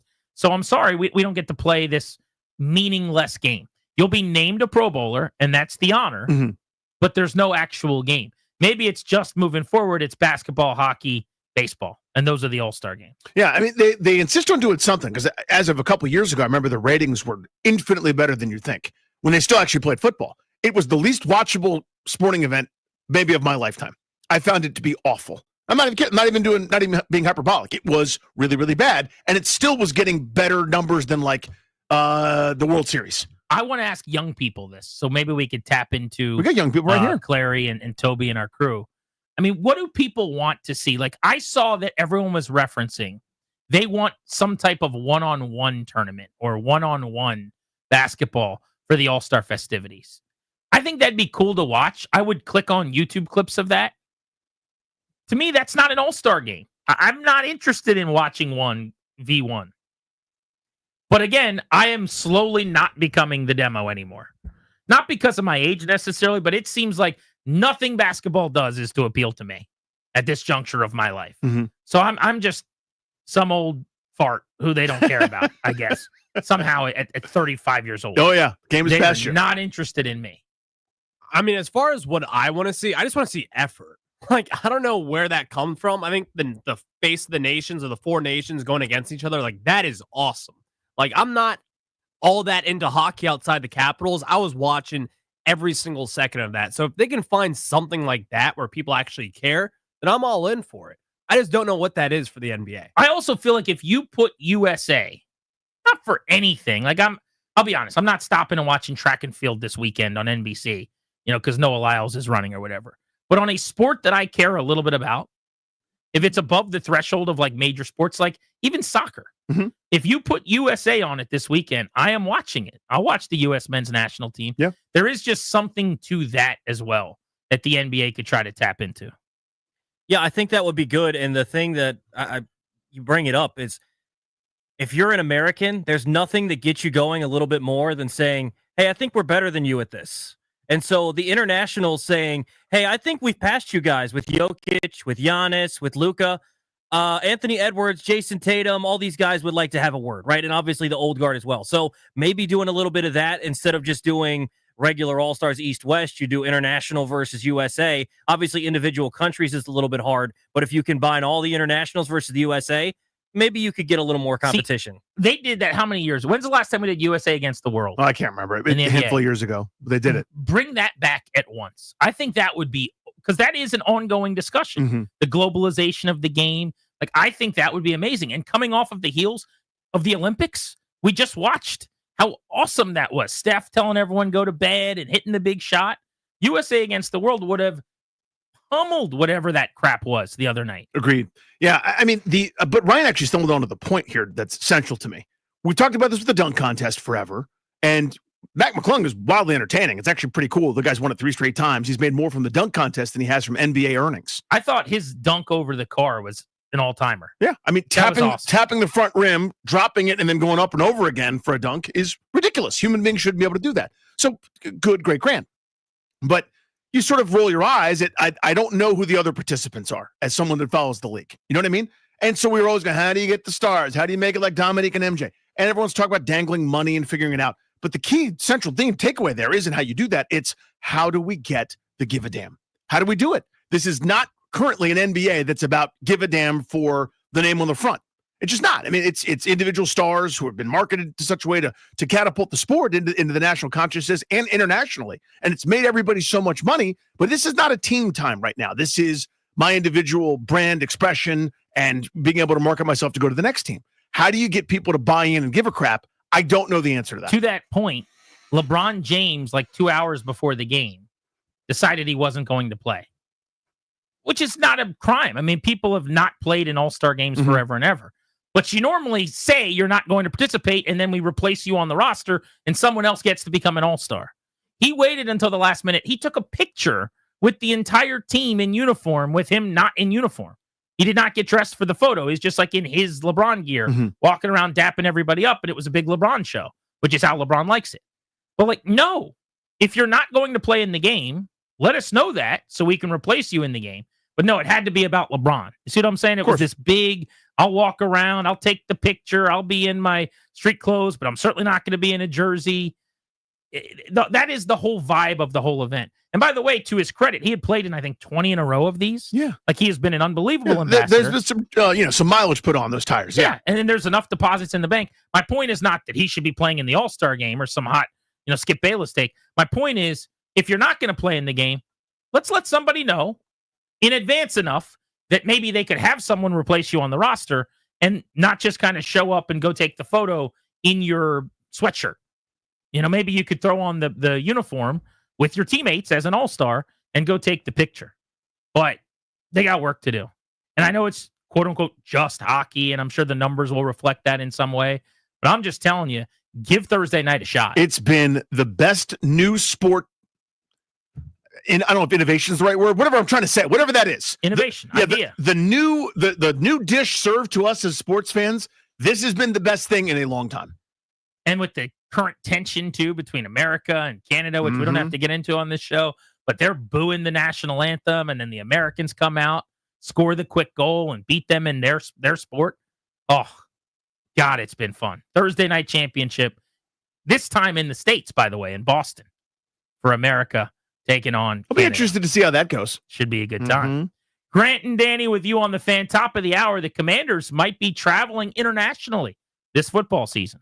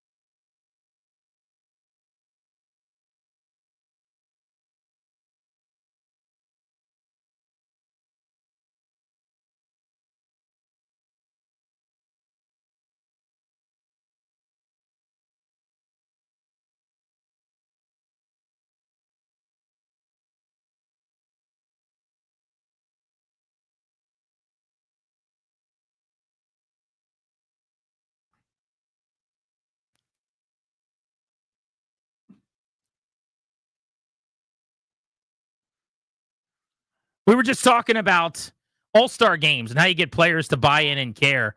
Here's something else that I noticed this weekend. This is out of baseball, but I want to bounce this off of you.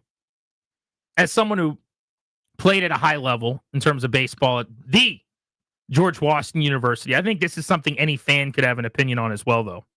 Do you have any issue with players who put themselves and their careers maybe on a pedestal over a team ask? And here's what I mean by that. Marcus Stroman was late to show up to Yankees camp, who's been a longtime successful major league starting pitcher, because he was at odds with the team, as we now know, over his role, where it looks like there's not a spot in the rotation for him at this moment after he pitched to a 4.3 ERA, won 10 games, made 30 starts. Last year, he's been ultra durable as a starter. This is a guy way back when, in 2012, was the 22nd overall pick in the draft. So he reported to camp where it looks like he might be the odd man out in their rotation and have to move to the bullpen. And he said, I'm not going to pitch in the bullpen. And he met with the media, and they're asking him questions about being a reliever. And he just kept reiterating, I'm a starter. I'm not a reliever. I won't pitch in the bullpen. This is like my kid telling me I'm not going to bed. Not like a, hey, Dad, I don't really want to go to bed. Like a, now I've got to do something because you're challenging me by saying what you are willing and not willing to do. I'll give you another example, Danny. The Red Sox just made this great move. Mm-hmm. They signed Alex Bregman, a multi-time champion with the World Series winning Astros, who's off to a Hall of Fame start to his career, to a 3-year contract at $40 million per year, which is a massive contract. They gave him $120 million over the next 3 years. Bregman is a Gold Glove winning third baseman. This is the team, Danny, that committed the most errors in the infield in the sport last year. And their third baseman, Rafael Devers, who's the face of their team, who's the best hitter on the team, was one of the biggest star bats in Major League Baseball, commits more errors at third base than anybody every single year. So they bring in Bregman, and the thought is either that they're going to have him play second because Devers will stay at third, or ideally, they've got the best second base prospect in the sport who's ready to debut right now. They'll play him at second. They'll move Bregman to third. They'll make the worst infield defense in the sport a lot better. And they'll have Devers, who's this amazing hitter, DH or play first. Except that Rafael Devers has kind of been quiet over the last few days. They won't say what position Bregman's playing. It's dragged on. It's been really weird, and everyone's going, behind the scenes, he must be bristling a little bit. And he finally spoke to the media yesterday, and what did he say? I'm a third baseman. I'm not moving. I play third. I'm the third baseman here. Bregman can play where he wants, but it won't be third base. I'm paraphrasing. But what he actually said over and over was, right, I'm the third baseman. I'm not moving positions. So you've got Stroman with the Yankees. You've got Devers with the Red Sox, both saying this. It's very odd that you see players come out this publicly and basically tell their team to kiss their butt. But this is the era that we are going toward. You just, that was my first sentence. This is the era. It is the opposite of what I was conditioned with, what I grew up with, played with, got as far as I did with. I do not empathize with it. I don't see it. I don't know. I don't understand it. But, well, I do understand.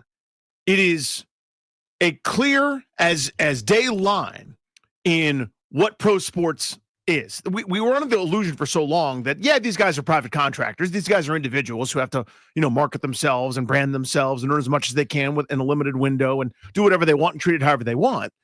While they're with a team, it's about the team, right? Right? Clearly that it's not. Now, I'm not a major leaguer, never said I was, but freshman year, I had a really good freshman season and was the starting third baseman. We got to recruit a guy named Matt Krimmel, who was a draft pick of the Reds. Ben Krimmel, who wrote stories on the FanDC.com? No, I'm talking about a talented baseball player who could have also played tight end at a major university and was a state champion in basketball, too. The guy was incredible. Shout out to Matt Krimmel. You sleep on my Ben Krimmel pool. I think I treated it appropriately. Okay. I think I got it and moved right past it. Yeah. So Krimmel's primary position, third base. What's best for the team, coach? You're going to play everywhere. You're going to play some left field, play some first, play some third. You do whatever's needed. No problem. I'm here to win. I want to win games. That's the point. We're better with him than if he goes to play tight end at Cincinnati. We're better with him than if he goes to George Mason down the road. He's a stud. He's a Hall of Famer. So I move around. That's what you do. To say, what if I'd said no? Now, granted, it's a different situation. I have far less power as a college student at that point. No NIL, nothing else. And I probably would have, lost my scholarship or whatever. But the idea to say, no, I'm not switching. Bullcrap, yes, you are. Wherever the skip puts you in the lineup is where you go. I'm the third hitter. Not if you hit your second, jackass. I lead off. Not if you hit your fourth. Not if you hit your ninth. You don't get to write the lineup card. The job description doesn't include that. When it does, you're a player manager. You're something else. You do what they tell you to do. And I know that's not the way guys are now. I know that's not the way pro athletes are now. And there are some wake-up calls. I understand that. But it is something that I cannot stand. So I'll root against, but you're allowed to do it. You're allowed to throw a tantrum if you want to. But a lot of people like this. They feel like the players, we see it with college athletes especially, which I think is a little bit different because those guys haven't been paid tens of millions of dollars for a long, long time. Mm-hmm. But it's interesting. Like, my dad is super old school. So when there's a work stoppage in baseball, I talked to Scott Boras on air for 30 minutes on Sunday afternoon. And one of the things that came up was the potential of a work stoppage in baseball a year from now, which looks like it's going to happen. And I think the old school people like my dad are going to take the side of the teams or whatever and go, these dudes are making millions of dollars to play a kid's game. It's not that simple. Like, that's a silly way to look at it. It's also not as simple on the other side of just acting like the players are the victims and, that they're just being forced and made to do these things when they're making really good money to do them. The truth, as is generally the case, is somewhere in the middle. But Danny, man, it's just getting less and less like what you and I grew up with, where, wherever you want me, Skip, like, that is just not a thing in sports that much anymore, because you're your own brand, because you're making a ton of money. You're as popular in a lot of cases as the team. Your jersey's being worn more so than like a Commander's hat is being worn. Right. And so Devers, by the way, has never won an MVP award. Has never really been that close. I think the highest 13th in the MVP vote. Really good player. He's a stud. 330 homer seasons. Like, he's awesome. He's a 3-time All-Star. It's the double-edged sword that pro sports signed up for, right? Now, in order to try to catch football or to try to market to people, what do? You don't market the brand of an individual team. I mean, they try to do that locally, of course, but nationally, you're trying to get people to care about Rafael Devers. You do that enough times, you go to that well, you empower players to a degree that I think is off-putting to a lot of us. Grant and Danny on the Fan. Are the Commanders going to play a game outside of the United States this coming season? The chances of that got better today. We'll explain next on the Fan.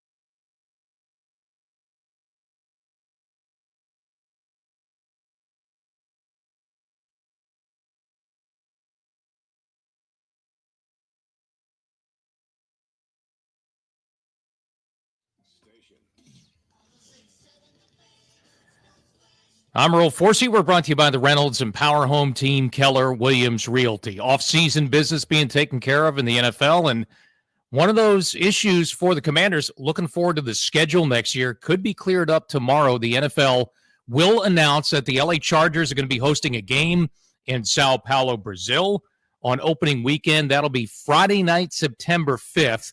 Now, the Commanders are scheduled to play a road game against the Chargers this season. Chargers are one of the teams with 9 home games scheduled for next year. One of the other ones, Philadelphia, we know they're going to open Thursday night. So Commanders, one of 8 possibilities to possibly play that game Friday night, September 5th, kickoff weekend in Brazil. We'll know details at some point tomorrow when we find out who the opponent will be. Commanders also made a coaching staff move today. They hired Jesse Madden, grandson of Hall of Famer John Madden, to be their offensive quality control coach.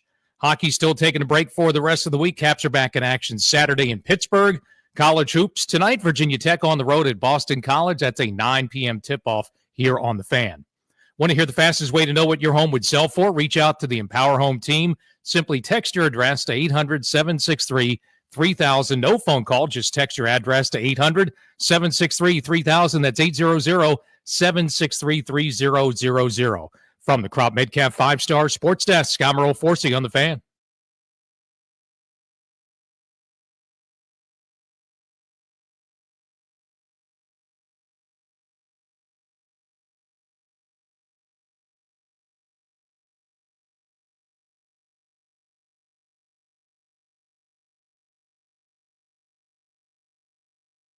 We've got tickets we're giving away today on Grant and Danny.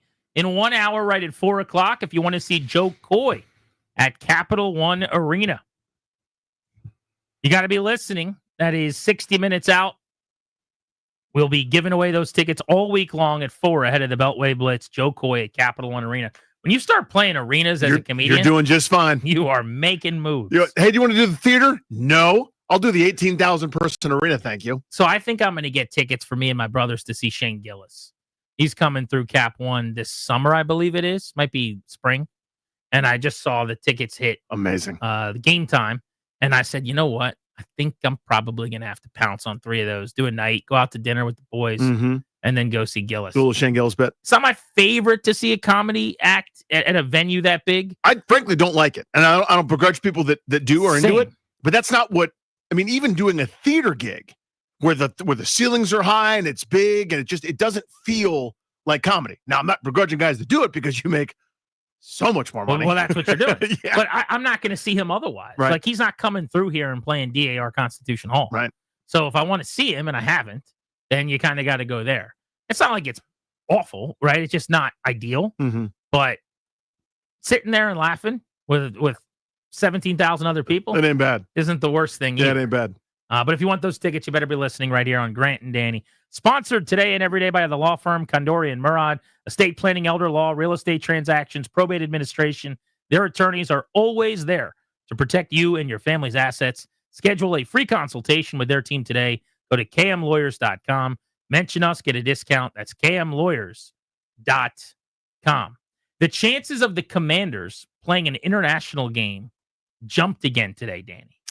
So there's already some thought that Washington might play outside of the United States against the Miami Dolphins because they play in Miami this year, road game. And the Dolphins have the Madrid game, which has already been announced. We don't know who they're playing. We just know that one of their home games is going to be against the Commanders. So you have a 1 in however many home games chance to be going to Madrid. And then I would say the chance is even a little higher than that because you're now an it team with an it quarterback, marketable. Now, the league's going to want to squeeze every juice they can, every drop of juice they can out of Jaden Daniels and his crew, right? There's another game on their schedule that could end up being an international game. We found out today there's a report.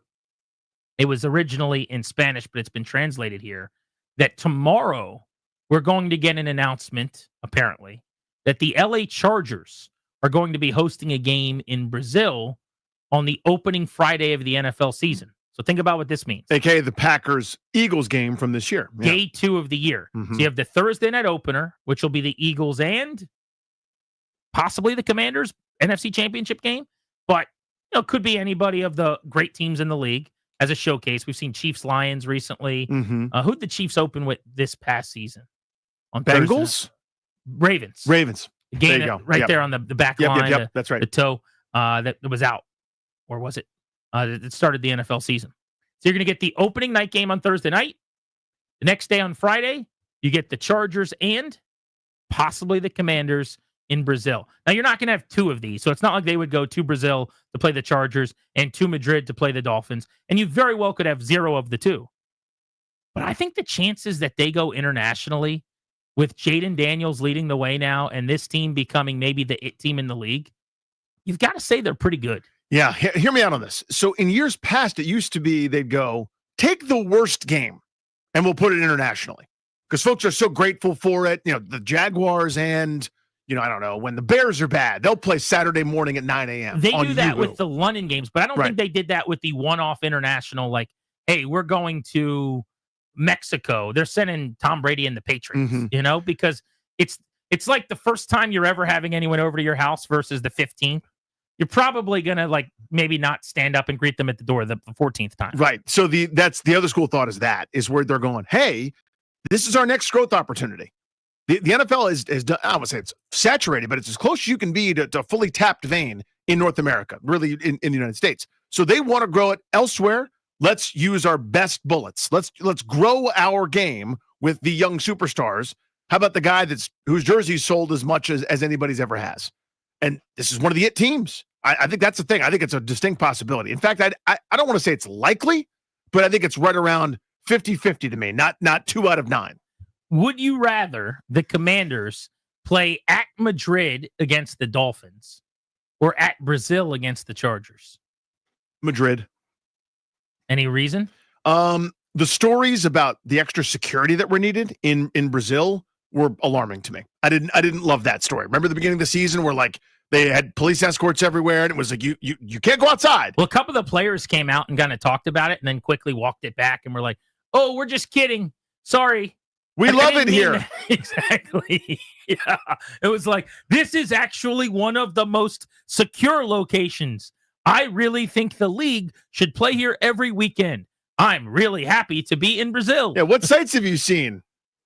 Out my window, you can see. Yeah, so that's my answer. I would say Madrid, but neither is great for me, honestly. Like that Friday situation, now it's weird. These games count. It's so precious to me. Please don't screw us. Old man radio time. You ready for it? Go ahead, shoot. I know your boy's in the minority.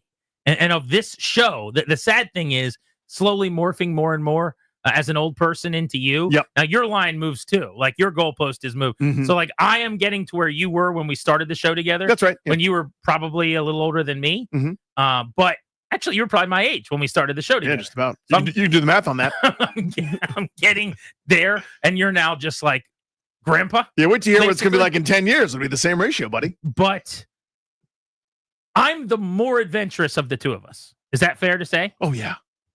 I mean, I did hold an alligator, for God's sake. You certainly did.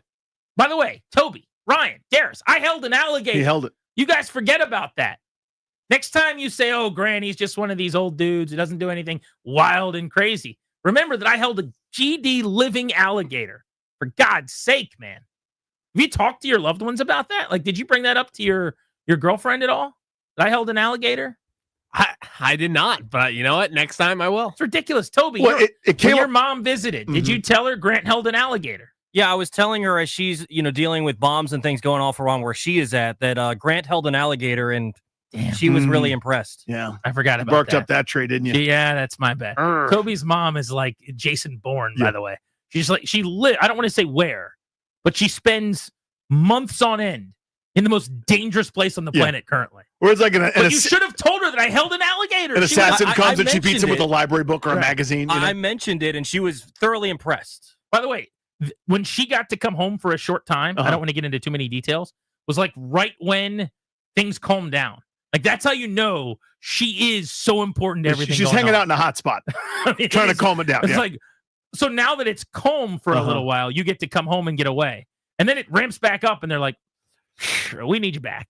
Yeah. By the way, do you know someone who held an alligator? I thought it was weird that they asked her that. That's so strange. Darius, has it come up at the Dameron house? I held a GD alligator. So when we got picked up from the airport, My pops picked me up, and the first thing he said when I got in the car was, "Did Grant hold a goddamn alligator?" Yeah, there you go. You get it. Now you get it. See, Darius understands. Yeah, Darius' dad is like, because Sheehan was talking about Grant holding an alligator, and that's how I heard about it. Oh, Sheehan brought it up. Yeah, because Sheehan brought it up, where he's like, so, a couple other things in Denton's notebook. The Terps, they're better than you think. And Grant held an alligator in, let me say this, it was alive, and he held it in New Orleans. I'll say that checks out. That checks out. That makes sense. Why you And would ask snake around the neck. Yeah. Don't forget that. Yeah, I didn't forget it. What did this have to do with? Oh, yeah. How adventurous I am. You're an adventurous guy. Here we go. Back to how adventurous I am. I would never go watch an NFL game in Madrid or Brazil. I just have no interest. My travel interest right now is very low. It's very low, Danny. I would go to a game in London at this juncture. I would do that. I think I would go see a game like Ireland, parts of Europe. I think I could dabble into. But I'm just telling you, on a 1 to 10 scale, we're under 5 in terms of leaving the United States of America to go watch sport right now. I'm in the minority. I get it. I just don't have that in me at this moment. Is that weird? It's not at all. The Matt Hasselbeck. I mean, the hassle. Now, if people are going to do it, they're going to see the Madrid game, and they're going, my pops and his lady, they were in Madrid a few weeks ago. They're all about it. I mean, he loves traveling to Europe. That's his bit. So they sit there with their head down for 6 months. They go to Europe for 3 weeks, as long as you can stay before outstay your welcome. And he comes back with a head cold, and then they save up and do it again. All right, let's play a game here. You got any game show music for me, Dad? Here's the game. Would I want to travel there for an NFL game? You're going to be the guesser. Okay? This is first blank. I'm either going to go or I'm not going to go to see an NFL game there. And if we could actually get who's best at research, I need to know how many hours it takes to fly there. Also, it's a very important factor. Yep. Because if it's longer than an hour, the chances might be I'm not longer than an hour internationally. Right. It might be. It lowers the chances. I can't even get you to Virginia Beach that quick, dude. Every single hour, the chances go down like 11% that I want to fly. So there. Australia, 21 hours. That's a no for you. I will not be going to that game. I can assure you. Let's start with that one. Okay. You kind of just may have gotten your answer. Yeah. Australia. Would I go follow the Commanders to Australia? You would not. That is correct. I'm going to say that's a 20-hour flight. That would be 22 hours from here to Sydney, Australia. Why would anyone do that? How could anyone do that, by the way? That's so many hours, dude. But everything's going great in airplanes right now, right? No issues there? Yeah. 22 hours in one? Sign me up. All right, Italy. Would I go cover the Commanders in Italy? You should want to do this. Italy should be a bucket list. I've never been. It's one of my bucket list places to go. It's just so much pasta. It's so much bread. It's pizza. It's fresh. It's good food. I'm going to say you wouldn't do it. I'm going to say you wouldn't do it. I mean, that's a no. You're wrong. I would love to go see the Commanders in Italy. That would be an 8.5-hour flight from DC to Rome. So we're not doing that. I can assure you. Yeah. Can I land somewhere and then take a train? I think I can. Can I do like what's the shortest flight I can do and then train? Is that London? You're still. It's hard to train from Toby, London. you want to be my travel advisor there? You land in Paris, which again is 6.5, 7. Now, to be clear, I want to land at an airport.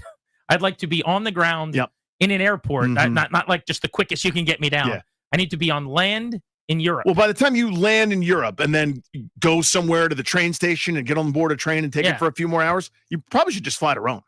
Nah, 8 hours in an airplane's too long. Can't do it. So you could do 7 to Paris and then take a cab to Galdinolde and then like a long train to somewhere in Italy. I can't do anything at like 5.5, 6. No. You sure? I mean, you can land in London, but then you got to get another plane. Yeah. You sure? It's an island kind of out there, dude. You got to do a little. I can't do a boat? Maybe you could boat to Italy. Okay, a go fast boat. And then come up in like it's a fast boat? Yeah, like one of those cigarette boats.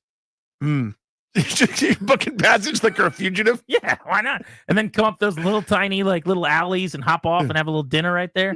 No, the little what is that little town? Yeah, with the little water. The Amalfi Coast there. No, the little water in the town, the Italy town. Venice. Venice. Yeah, I'll just bring my little go fast boat up the little Venice streams. Go to Venice. Why not? Yeah. All right. Thailand.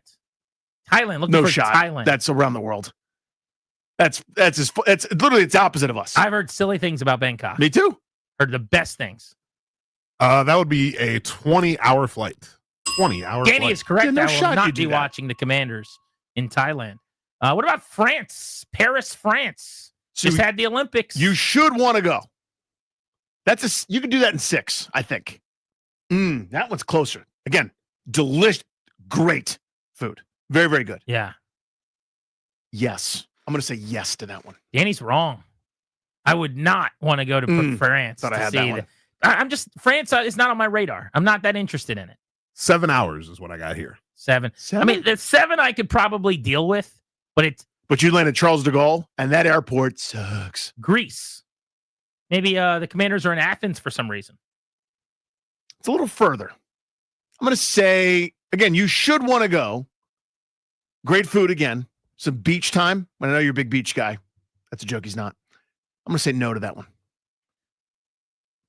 Danny's wrong again. Damn it. You're really bad at this. I am terrible at it. I'd be steamed up to go see Giannis's birthplace. That'd be an 11-hour flight for you. It's 11 grand. Oh, God. Yeah, I told you it's further. Is there a way to do that without that much flying?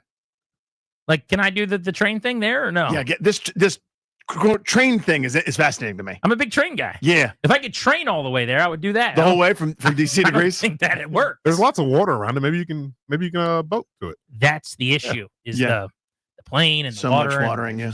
I like staying above that ground. You know what I'm saying? Oh, is that the coast? Let's veer to our left. So I think I'm right that you wouldn't do it because it's so far. No, I'm gonna do Greece. Wow. It's just too beautiful. Everybody, everything, just too pretty. I'll do that one. Okay. The United Kingdom, I already told you I would do. You would do that, yes. We're going to London. Mhm. How about Portugal? Portugal. Would I go watch the Commanders in Portugal? Portugal is your first landfall there in Europe.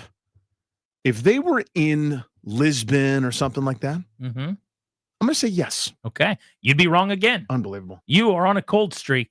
I don't know anything about Portugal. It's just not really something that I'm looking forward to doing. Do you have to know something about the country to Oh, want to yeah. go? I've got to be in. Okay. I've got to want to go there. You got to be into it? Yeah. 7-hour flight. Yeah, that's the closest. Thank you. Did we do Australia? I think we did. You did 22. That's a no. Germany. My wife's all in on Germany. Why is she all in on Germany? She loves Oktoberfest. She had a girl live with her when she was a little girl from Germany to go to school with her. What are those, foreign exchange students? Oh, yeah. She had one of yeah. the like friendly girl that she still keeps in touch with, pen pals with. Would I want to go to Germany? I've been wrong every time. So my instinct is no. So I'm going to say yes. No. You're wrong again. I was right about that one. I'm not a Germany guy, I guess. I wouldn't want to see a football game there. That's a 7-hour and 45-minute flight to Germany. Well, if you'll get the air curtains, it could be more efficient. Let's do one more. I'll do 2 more. China. No. You don't There's think I'd want no to go way. to China? Again, it's the farthest. It's almost as far as it can be. You wouldn't do that. I would. No, I'm just kidding. Danny's right. I would not want to go watch football in China. 18 hours from here to Beijing. That's longer than I would have thought. I would have thought China's not that far away. No, you got to update that file. Pretty close? It's the Yeah. opposite of us. And lastly, this will be the last one I do. How about the Netherlands? Amsterdam situation. Again, this is a should be yes. Should be yes. A lot of French fries. I'm gonna say no. You're wrong. Damn it. I get steamed up for the Netherlands. Big Amsterdam guy. Big Amsterdam guy? Big Amsterdam. What do you like about guy. it? I just want to go to Amsterdam. Do you? Yeah, the movie Euro Trip was awesome. I thought Amsterdam was pretty cool. That's one of the big reasons for tourism, I think. A lot of people Yeah. saw Euro Trip and Cooper? wanted to go. Saying this isn't where I parked my car. Darius. That one is 7.5 hours Yeah. nonstop from DC. Actually, that might be my 1 seed. That or Italy. Ireland's not on this list, but Ireland's up there too. I'll go see the Commanders. Let me know when they play in one of those locations. Ireland, Scotland, something like that you could do. How about you? You got to go to Madrid or you got to go to Brazil? Madrid. You're going to Madrid. Yeah, I would. I went to Barcelona in my younger years, and I loved it. I don't know why it ricks me when people do that. You have to do Barcelona? it. You can't just say Barcelona. They go no, Barcelona. I'm like, is it? But that's what they call it. When you do it just every day, Oh, it's that's going to irritating. get to me. a Well, little bit. yeah, because like I stayed in Barceloneta, inside Barcelona. You didn't though. I did. It was southern Barcelona, right? No, it is. stop I'm doing telling you that. where it is. You can't get Stop. mad at me. Stop it. You're Where Mr. did you Correct. stay? I'm a journalist. Right. I try to like this is the correct Hear pronunciation. Barack Obama all of a sudden going, Qatar. My daughters traveled with me to Qatar. I stayed in the neighborhood. That's what it's called. Yeah. Barceloneta. Stop in it. Barcelona. I hate you right now. I'm just telling you where it was. No, You can seriously. get as upset as you Say want. Barcelona, real. Barcelona. Oh, I hate you. Let's go to Steve in DC. What's up, Steve? Not Barcelona. Steve. Hey, guys. How are you, buddy? Hello. Steve. Pretty good. Okay. So, Grant, I Yes. need you to just follow me on the Madrid thing. Okay. Having been there a couple of times. Okay. I went to London to watch that horrible tie game, and it was fun. Madrid, first of all, do you like products made with pork that are high quality? Oh, I love those. Yeah. Those are some of my favorite things. Exactly. Do you like, we'll call it cafe culture, sitting outside with a very high quality but yet inexpensive bottle of the red vino with some high quality pork product, watching the world go by? Your answer is yes. Well, so I'm not a wine guy, but my wife would love the wine, and I do love. What's the temperature when I'm sitting outside? So the NFL season, let's say when they would play it, you're talking in that 62 at night to 75 during the day. Oh, yeah, that sounds amazing. Exactly. And you're talking direct flights from Dulles to Madrid. You're talking once you're on the ground there, average cost per meal, 10 to 15 euro or dollars less than it would be in the U.S. So you're eating well for very, very kind of in right now. And it's a day trip to Barcelona. Like, it's easy to go. I'm just telling you, it's information. So I'm kind of in. How long is the flight? And I think our flight was 7.5. Okay. So it's like maybe 45 to 50 minutes longer than going to London. So that's the sticky wicket, if I could say that, because every minute after the London thing is just one too many. Oh my God, get me off. I'm looking at this from Dulles. It says 9 hour and 20 minutes. That sounds wrong to me. Oh, you know what? This says connection. There you go. So food you would love. It's like paella, like all rice, meats like he's talking about. I love meat. I love rice. Yeah. The food there is kick butt. Do you think the Commanders are going international? And would you follow them? 800-636-1067 is the number. We're Grant and Danny on the Fan.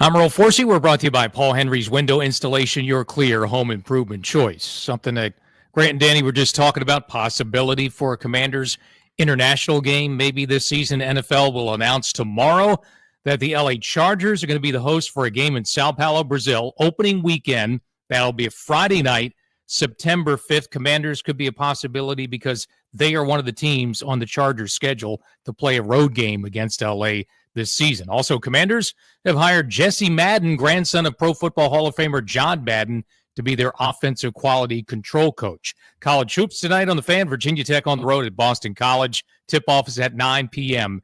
on The Fan. This month, only get $100 off each window with a 5-window minimum and 10% off doors at Paul Henry's Window Installation. Schedule your no-pressure free estimate today at paulhenryswindows.com, your clear home improvement choice. From the Crop Metcalf 5-Star Sports Desk, I'm Earl Forsey on The Fan.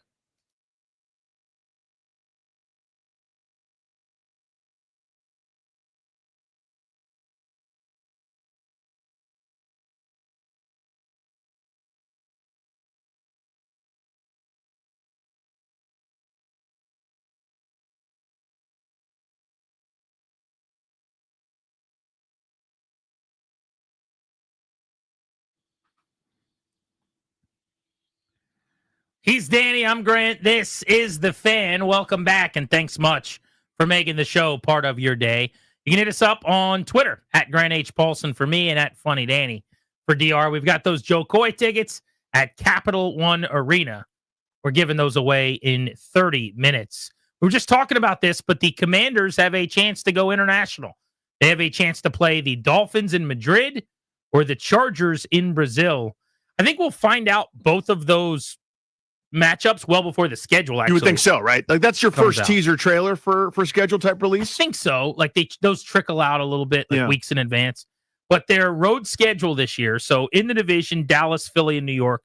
The only thing there that could be particularly compelling is if they open in Philly on opening night, on Thursday Night Football. Mm-hmm. That'll be pretty sick. Yes, it would. And that rivalry is budding and becoming a thing. You know, the league would like to play that up because the Eagles aren't going anywhere. The Commanders are only getting better. That's 2 of the top 7 media markets in America. So I think there's a real chance they could open the season in Philly, a rematch of the NFC Championship game. Daniels Hurts trying to dethrone the team trying to go back-to-back.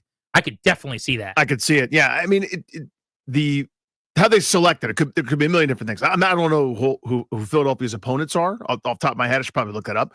But you know, if they've got a Detroit, or if they've got a Baltimore, if they've got Kansas City on their schedule as it is, because I know Washington plays at Kansas City, maybe it's that.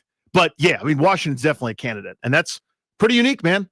It wasn't that long ago that you would laugh someone out of the room if it's like, yeah, there's an opening night showcase involving Washington. Ha ha ha! Funny. Nope, that's a very real possibility. Their home schedule is Dallas, New York, and Washington, obviously, in the division. Then they've got the Bears with Ben Johnson and Caleb Williams. Going to be a fun team, a primetime, I'm sure, a few times a year kind of team, but that's not a better matchup in week 1 than Washington. They do host the Lions at Lincoln Financial Field this coming That's year. a nominee, yeah. Broncos, Raiders.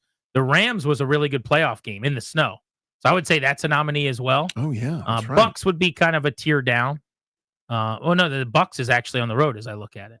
So, yeah, I mean, at home, they have... So they're like Washington. Some of their marquee away opponents, Buffalo, Green Bay, Kansas City, Minnesota, who was good last year. So there you go. So I think it basically comes down to the Rams, the Commanders, or the Lions. Yeah. Like it's one of those will be their opening night game. So if they play the Eagles in Philly in week 1, well, now you know you're not going to Madrid. It means they may very well end up, now you know you're not going to Brazil against the Chargers the next night. So it means they very well could end up in Madrid against Miami. That's absolutely on the table. I mean, this is the thing we're going to have to get used to, and I'm still not yet. Like, it's one of those, like, pinch yourself because this is real, or smell the roses, whatever phrase you want to use, is my initial reaction is going, oh my God, no, that would never happen. No. This is the air they're in now. This is the territory. This is the tier, whatever you want to call it. Whether it works out to, more wins this coming year with a more difficult schedule, we'll talk about that certainly as we progress and what the offseason holds. But it is a very real thing that this group has gone from joke, embarrassment, also ran to one of the darlings of the league. And these are the conversations that you get to have or have to have about, Which showcase do we want to put them in? They're already going to be in 4 primetime games. Do we want the 5th one to be international, or do we want the 5th one to be a different Sunday night football game, etc.? That's what's happening now. Last year, there were 6 NFL primetime games played by 3 teams. That was the high water mark. So the Jets with Rodgers, the 49ers, and the Cowboys played 6 collective primetime games in 2024. Nobody played more. Mm-hmm. Washington is going to be in that area. Like 5 primetime games were played by a lot of teams, including the Chiefs and the Bills and the Packers and the Lions, like the teams that were expected to be really, really good. Not surprisingly, Washington all year long, at least when the schedule came out, was slated to have 2 of those games. And you have to play on Thursday night. You don't really get a choice. Mm-hmm. There's kind of one opt-in primetime game from the NFL. I think it's going to be at least 5, if not 6. And if you just look at their opponents, their best games are going to be played probably against, you figure 2 primetime games in the division, 1 against the Eagles, and then 1 against either the Cowboys or the Giants. The Bears, for whatever reason, they seem to always play on Thursday night. Yep. I could see that again. The Lions would make sense as a primetime spot. And then potential flexes, like let's say Atlanta's good or fighting for the division again if it's late season, or you already mentioned some of them. Whether it's I Green think the Bay, Chiefs is a primetime Chiefs game. is a primetime game. I think that's a lock. Yeah, because that's just your AFC power against the NFC sexy team. Yeah, I could see Green Bay as a primetime game, but the road schedule. I know I've talked about this a lot on the show. As someone who goes to a couple road games a year, and as a show, I mean, last year we did with our buddies Kandori and Murad. We're gonna have to get on the horn with them at some point, dude. The road schedule is awesome. It's so good. Assuming you stay in the States and you don't lose any of these games internationally. Like, honestly, I'm not a big LA guy. So flying cross country is not that interesting to me. So if you're going to do one, Chargers losing that one would be fine. The Dolphins, I think I'm the only probably person listening right or talking right now who's not a huge Miami guy. Best thing about Miami to me is Yardbird, the restaurant. Otherwise, I don't know. I don't know if I just haven't had a lot of and fun. they got one a couple of blocks north of Cap One now. Exactly. Are so- you a Miami guy? Oh, I hate it. It's like so much Hate nightlife it. and just people dressed up. Couldn't be more out. I think you have to get surgery on your bags under your eyes as Yep. soon as you get off the plane. Couldn't be more out. Did it once, spent a weekend there, left broke and sunburned. Can No I thanks. be 23 again? Then I'll like Miami again. You know Yeah, what seriously. I'm saying? And I also hate the beach. Don't forget about that. That's right. It's the beach. Mhm. That's what's there. It's the whole town. But anyway, Minnesota. How hilarious is this, John? Like, you know what I don't want to do is go to Miami. You know what I'd love to do is go to Exactly. Minnesota. But that's the best NFL stadium. I haven't been there yet. I want to go there badly. Arrowhead Stadium. You don't think I want to eat ribs in that parking lot? You don't want to tailgate with me at Arrowhead? Listen, if you're offering ribs in the parking lot, I'll go. Lambeau Field, Lambeau, man. dude. You ever been to Lambeau? No. You haven't? No. Is that a bit? No, I've never been. Yeah, you have to go to Lambeau. I know. It's a thing. We talk about this all the time. Every time it comes up, you go, "You've never been?" I said, "No." Well, you always have to go. I know. And you keep not going. I know. They played there several times. I know. You just don't go? Just haven't gone. Why not? I don't know. Go. There's please. always a reason. Have to go. I want to go. Everyone listening to me right now, you should all go to Lambeau Field. It's the best. And then the division games happen every single year. But what a road slate. Lambeau, one of the most iconic stadiums of all time. Arrowhead, which is one of the most legendary NFL experiences that you can have. LA, Miami, Atlanta, and then Minnesota. I know that sounds crazy. Hang with me for a second. Mall of America, putt-putt. Mhm. Me and Michael Phillips did it once. And the best stadium in the National Football League. What else can I give you? Juicy Lucy's, and I'll take them. Thank you, Yeah, please. and burgers thank with you. the cheese cooked into the It's middle of right the patty. in the middle. It should be a national sensation. Yeah. Well, here's the part that I care about even more. Obviously, whether or not we go to 1, 2, 5 of them, whatever, is there's no bad teams on that list. There's no you go on the road and you'll be a heavy favorite. There's no going to Arizona when they're struggling. Oh, Now, it's going to be a grind. Now, who knows? That's on paper. Lineups get changed, or somebody gets hurt, or a team that falls off the planet. But though that's a bunch of playoff teams on that list, and a bunch of teams that were near playoff teams on that list. One team was not a playoff team because Washington beat them in one of the final weeks of the season, and that is a challenging thing. And that's kind of my big takeaway here is for all the talk about ascension and next steps or whatever, you could be just as good as you were this year and end up with 3 less wins, maybe 4, and that's a jarring deal. Very possible. Juan Soto showed up at Mets camp. We've seen Juan Soto in Yay. Mets gear now for the first time. Cool. Talking to the media about the Mets' likeliness of winning the World Series. I was prepared for this correctly. I knew what it was going to look and feel like. Yep. And yet still, it was just a kick to the stomach. It burns a little bit. This to me has to be what it feels like to be a parent of a daughter who's bringing home her serious boyfriend for the first time. Like, you can tell yourself everything you need to get into the right mindset to say, look, he's a good guy. She really likes him. He's treating her well. Blah, yeah, whatever else you need to say to yourself. And then they walk in and they're holding hands. And like, there's going to be that moment an hour later where you come around the corner and he's trying to smooch her on the mouth. Oof. And you just want to punch him right in the face. Right in that face. I know Juan Soto's a Met. I remember when he signed with them. Yeah. To see it, to come around the corner there Mm-hmm. and to be like, oh my God, he can't wait till I go to bed so he can just make out with her. I can't do it. Yeah. I got to do it every day for 15 years now. You're going to play, what do they play, 17 times anymore? I forget the number. It's not 19, whatever it is. But you're going to see him a lot. It On was television bad. every 5 minutes. We that had blue and orange. The Bryce thing got us ready, and we've had to deal with Scherzer in Mets colors. And I mean, everyone who's ever been here that's any good is gone and on another team in the division. Mostly play for the Phillies. But this one's going to hurt. This is going to be hard, people. If you haven't seen it yet, just wait. You think you're ready, you're not ready. That $1 billion smile. Just hitting nukes out of that stupid park. Ugh, gross. Best smile in baseball. Yeah. Maybe in sports. It's up there. Juan Soto. He's got a great smile. Double play is next. SNL celebrated 50 years over the weekend. We'll get into that. Top of the hour, we do have those tickets and the Beltway Blitz. You're listening to Grant and Danny on The Fan.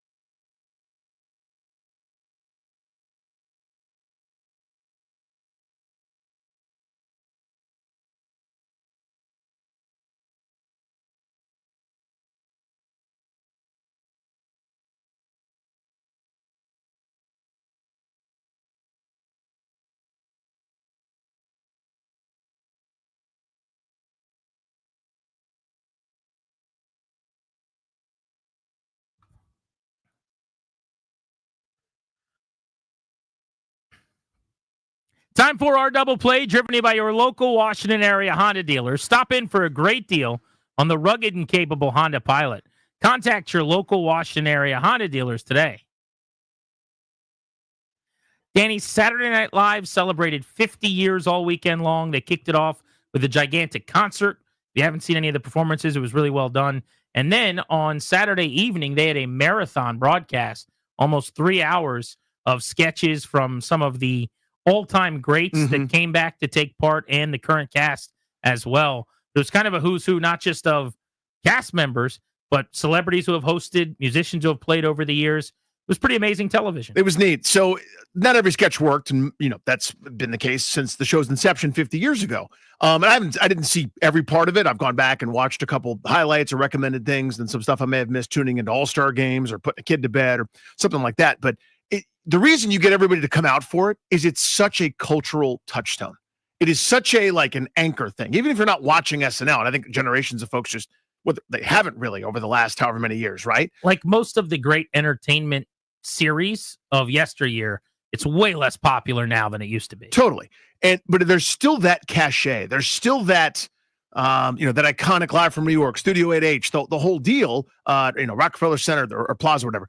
So the reason you get the folks that have hosted one time, or the John Hams of the world to sit in the audience, or Jason Momoa, or this movie star, or that, it's just everybody gets it. Everybody gets it. It's this unique animal that's kind of now self-sustaining after all the ups and downs and different things. What last night made me, I guess it was Sunday night, whatever night it was, made me realize is so many unbelievably great cast members are no longer with us. Not to bring the room down here for a second, but thinking about, obviously John Belushi, long gone, but then Chris Farley, Phil Hartman, Gilda Radner, some of the people that made that show so incredible for so many people, inspired so many young comedians and folks that want to be in entertainment in some way, are gone, and even long gone at that. Just sort of bummer to think about. But it's always interesting when you get a million folks there, who wasn't there and why?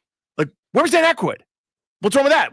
Is Dan Aykroyd mad? You don't know. Where's Bill Hader? Yeah, where's Bill Hader? Who's, at least in terms of the last 20 years, probably near the top of my list, as is should be, yeah, Kate McKinnon. I think she's so funny.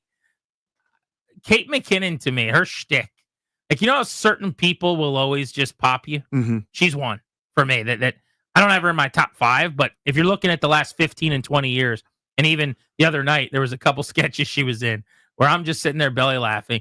She knows how to get to me. My dad has certain scenes in movies that if I put them on, he's going to giggle until Every he time. cries.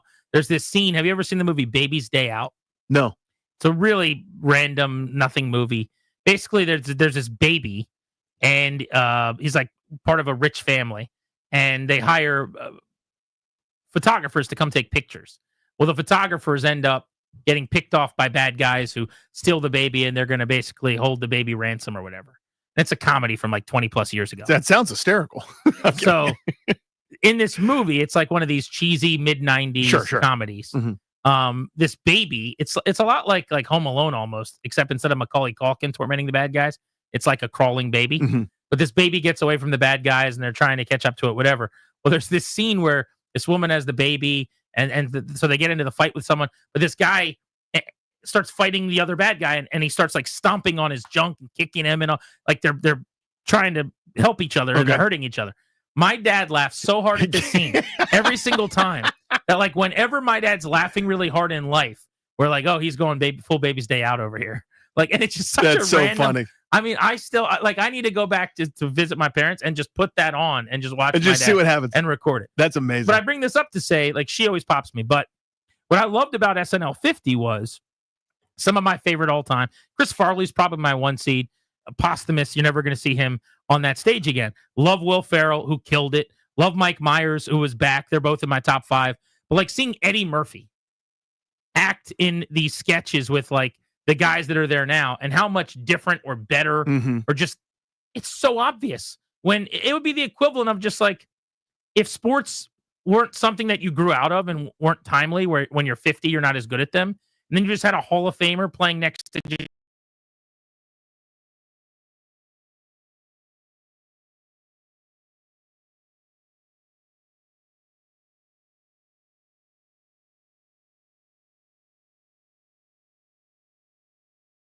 day. It's just Yeah. so different.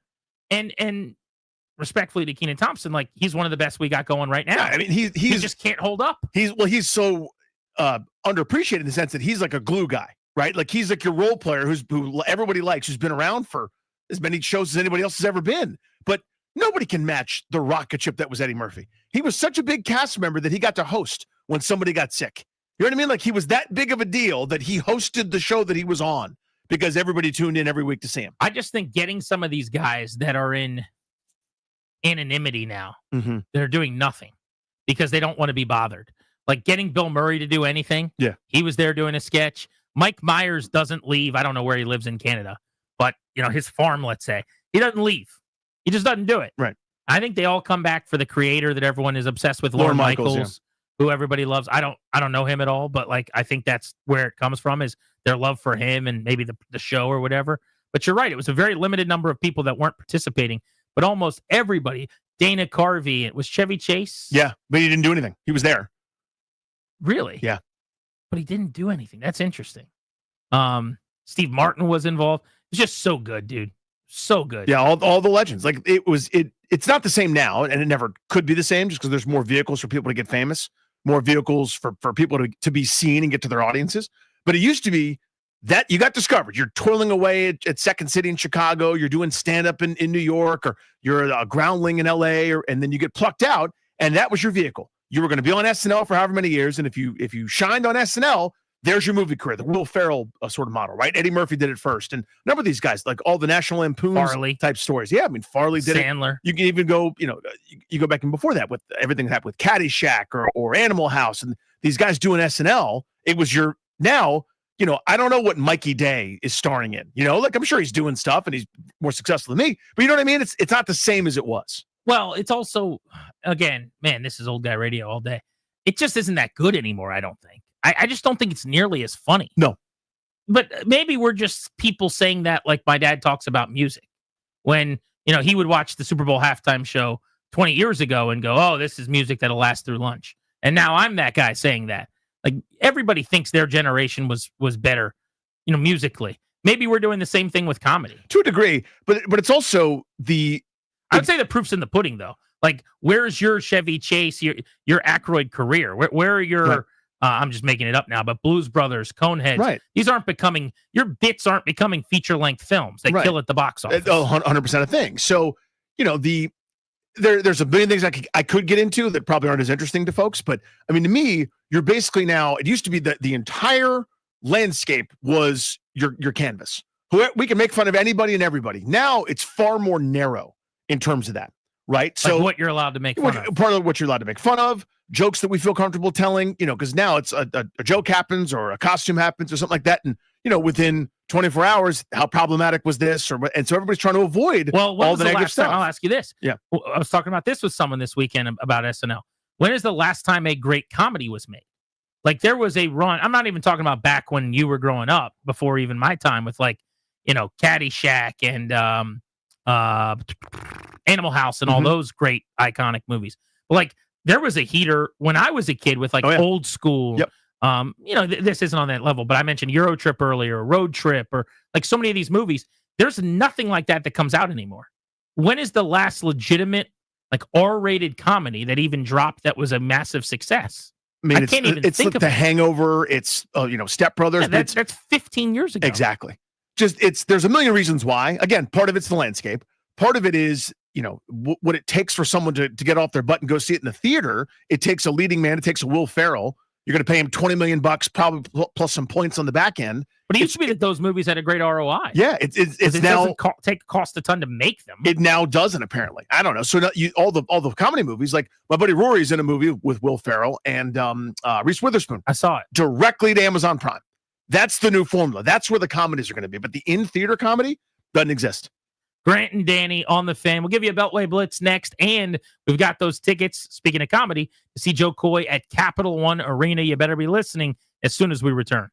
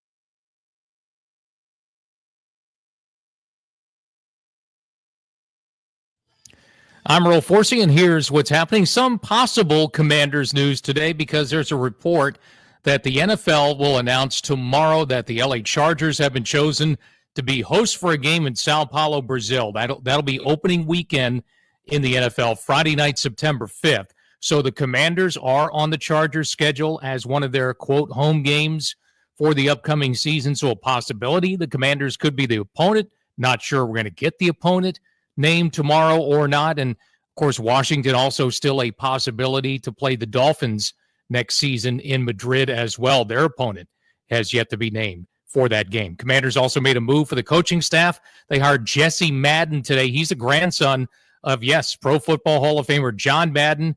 Jesse Madden will be the offensive quality control coach. He just graduated from Michigan. He'll be entering a first year as a coach in the NFL. He played football with the Wolverines and was a member of the championship team in 2024. We're also at the deadline now. Well, the start of the deadline. Franchise tags as of 4 p.m. can now go out in the NFL, a 2-week window, which wraps up in a couple of weeks. NFL free agency, of course, less than a month away now for all the movement around the National Football League.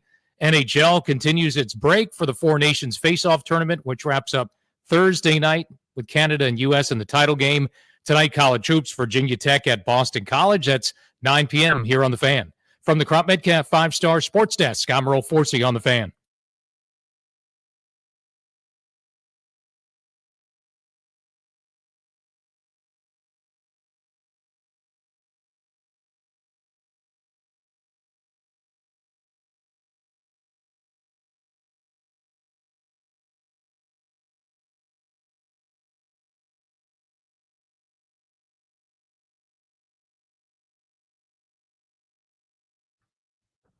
Caller number 10 at 800-636-1067.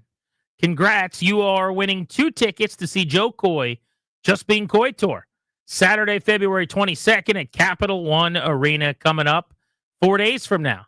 For tickets and more event information, please go to thefandc.com/contest. We are giving these tickets away every single day this week right here at 4 o'clock. I like that name for the tour. I also might have gone with the Koi Pond, but either way, it works. I want to remind you, the show is exclusively sponsored by the law firm of Condori and Morad. Estate planning, elder law, real estate transactions, probate administration. Their attorneys are always there to protect you and your family's assets. Schedule a free consultation with their team today by visiting kmlawyers.com. Be sure to let them know that we sent you. That's kmlawyers.com. It is time for our Beltway Blitz. We'll spin you through the teams you care the most about. So let's get started on the gridiron. Danny, we have not addressed this yet, so let's start right here on the show. The Commanders have hired the grandson of John Madden. You heard this in Earl's update a few moments ago. Jesse Madden to their staff. He will be on the quality control department on offense. He recently graduated from the University of Michigan, wants to get into coaching. Quality control, and it's basically whatever you make it, right? You can have him do assignments where he's researching and looking things up. They got a big enough R&D department that it might be different things. But I remember back when I was covering training camp, you might have these guys label your videotapes. Like there's all kinds of different responsibilities, but it is an opportunity to get his foot in the door for the grandson of John Madden, who gave so much to the NFL. Pretty cool. That is neat. Story. Yeah, I like that. So I will just say, if this was Jesse Rouillet, we wouldn't really care all that much. It's as low a level position as you can have, but it's neat because of that, the link that you mentioned. But also, here's the part about it that I like the most. He was part of the Michigan's 2024 national championship team. This is a young, up-and-coming mind that you don't just hire a dude just because you're like, hey, my granddad was a big-time coach. You guys ever heard of him? No. You hire the guy because he's sharp. You hire the guy because he's thoughtful, and you think he can be something at some point. I mean, that to me is the part that I like. You think? I like that. I like the young mind that, had success, clearly wasn't, NFL player caliber type stuff. A lot of those guys running around, by the way. Let's capitalize on it. So I think you hired the guy because he's John Madden's grandson, to be honest with you. It's a nice bonus that he was a defensive back who switched over from playing quarterback as a freshman at the University of Michigan. But there's a lot of those guys, that just played DB at schools. I mean, this past year obviously wasn't all that great for Michigan, but 2 years ago certainly was amazing. Was on the team that won the national championship. But there's players like that floating all over the place. And I have no issue with this, right? I mean, we talk about whether it's Bronny and LeBron. Like, this is not that. This is you're about to earn your way up. This would be the equivalent of if Bronny got like a job in the basketball analytics department for the Lakers or whatever. This is not getting 4 minutes a night for Los Angeles. But I think this is cool. And there are so many people that grow up around the sport, Danny. Bloodlines can be really helpful and can matter. Sean McVay is a third generation, and his grandfather was heavily involved in football, obviously. I don't need to go through all the families in football, but we've all seen it. Does it help you get your foot in the door? Yeah. But now either you work your butt off and you impress and you continue to climb the ladder, or if you don't, trust me, you're not going to keep getting opportunities if you don't do the right things and show people that you're good. I smell what you're cooking there. I mean, to me, ultimately, you're right. I mean, the name gets you in, but what you do with it, of course, is the most important. For people that kind of rolled their eyes and groused about someone like Kyle Shanahan, who I think you referenced. Without Kyle, or excuse me, without Mike there to watch over him on Gary Kubiak's staff, he took a Steve Slayton-led Houston offense and had him top 5 in the sport a couple times. The offensive bona fides are there. Now we don't think about it. But at the time, getting your foot in the door, yeah, if he's Kyle Stevenson, maybe he doesn't. But once you're there, this is a results business. Well, and there's always people that are blinded too by your name negatively. Like the amount of hours I spent talking to people on the phones who hated Kyle Shanahan's guts and thought he only had a job because of his dad that don't know what they're talking about and that don't know ball. They're out there too. I mean, guys that are the sons of players have it difficult at times because the expectations are louder and higher. You can't just blend in and be, part of it. Now, I think they would take that trade because of the opportunities that come with it. But I think to this day, Kyle Shanahan probably gets more flack and more heat than if his name was, Kyle Paulson with his same exact resume from people that'll just never see him as anything other than a guy that got in because his dad was Mike Shanahan. Marty Herney is no longer with the Commanders. One of the founding members, Danny, of the Marty Party is no longer a part of the organization. Ben Standig pointed this out, I think, first this weekend, that he noticed he was no longer on the website. He was, of course, their highest ranking official, essentially, not named Ron Rivera, a couple years ago, part of the front office staff with the terrible draft history during the Rivera era. And then this last year was not really involved at all, was an advisor to the team in air quotes, who worked from afar. I don't know how much advising he did. They basically just didn't want to pay him not to work. So maybe they had him file a report or two over the course of the year. Frankly, I doubt it.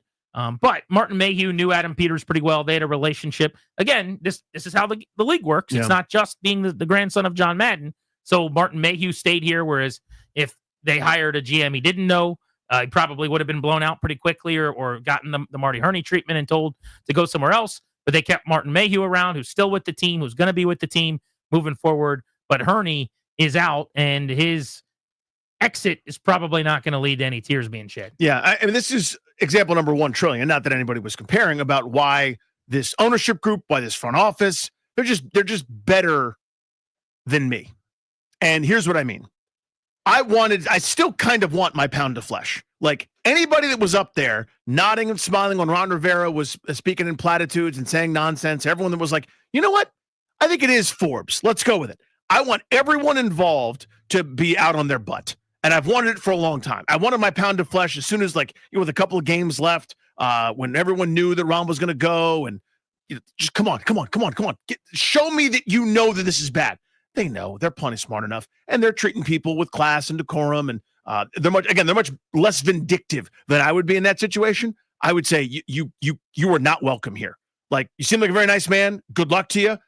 Part of it maybe not even your fault. I don't care. I associate you with so much ineptitude, you can't be around. Which is not how business should work or decisions should be made. And you joke about this, but truly, you can't be a GM and think or act that way. I know. And it's why you wouldn't be one, I guess, if you're going to operate that way. But that having been said, you just referenced something I wanted to go back to really quickly. You talked about if you were there when they took Emmanuel Forbes. I'm sure you saw, I think it was JP Finley from B. Mitch and Finley put something out about how there was a shouting match. And this was all over the place a week or so ago when they took Forbes. I actually want to ask him about this, and I'll have to remember next time he's in to bring this up, or maybe we can get him on. But we saw the videos of that. Nobody was shouting at anyone. Remember, we had the behind the scenes, watching the draft room documentary that came out. They were all, Ron Rivera was driving to the facility saying, I hope we get Emmanuel Forbes, and then you got to see Stokes and Mayhew and Hurney all kind of talking about how they wanted him. Well, if someone else is shouting, who were they? Because they don't matter that much. That was the whole group. We saw all of them. Yeah, we on saw that the brain pick. trust each other. Unless they had already had their shouting match, and now for the documentary, they just all pretended to love the pick. We literally saw them all in unison, excited about Emmanuel Forbes. So I don't know when that shouting match would have happened. But I'm intrigued. It's one of those. To me, that feels like a CYA after the fact, yeah. Oh, now Marty Mayhew was shouting at people. What about this video I've got of you talking about how much you love him and that they should pick him? Yeah, you know who I loved all along was the guy we didn't take who played a lot better and is not cut by his team. Just not quite buying that. All right, let's get to the Myles Garrett update from this weekend. The Commanders have become the betting favorites to land Myles Garrett. They are 3-1 plus 300 favorites to land Garrett. After them, the Eagles at plus 450. By the way, that would stink. Yep. They don't need any more pass rushers or great defensive players. The Bills plus 550. The Lions plus 650. By the way, him staying at the Browns about 5-1. So according to odds makers, there's a better chance he ends up rushing the quarterback for Washington than that he ends up staying with the Browns, which I disagree with. Yeah, it makes such practical sense if you're looking at it from the outside in going, well, they need elite. They're picking at the end of the first round. You got to figure out a way to get one of these guys at a premium position. Here we go. Let's saddle up. From the, from a different perspective, it might be, we got to do it so Philadelphia doesn't, right? We got to figure out a way to compete with them directly. So that's another kind of angle to it as well. I just don't know. I wonder deep down, is this front office going, no. I know you guys want the splashy thing. We're not doing splashy, or let's throw out the plan and go big. Let's talk baseball. Beltway blitzing in-house today on Grant and Danny here on The Fan. Nats lefty Shinosuke Agasawara got a preview of Major League Baseball hitters on Monday. This was yesterday, throwing to live hitters for the first time in spring training. My expectations for him are low. There wasn't a big market to acquire him, which I think is somewhat telling. He's a lefty. He doesn't throw that hard. But I do think it is a huge deal that the Nats finally signed a player from 100%, Japan. 100%. This has to be a story. They have just neglected this. They have kind of refused to engage in the market, and they finally did. This gives me hope, not that they'll actually spend any real money, but that maybe it's another avenue to get some players like Agasawara moving forward. Absolutely. And that's to me more significant than the actual player himself. Because, I think maybe he starts in AAA to stretch out a little bit, kind of get used to paying or pitching every fifth day. Maybe he's a swing guy in the bullpen and they work him along that way. It's, it's an adjustment because those guys, I think in the Japanese league, I think they throw every 6 or 7 days. This is obviously a different schedule here with Major League Baseball. So he's not as high a profile guy as some of the dudes that are fetching these $100 million posting fees and the like. The significance is more that they actually dip their toe into that marketplace for the first time. And possibly he'll help them. Right. Whether it's out of the bullpen, supposedly they told me it was going to be in the rotation. This is one of those things where like 15 people are showing up for a party where only 5 can stay with a ticket where they all say, they told me I was invited to the party because they told pretty much all 3 of their veteran additions that are arms. Trevor Williams, he was going to be back in the rotation. Mike Soroka, apparently Agasawara as well. And that means that a couple of your kids might not make the rotation, which I hope isn't the case. But I'll slot him in the bullpen, see if he can kind of find his way as a long reliever. Also over the weekend, the Nationals made a move. Paul DeJong, who hit 24 home runs last year, infielder, no longer really an everyday player, but a guy who played on multiple teams last season. I think he's been on 5 teams in the last 2 or 3 years. Feels that now. way. Like fill in the blank team has signed Paul DeJong right around this time. 1 year, $1 million. So it tells you not a huge market for him. But they had 0 players with more than 20 home runs on their team last year. Yeah. He hit 24. So he's got a little bit of pop off the bench. I bet you he starts more games at third than we want him to. That's a great way to put it. We're going to see more Paul DeJong than we signed up for. He's going to spell C.J. Abrams at short, where he's pretty good defensively. He's probably going to play some second base for Louis Garcia. But I'll bet you maybe he's not splitting time, but I'll bet you he's playing a couple of days a week at third base right away. Yeah, he was a 30-homer bat in 2019, but, I think those days are long gone. But you touched on it. 24 bombs across a couple of teams getting at-bats every day. He can do that for a second division club, right? And I think you may see that. Josiah Gray threw 60 feet in his Tommy John surgery rehab, which is one of those mile markers that you need. I mean, if he throws this season, it'll be at the very end of the year, just ramping it back up. Going to be a lost season for him on the field. But former All-Star, important player in the organization. Rehab seeming Good to go dude, too. pretty well. And yeah, a guy that we root for because he's been a great guest of ours over the years. But at least good to hear that the early part of his rehab is on track and going pretty well. Yeah, I mean, the thing that you dread the most are the setbacks in this kind of deal, right? As long as you're adding, as long as you're doing a little bit more each time, there's no rush. Kind of as you said, it's not like you're sprinting back for a playoff push or something to that effect. Just the timing of it is unfortunate. It's a lost season either way. The thing that you dread the most is that sort of, hey, he felt a bit of discomfort when he expanded to throwing from 100 feet or whatever, and now you kind of restart that clock, and then they kind of go into the ether. Let's talk hockey. Did you see that there's going to be a statue paying homage to Alex Ovechkin and the boys in that Georgetown fountain that they'd been celebrating in? Oh, it's cool. Have you seen this? I didn't know. I didn't see that. Yeah. So they're putting together a little celebration. The Capitals have announced that basically they are honoring Ovi and Oshie and the guys that jumped into the fountain to celebrate the Stanley Cup on this little mini break here as we wait for the Four Nations title. That's pretty neat. I like that a lot. Yeah, it's not your normal thing that you'd commemorate, but that wasn't normal. You know what I mean? It turned into the almost what they were known for, as just as much as winning the thing is how they basked in it. A special permanent plaque, they're calling it, in commemoration of the 2018 Stanley Cup Championship celebration. It's at the Washington Harbor Fountain in Georgetown. And in fact, 3 days from now, I believe, is when they are going to make it official and have some type of event the Caps are going to be a part of. But you know the fountain, right? You guys have all walked past it right there on the Georgetown waterfront. You can picture Ovi, Oshie, Wilson, Holtby all got into the water and kind of flailed around. Mostly it was a lot of Ovi and Oshie. But Willie, I remember how could you forget the white T-shirt Tom Wilson swimming around in those waters. So funny. So good. But it's been 7 years since then, coming up this summer. And the Capitals going to commemorate it with Georgetown with a plaque right there, which I think is awesome. I think it's awesome, too. By the way, it doesn't feel like it was that long, but you're 100% correct. It was. Think about all the different things that have happened since then, good, bad, or otherwise. Sports-wise, or? Yeah, I was actually thinking sports-wise, but you also referenced that's a good point. There's some things in life I could think about that haven't been awesome since then. That's true. You know? Yeah. 7 years. It's also just a lot of time, if we're being honest. I mean, that's 20% of my life since that time. Kind of crazy to think about. Yeah. You know? That's right. God, that's not that fun. That's gross. He's Danny. I'm Grant. You're listening to The Fan. Where do the Commanders rank among NFL teams as far as how many of their starters were drafted internally in the first 2 rounds? We'll get into that next.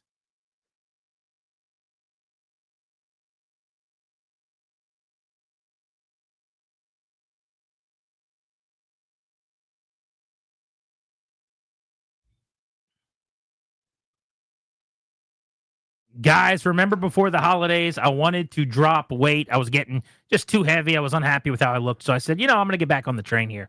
I lost a lot of weight, kept it off for years with EMP 180. They're still around. They're now called Copair.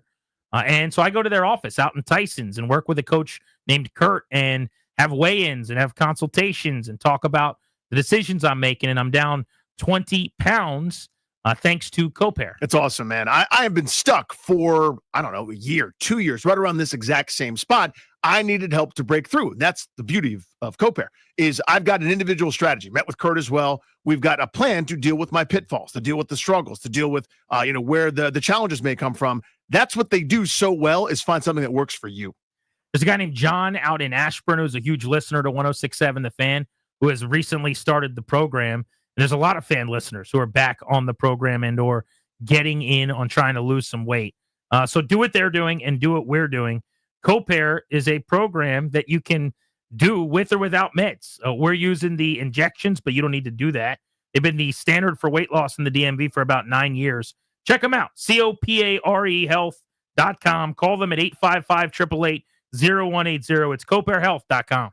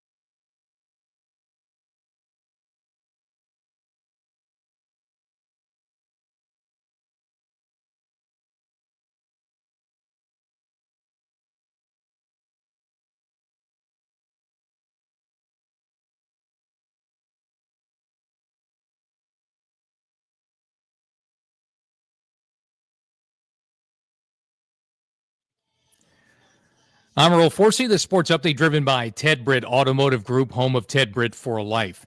The reality of an international game became more of a possibility for the Commanders today. The NFL is reportedly going to announce tomorrow that the LA Chargers are going to host a game in Sao Paulo, Brazil, opening weekend Friday night, September 5th.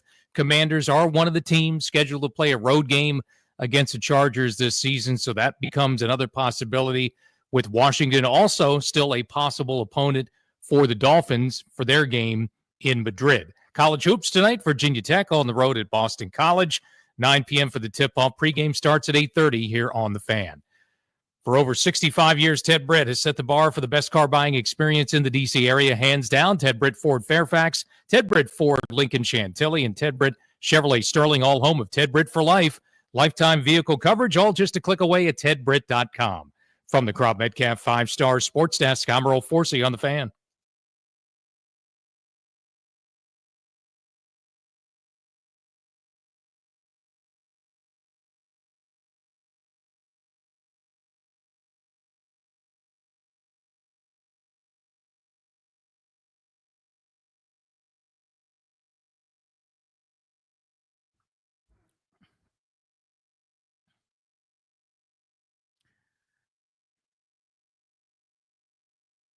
You're locked into Grant and Danny on The Fan. Welcome back. Thank you for making the show part of your day. We're with you for another couple of hours, taking you up to 6:30 this evening.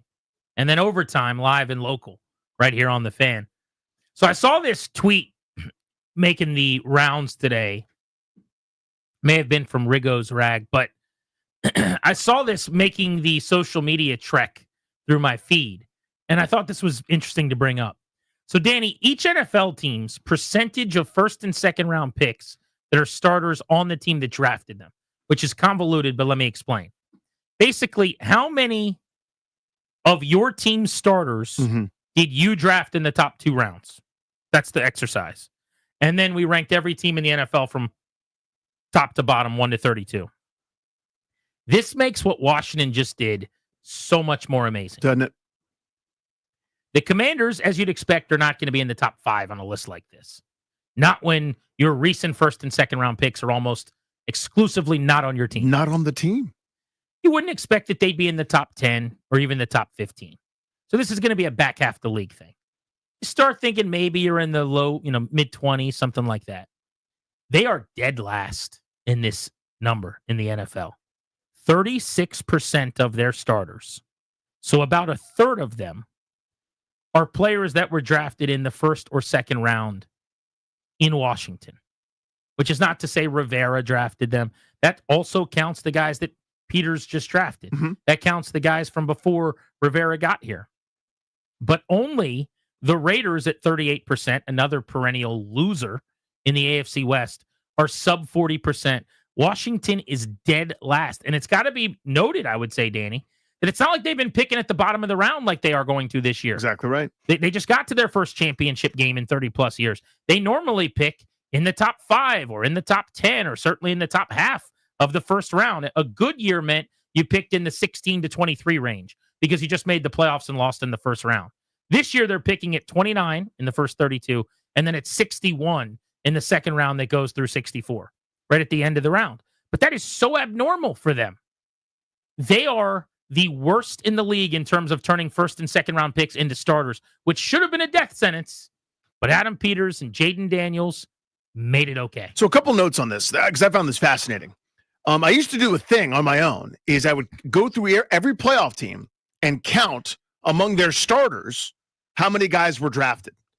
In other words, like every team that was good used to have a percentage, they'd be around 15, 16, 17 out of 22. And these are always rough numbers, and you'd supplement via free agency, but the game's kind of changed. There's not much correlation with first and second round as starters for you and winning. The Bears were first in the league at 91%, for example. Now, number 2 is the Eagles. We'd like to be them.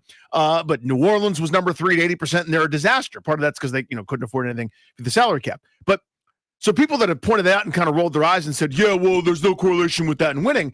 Here's my counter to it. There's only a couple of 3 or 4 teams, in fact, that are sub 50%. It just means that you missed so badly here over the last several years that you've had to go elsewhere. right? And you can get away with it for a short amount of time. Minnesota won 14 games this year doing it this way. They're at 40%. San Francisco has been really, really good. Sometimes it's by design too. Of course, You know, they're the bleep those picks organizations or whatever, like the Rams, who are right at 27th or whatever, Yeah. where half the time their starter was a first or second round pick. They're just as happy trading for a guy or signing a guy. But Washington wasn't purposefully doing it that way. And that's my point, is this was not the design. If your design was to do what the Rams had done, you didn't. The design was to be we're going to draft and develop our guys, build through the draft, be patient, low-hanging fruit in free agency. We're not going to go get the Hall of Famer. We're going to go get Cody Barton. We're not going to go get, I don't know, another superstar. We're going to do Cleveland Farrell. They were trying to build this way and failed so miserably. It lets you know they should have been in the company of the Raiders. They should be right down there. Sorry, it's Peters, it's Jaden Daniels and company. That's what happened. And yeah, there's no one-to-one where you can definitively draw some kind of conclusion and say, well, if you're better with your first and second round picks becoming starters, you're going to be a better team. But until Jaden Daniels, I would say Washington, the Raiders, the Dolphins, the Panthers, the Cardinals, the Jets, some of the teams in the bottom 10, what do those teams ever win? Mm-hmm. Whereas you could go through and pick some of the teams out of the top 10. I mean, the Bears have had their problems, coaches and otherwise coming through there. But the Eagles, the Saints are competitive year in and year out in a bad cap situation. The Steelers make the playoffs every year. The Bucs are the only team other than the Chiefs, I think, to be in the playoffs 5 straight years. The Colts are a pretty good organization. Now they can't figure out quarterback, and it's held them back.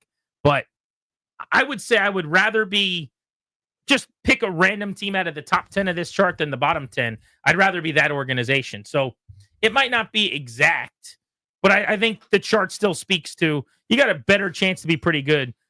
They kind of do, 16 on the left, 16 on the right for the 32. I'd rather be on the left than the right. Agreed. I think what you would see bear out is that on average, the teams on the left probably have a little more success. But you're right. It's not perfect because we don't know what the philosophy was. Mm-hmm. We don't know. The Chiefs, as an example, are 22nd at 58%.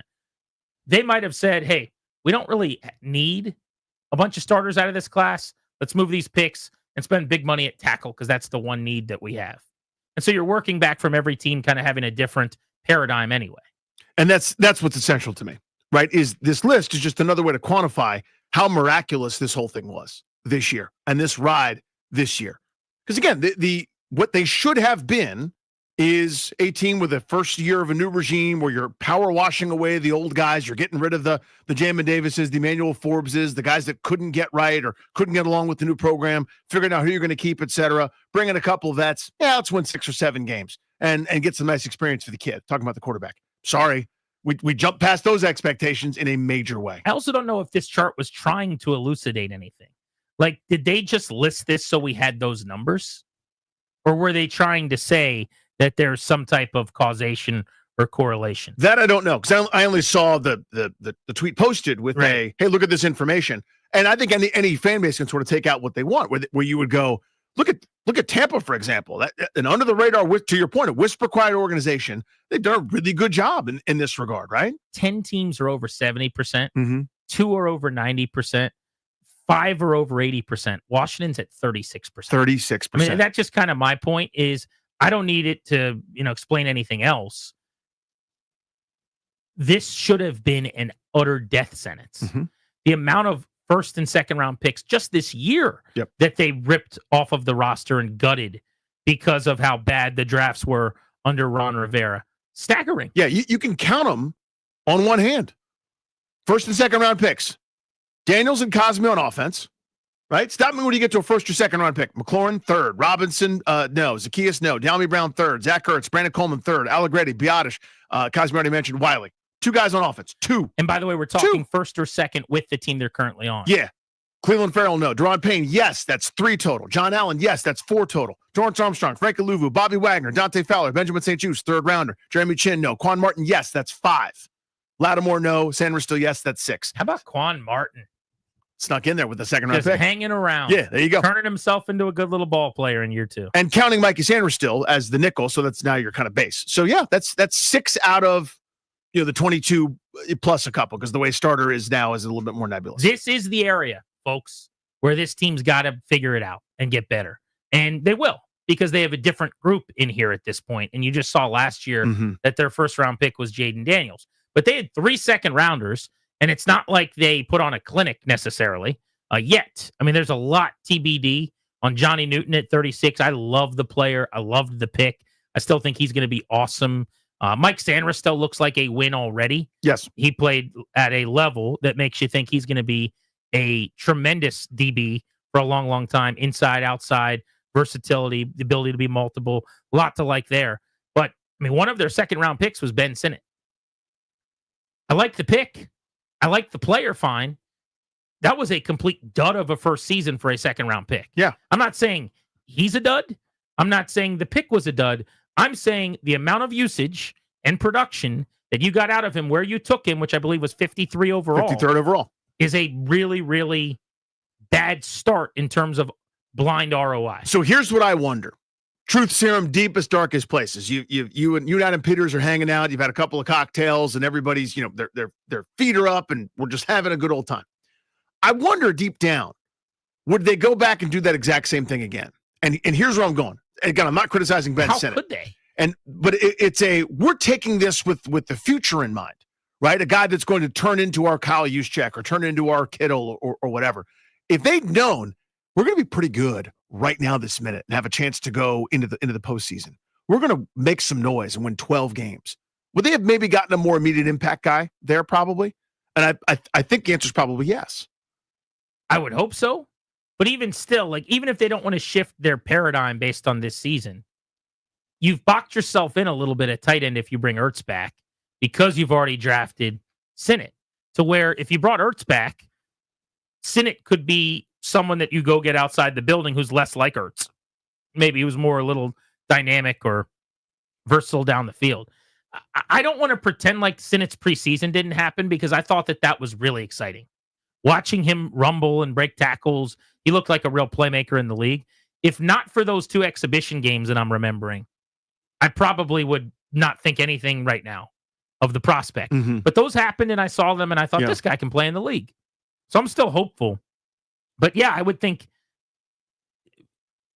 it would be weird if they wouldn't take someone else with that pick, based on the fact that they just decided in an NFC Championship game and all the games that led up to it, this guy can't help us on offense. He actually, interestingly enough, made the biggest play of the NFC title game with the fake punt catch. With the fake punt, from Tress Way. But offensively, they essentially said, now we're good to him all season long. So I would hope they would do something a little bit different. But this could actually be a good opportunity for the first time today to open up the phones on the Commanders. And we can open up the MGM National Harbor listener lines on this at 800-636-1067. We're talking about first and second round success, right? And the Commanders have the fewest, by far, number of players, them and the Raiders, basically, in the NFL that were drafted by Washington in the top 2 rounds that are still starters on the team. The second round last year, everyone feels great about Daniels' first round, number 2 overall. I got it, as well we should. But they took 3 guys in round 2. Newton was okay with huge upside. Sanders still, I think, looks like a win, was very good. And then Sinnott, who was a disappointment with upside. How do you feel about that trio moving forward, and how sure are you that it ends up looking really good on the back end, that they got long-term starters in all 3 of those players? 800-636-1067 is the number if you want to join us on Grant and Danny here on The Fan.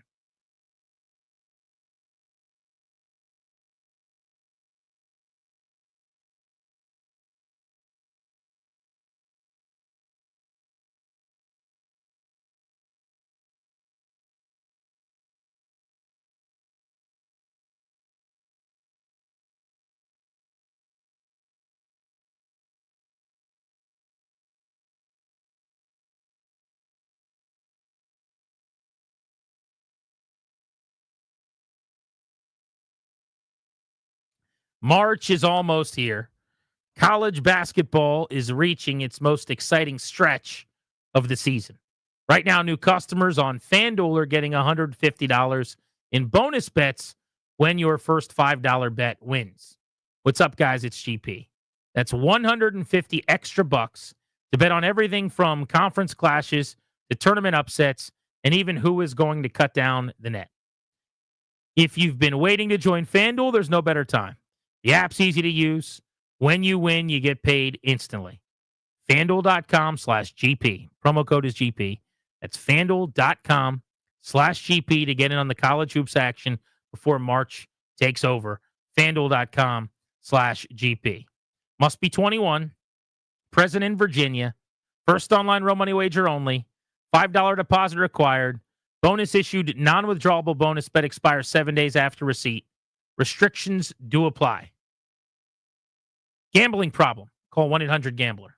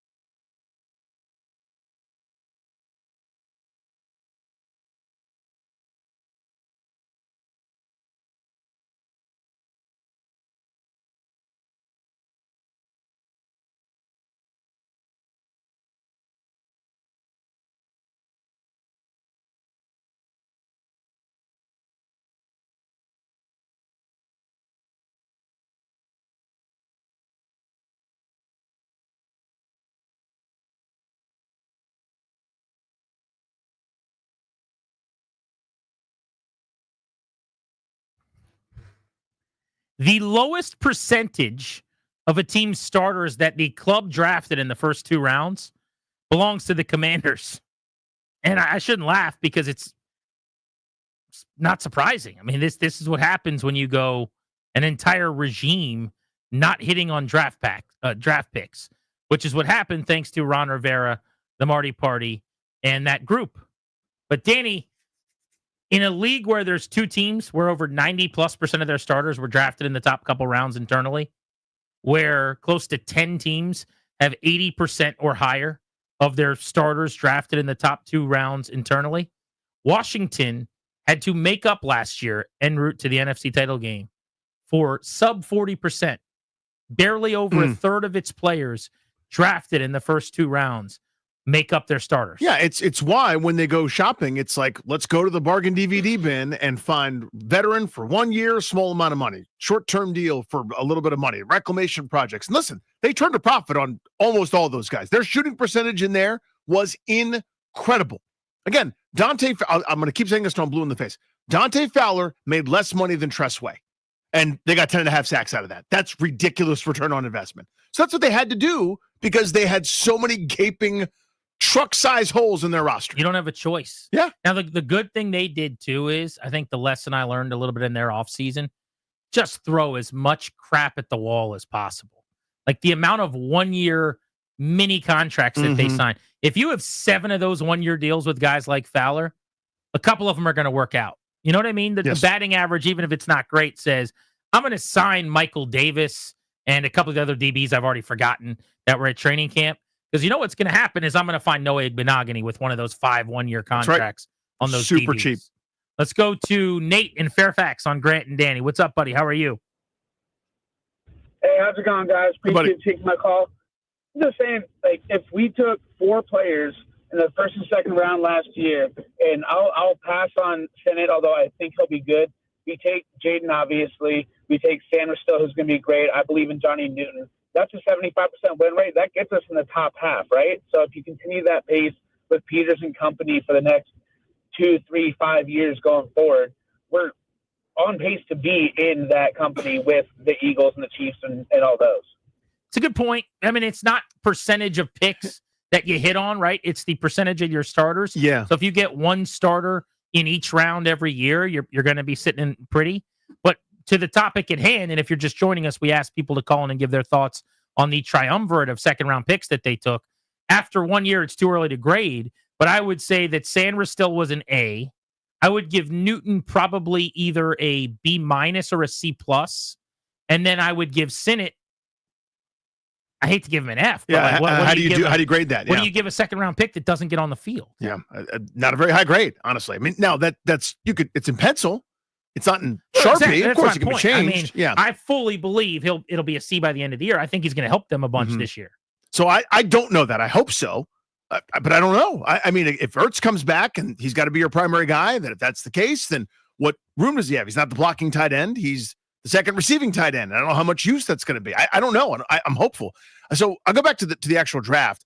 I didn't love their second round. Sanders still made sense to me. And I liked that one at the time. And I'm not just saying it after the fact that it's worked out. I didn't love the Newton pick. And I didn't love the Sennett pick. I got it, but at the same time, I'm kind of going, okay, they passed up guys like Roger Rosengarten, for example, that started right away on the offensive line for a Baltimore team that was really good. They're not, and you could always do this with every team, but sitting there at the time going, man, this would be a great fit long term. It makes sense. Like it didn't happen. A D tackle when you already had the resources allocated to Allen and Payne. That was a big part. It turned out that John Allen was hurt for much of the year. It's a pretty good thing they had Newton, right? Because he helped them. But I totally get your point. I mean, Sennett was the interesting one just because you would think you could get the weapon on the field.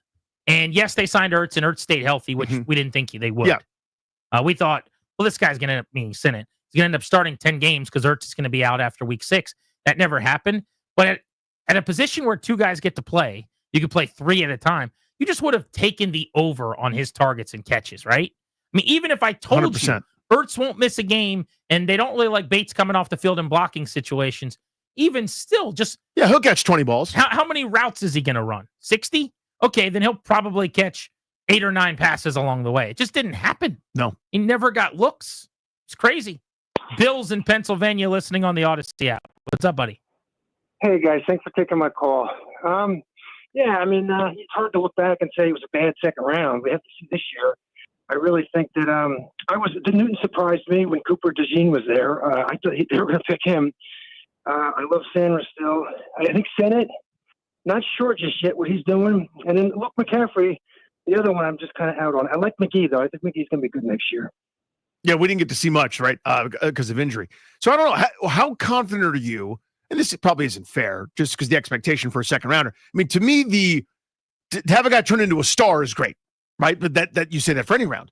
Like, it's not fair to expect every third-round pick to be Terry McLaurin. Most of them look more like De'Ami Brown. But your second rounders to me are, you don't worry about it. Bona fide starter, that's your guy. That's kind of the backbone of your team. First rounders can become stars. Second rounders should be really good players. Third rounders, I think, should be starters. Maybe the fall off is after that. Yeah. Like the first and if you get a bonus, it's great. Yeah, but the first 3 rounds, in my opinion. So both in lockstep there. Giant win. Already is, right? The thing you're hoping he becomes, well, he did that year one and more to come. And there's a chance he can outperform it. What a second round pick is. Maybe he becomes a Pro Bowl nickel corner or has an all pro in the nickel or something. Like, there's a better chance to me he becomes an all pro nickel corner than that he is 4 years from now, like a guy that's on another team because they didn't want to give him a second contract. Let's say Sanders still is kind of the lead goose, the blue chipper. What's your confidence of those other two guys are the thing that you and I are both, rubber stamp Sanders still. Yeah. What's your confidence of those other two guys are that also? I would say I have solid confidence that Johnny Newton becomes a really good player. I don't have confidence in Sennett right now. Okay. I mean, I don't know how you could, to be completely honest. Again, you couldn't get on the field over old Zach Ertz midway through the season last year, and he was fine. He wasn't doing anything wrong. I like Zach Ertz. But over John Bates a lot of the time. Like, I needed some weapons. I needed some offense. I just drafted you. Top 55. Yep. So my confidence is waned there, even though I loved him in the preseason. But Newton, I feel really good about. I think it's hard to just immediately be awesome at that position. And I think he flashed a bunch. Like, he made some really, really good plays. Certainly some moments, yeah. I would have thought he made more impact plays based on the college tape. But I still, it wasn't a rookie or anything. But there were a lot of times where you watch him and you go, oh, this dude can play. So I still feel pretty good about him. So I'm a little less bullish there, but I'm with you on the flashes. They happen. I mean, that's undeniable, right? Like some of those tackles for loss moments where you went, dude, that looks legit. Now, I wonder how much also is, we might find out later, hey, the scheme doesn't allow for defensive tackles to do anything other than on half the downs, I'm making up a number, to sit there and hold the point of attack so that Bobby Wagner can go make a tackle. Maybe that's the thing. I don't know. But, I mean, he had the same number of sacks as Jalen Holmes. I know he played better than he did, but you're not talking about someone that blew the doors off, like Sanders still did, I would say. So I'm hopeful that he turns into it. Same way I am for Sennett. So if it's a 1 to 10 scale where the Sanders still level is kind of what you're aspiring to, I'd say probably a 6 on Newton and maybe a 3 or 4 on Sennett. One of our pet projects on this show is Meteor News. Now, there's a developing situation we need to discuss. Yeah. We could do that next. Plus, the Bengals are going to be tagging T. Higgins for a second time in as many years, it looks like. So what would a trade deal start to look like for him if you're Washington? Is that something that would prohibit you from even getting in on Higgins? You're listening to Grant and Danny.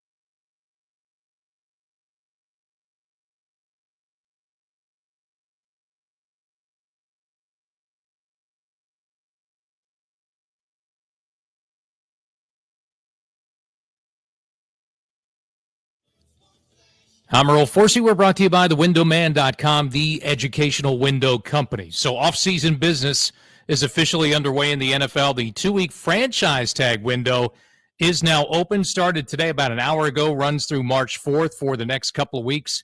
Teams allowed to place the franchise tag on key players. We got a little news on possibly the Commanders today with the NFL reportedly going to announce tomorrow the LA Chargers will be the host for a game in Sao Paulo, Brazil, opening weekend. That'll be a Friday night game, opening week, September 5th. The Commanders are a possibility for that game. They are scheduled to play a road game against the Chargers this season. Washington also still possible as an opponent for the Dolphins, who will play a game this year in Madrid. Commanders today hired Jesse Madden, the grandson of Pro Football Hall of Famer John Madden, to be an offensive quality control coach, joining their coaching staff in Ashburn. Carolina Panthers have re-signed veteran quarterback Andy Dalton, 2-year, $8 million deal to stay on as a backup there to Bryce Young. College hoops, Virginia Tech on the road tonight at Boston College. That's 9 p.m. here on The Fan. TheWindowman.com is the educational window company. They educate, you decide. The only way you'll sign a contract with TheWindowman.com during your initial consultation is if you demand it. No pressure, games, or gimmicks. Visit thewindowman.com or their all-new Fairfax showroom. From the Crop Metcalf 5-Star Sports Desk, I'm Earl Forsey on The Fan.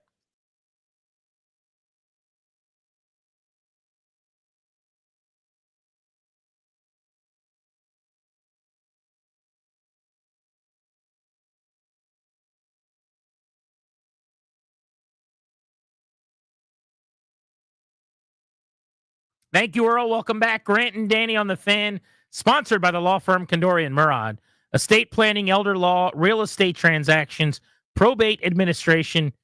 Their attorneys are always there to protect you and your family's assets. Schedule a free consultation with their team by visiting kmlawyers.com. Be sure to let them know we sent you. That's kmlawyers.com. We're taking you up to 6:30 and overtime. 90 minutes out on The Fan. Your next chance to win tickets to see Joe Coy in D.C. this weekend. Tomorrow on this show at 4 o'clock. Danny, you and I very rarely on this program see a story about a meteor that could be an issue and don't cover it. And I thought, even though it's not the double play, we did at least need to acknowledge the news of the day, which is that the chances of this meteor becoming a problem are growing. December 30th, 2024. Less than a 1% chance. That's 1 in 1,040. January 22nd, 2025, it's a 0.5% chance, or 1 in 190. January 27th, 5 days later, it's now 1.2%, 1 in 83. February 5th, 2025, 1.9%, 1 in 53. February 6th, a day later, it's up to 2. You notice the numbers not getting smaller. February 17th, 2.6%, 1 in 38. And now, are you an NFL football team? You got the same chance of winning the Super Bowl as you do of being an asteroid that hits planet Earth, 3.1%, 1 in 32. Our trend line is very, very clear. The trend line's troubling. Yeah. Because what you're hoping for, just as we're all kind of getting on the same page here, is that this meteor is expected to hit Earth at a smaller rate than it was yesterday, every single day. Yep. And the opposite is actually happening. Now, the details I'm sure that you have in front of you are that this would essentially do more damage than the atomic bomb by like 5x or something like Correct. that. I mean, this is the size of a state, right? This no, that's not true. What is this meteor the size of? I forget. I think it's like one. I want to say it's like 3 miles wide or something like that. It's enormous. Yeah. Anything else you'd like to share with us? Oh no, it's just your research. This is again the numbers and the observation stuff. It's good we can see this one. There are billions, quite literally billions, floating around us that we don't see, that we don't catch in time. We're tracking them. No, literally we can't, and that's so essential. The ones that are of any kind of issue to us, we track. Some of them. This one we got. But again, that's a huge issue is the detection part. We got this one, which is very, very all nice. The ones that could ever hit us, we will see coming. Which again is just not correct. It's so essential you say the correct thing, it's which true. is we get a fraction of them now. We could see them. By the way, to your point though, on what we don't see, I literally, as we're talking about this, and I always have to quantify this with saying, I don't want to make anyone upset, and I agree with what you agree with, and I hate the things you hate. We're all in this thing together, and whatever you believe, I believe. I just saw the headline that 10% of NASA is being laid off, which is just I'm sorry if you're part of NASA. That's At the getting same laid off. time, yeah. But like we're like talking about, do we see enough of these things? And the chance is up to 3%, and this could wipe some stuff out. 10% of NASA. Pack up your bags. Your work here is done. So your specific details, it's 177 feet or 54 meters wide, which is not miles, but I misheard you a moment ago. I apologize. Somebody correct me really quick. It's 500 times the energy released from the atomic bomb that destroyed Hiroshima. That's 500x. So I said 5x. It was 500. It's 500x is the main difference there. So again, this is the as we orbit, as Earth is kind of going around, and it's more or less a circle around the sun. You're sort of tracking at the same time, and a handful of years from now, the percentages of a collision course are going up each and every day, which is scary. But the reason I thought we should bring this up, I think you were looking for orbiting or revolving, that circle that we're making around the sun there, is that we do have a plan. Even though NASA is only at 90% of what it was when the dust settles on some of these changes, we do have a plan, Danny. And I wanted you to be calm and know that they're on it. Because we've got one man. And his name is Harry Stamper. No, we don't. To be clear, we don't have that. Like, it's a fictional character. Nope, we do. We now know what to do because we saw the movie Armageddon.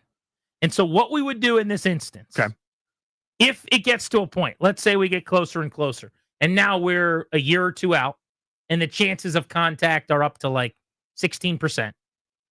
What we would do is we would get on a jet plane. This is a jet. We would land on the meteor, on the actual asteroid itself. We would, with that jet, send up a nuclear warhead.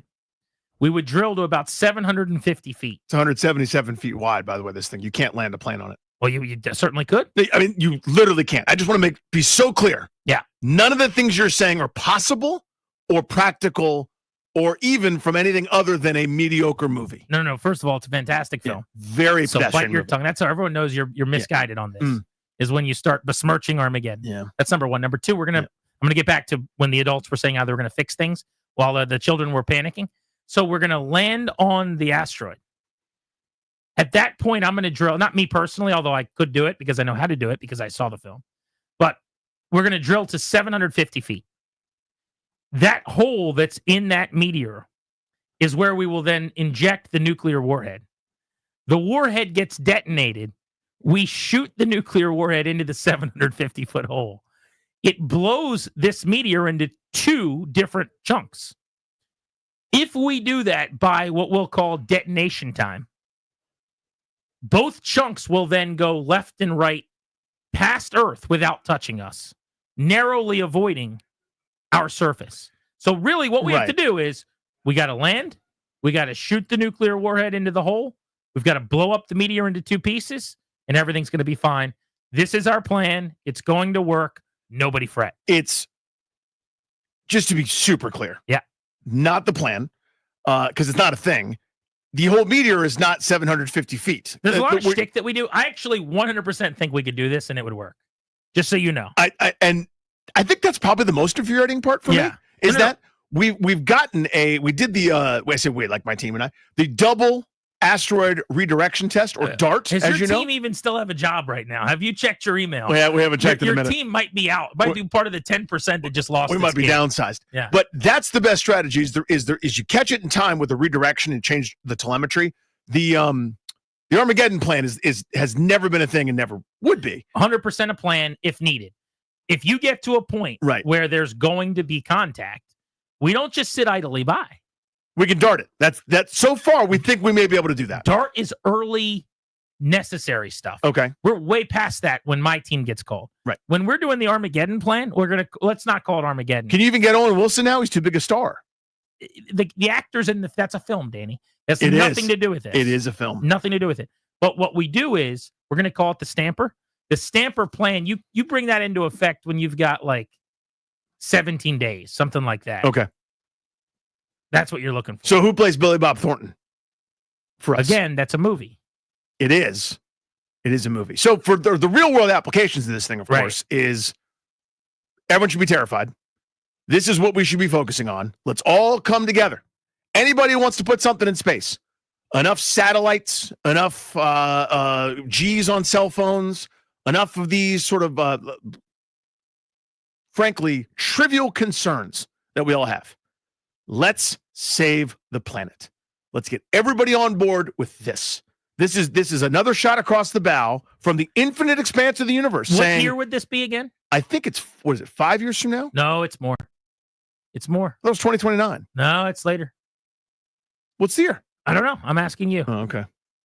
Is it 2029? I'm not sure. Okay. That's what I thought it was. Well, now you got me all guess what? confused. We found out last time 18 days in advance. That's what we had. Again, it's not an occurrence, though. It was a movie. You already admitted it was a movie. We had 19 days, and we pulled it off. Now we've got years. In 1998, with less technology. Sorry, 7 years, 2032. 7 years, thank you. Yeah. But you know how much less technology we had in 1998 when we found out about this? With 18 days to spare? Yeah, the special effects weren't as good. Nothing was as good. CGI wasn't as good. And yet, back in 1998, with 18 days to spare, we landed. We had armadillos driving around on the damn thing, and we detonated the bomb. Now, we did lose a good man, obviously, but I think there are other people capable of the task. I've never missed my mark. I won't miss my mark now, Danny. Don't you worry. I wanted to bring this up on the show so that you knew you should not be fretting. I'm going to worry because the actor that portrayed him is struggling now. You know, like it's the whole thing's a mess. But again, you're talking about a movie. I think that's what you're talking about. I'm talking about real life. No. That's the confusion here. Is one of us is dealing in reality. The other is a cheesy Aerosmith soundtrack movie. Yeah, you don't have to do it like that. Just stop with that. The only way to get through to you is to besmirch that pedestrian movie that the members of the cast actively mock. They don't. By the way, they all loved it. Well, they don't. Ben Affleck has made fun of it openly in the DVD I commentary. don't even want It's to easy talk find. about the movie. You know what? I want to keep this on real life and Okay. how we would handle it. All right. By the way, when you see these stories, what's your actual level of concern on a 1 to 100 scale? Oh, that's a great question. Like I'm honestly I'm more concerned about like crime out the window. Yeah, tangible things that are real. Terrifying. Well, I got things that are actually going to happen. Well, This will not, by the way. Again, let me go swing by and see my dinosaur lately. This will not happen. It's happened a couple times in our history. But the point is, so yeah, there's more things that are more pressing. We weren't as far along as we are now. They didn't know 7 years out last time. Two guys weren't sitting on the radio talking about this might happen if we don't do anything. It is better than it was.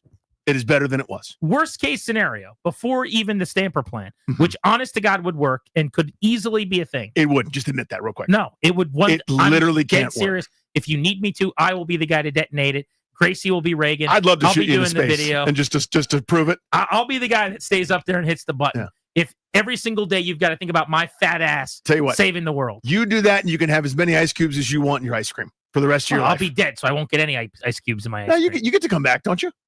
Didn't this Harry plan Stamper come back? No, he had to sacrifice himself for the team or that's something. what I'm saying. I'm going to go up there. Oh, you're I'm the guy. hitting the button. I got to call Reagan and say, Gracie, I know I made you a promise, but I ain't coming back.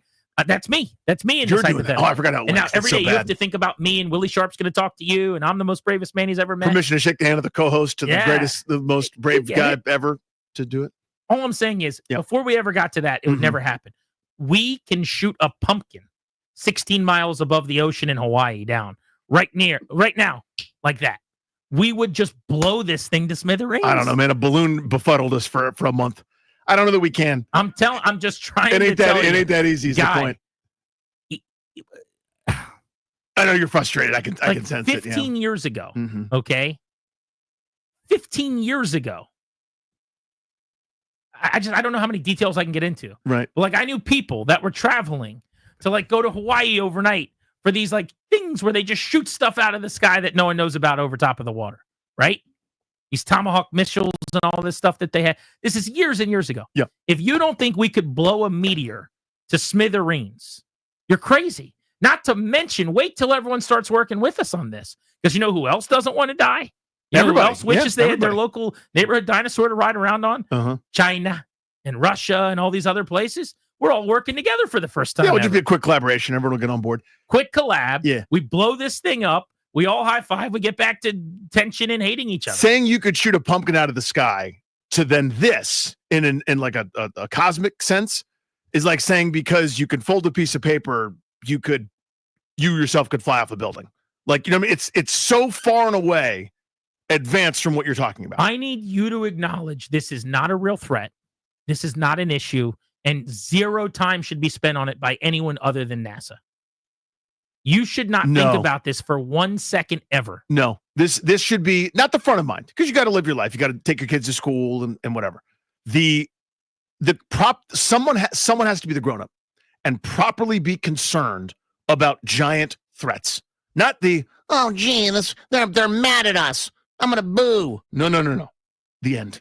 Do you know what cities at a time? Do you know 500 times the 500. nuclear bomb? It's bad, man. 500. And it's a couple hundred feet wide. Irrelevant and not something that we need to worry about. But yeah, that sounds scary. Do you think Washington can win the Super Bowl next year? They're one of 32 teams. 32 cities right now are going, we got a shot. Way better chance that they win the Super Bowl. Literally the same number, 1 in 32. No. 1 in 32. The meteor doesn't have Jaden Daniels. 1 in 32. This meteor's got a that cosmic meteor destiny. Have 5 on it. That meteor ain't going for 4th and 3 unless every single time in plus territory. First of all, that thing goes for it every time, and it's going for us. You think so? Yeah. I hope it doesn't run in. I hope it doesn't have Marcus Mariota under center. They're getting too cute. That meteor. Hope that's not happening. Did you actually see what they said would be how they would combat it at this point? Stick aside from my whole bit. Yeah. I mean, DART is the early action plan. No. This isn't even DART. I had no idea about this plan.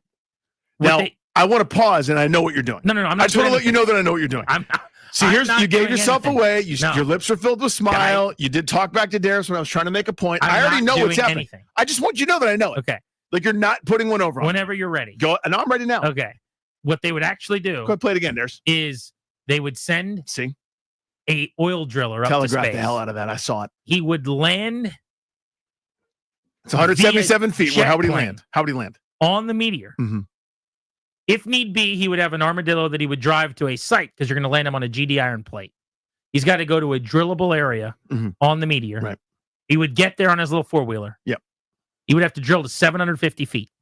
So the whole thing's 177 feet. How do we do that? Right. He would drill to 750 feet. Yeah. At which point... Then the asteroid doesn't exist anymore, by the way. He would shoot the nuclear warhead. Yeah. Blowing it into 2 pieces. Mm-hmm. One goes to the left. Right. One goes to the right. They both narrowly miss Earth. No one even knows it happened. For all you know, this has happened 6 times this month because you would never find out about these missions that we're doing. Doesn't mean we assume that it has happened, though, right? I mean, once in a movie that they've never... Some of us know that it has happened. This forgettable You're just film. not among those that know. Yeah. But I see. Like, you're in the know that it's gone down a couple times? Yes. I was part of the 10%. Do you feel like every time you watch it, it's happened again? Watch what exactly? Armageddon, the movie you're openly referencing. You said it's just a movie a couple times before. But that's when we're talking about a movie. Yeah. Now we're talking about reality. The real stuff? Yeah. Yeah. I know we don't go into like the whole... Who you're connected to. The whole politics thing. Mm-hmm. Can we just agree to stop downsizing NASA? Like, if you want to not send more stuff up, we could have a nice little debate about that. I'm pro like figuring things out, by the way. I want more information. We don't need to settle with what we got. When I think of NASA, I think of the guys sitting in that room just finding stuff like this. I want more of them, not less of them. Can we just all agree to that one? Just that one. And then we could go back to arguing about stuff. What I want is when there's something so seismic and so enormous, like the largest problem possible, which would be the end of the planet. Now, this wouldn't be end of planet. It'd just be end of a lot of people. Yeah, it depends millions where of people. Lands. Right. Could be the end of us. Yeah. Could be the end of some other people. This could be beyond catastrophic. We don't have a scope for it. Again, 500 we don't have times to the worry nuclear about bomb. it. Right. Doesn't matter at all because it'll never happen. Okay. But understood. I mean, it's happened in our planet's history. It's a little tiny fraction of an inch in the history of our planet, and there's a whole set of species that don't exist anymore because of one of these. In our planet's history is so irrelevant. Completely irrelevant. Literally, you said it can't. You said it can never happen. It happened once. There was no one to stop it last time. Yeah, we're here now. We can barely find them now. So anyway, what was my train of thought? I lost it.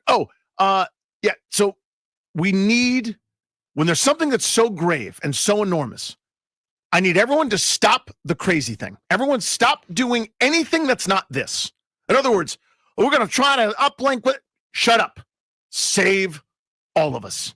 Do this. When you wake up in the morning and you have your coffee, be looking at this. When you have your lunch, be looking at this. When you have your din-din, when you go home at night, You get 8 hours of shut eye. What if you don't have a job anymore? Then what Keep do you looking do? at it and look at it as with your ham radio. I only care about this. Yeah. Everything that's not this is a waste of NASA's time. Do this. And if that's met, I'll be fine. See what I'm saying? Like, I think at NASA, like if we were there today and we walked into the room, we're like, what do you guys think about this thing on the news? They would laugh us out of the room. They're like, oh, stop it. Because they know how insignificant and stupid this media is. They're not concerned. They're 100% concerned. No, that's why the numbers keep going up. They know. They're like, what are they plugging in? They're calculating for bleeps and giggles? Because they're trying to figure out if something needs to be done and nothing needs to be done. And when something needs to be done, you can make fun of my plan. My plan would work 100%, by the way. Literally wouldn't. But they could also just shoot the thing to smithereens. They'll just shoot it. And they're prepared to do that at any moment. They're literally not. Keep in mind. They're not yet because they don't have to. Right. But my point is, we have the technology and the wherewithal to do that whenever is necessary. I mean, we would shoot it, it would go away, and it's you over. know they don't, right? We don't have it yet. They do, though. Like, now the joking's over. Right. Let's stop joking. You understand that they can't yet. They redirected an asteroid slightly, and that was a successful test, and that was a huge deal. I misunderstood. Yes, it's so far away currently that they couldn't do it. My point was when it gets to the danger zone, when it gets to the field, when it's on the football field, on the court, then we shoot it down. Right now, it's so far away from the arena that it doesn't even matter. When it gets to us, that's when we shoot it. That's when it goes away. I'm bewildered. So I don't know what's a joke anymore. I don't understand. The point is, they're doing calculations. They're figuring it out because it's significant. They're not ignoring it. They're doing part of the necessary it's their work. Job. They have to find out when are we at risk of being hit by a meteor. And there's a 3% chance now. That was 2% a week ago. For 7 years from now. Yeah, that's a pretty short amount of time. It's not going to hit us. And when it does come into fruition that it might hit us, we take care of it. Hopefully. Definitely. Again, not definitely. Such a huge important part that it's not definite. There's a hope. There's a will by some of us who are being mocked by other people. This is significant. Am I the one being mocked? No. It sounds like I'm the one being mocked. No. The mocking is like, we could just blast it with our energy shooters. Ignorant ridiculousness. That's true. Preposterous They're nonsense. called missiles. This is what a child would say. If there's debt, why don't we just print $1 trillion and pay them? Said the child. This is your version of that. My thing exists in a movie that sucks.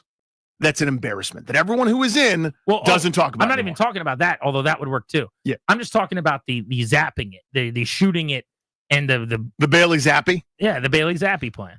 But I just wanted to make sure that you knew you're fine. I'm literally warm with irritation. Like I'm sweating a little bit more than I was before because I'm so annoyed. You get me on this every time. The wide receiver market? I frankly don't want to do anything for the rest of the show. Well, we're going to talk about the wide receiver market in the NFL next on Grant and Danny here on The Fan.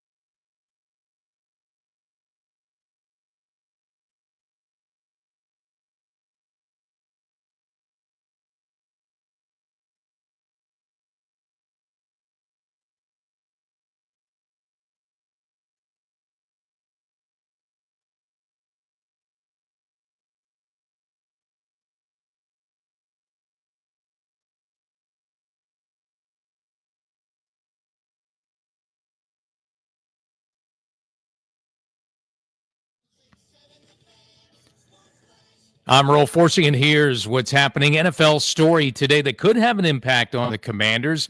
The league expected to officially announce tomorrow that the LA Chargers will be the host for a game in Sao Paulo, Brazil on opening weekend. That's a Friday night, September 5th.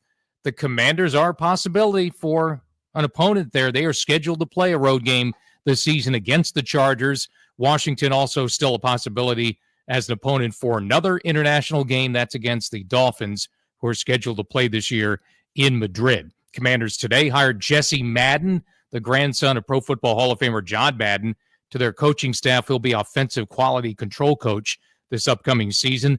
The franchise tag window has opened in the NFL. That began at 4 p.m. today, runs through a couple of weeks from now, March 4th. Cincinnati Bengals will reportedly use a non-exclusive tag on wide receiver T. Higgins. College hoops tonight, Virginia Tech at Boston College. 9 p.m. for that one here on The Fan. From the Crop Metcalf 5-Star Sports Desk, I'm Earl Forsey on The Fan.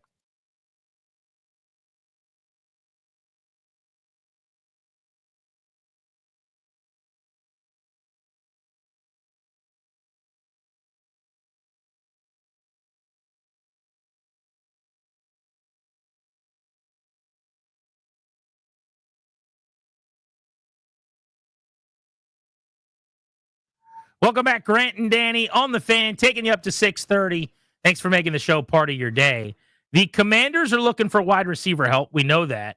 Let's talk first about T. Higgins, who a lot of people thought would hit the free agency pile in the open market. Not looking likely. The Bengals are probably going to tag him for the second time in as many years. Now, the way the franchise tag works, you get that first tag, you get paid the average rate of the top 5 player at the position. So last year for him, that was around $21 million as a wide receiver, right?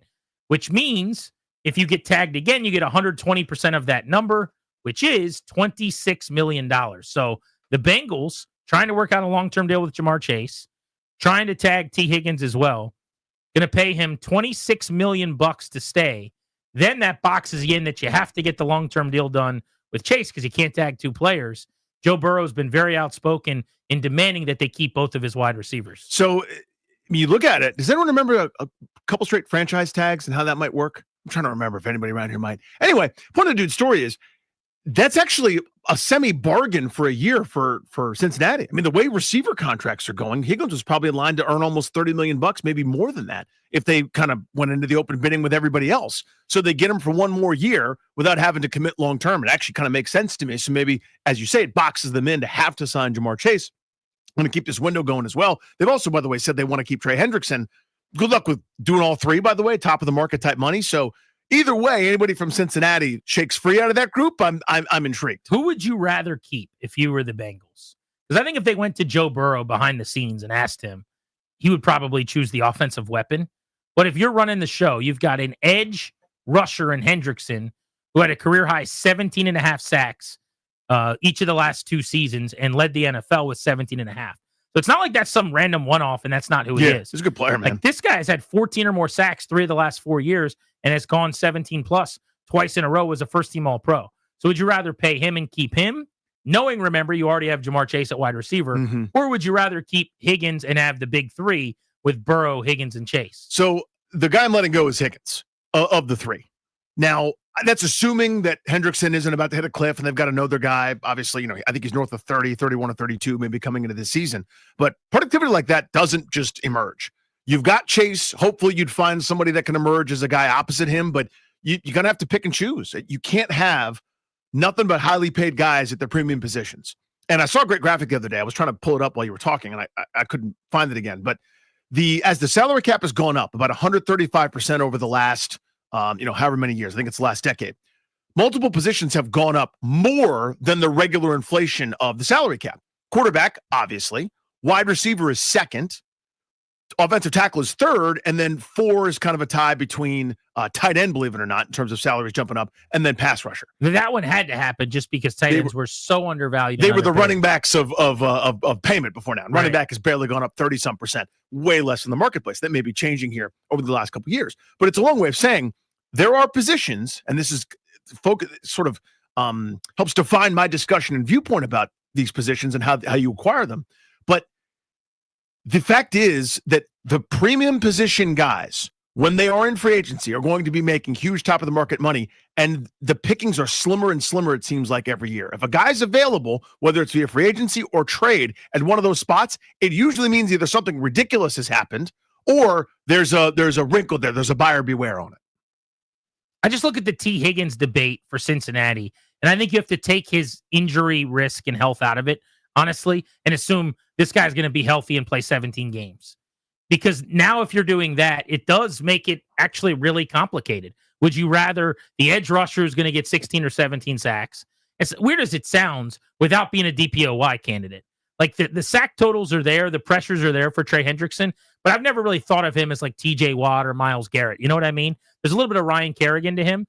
Kerrigan was always disrespected and undervalued, but Kerrigan would put up the huge pressure and sack totals, but was never really viewed. And in fairness, he never had 17 sacks 2 straight years, but he wasn't on that same level of like feeling like an impact defender necessarily. Whereas Higgins makes Chase better and vice versa. Higgins makes Burrow better, which is the most important thing to my organization. So I think I'd roll with T. Higgins as well and probably keep him around if I'm Cincinnati. There's also something to just appeasing your franchise quarterback, appeasing the guy that's quote unquote running things. Like they've already bent a lot of their organizational rules.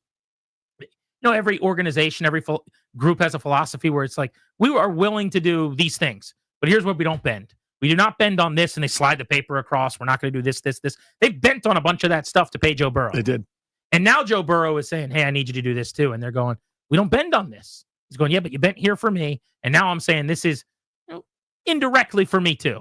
Are they willing to do that or not? We're about to find out. But I think part of this is just to keep him happy. I just don't know. You're paying Chase also. I don't think I would want to do this with 2 receivers at the same time.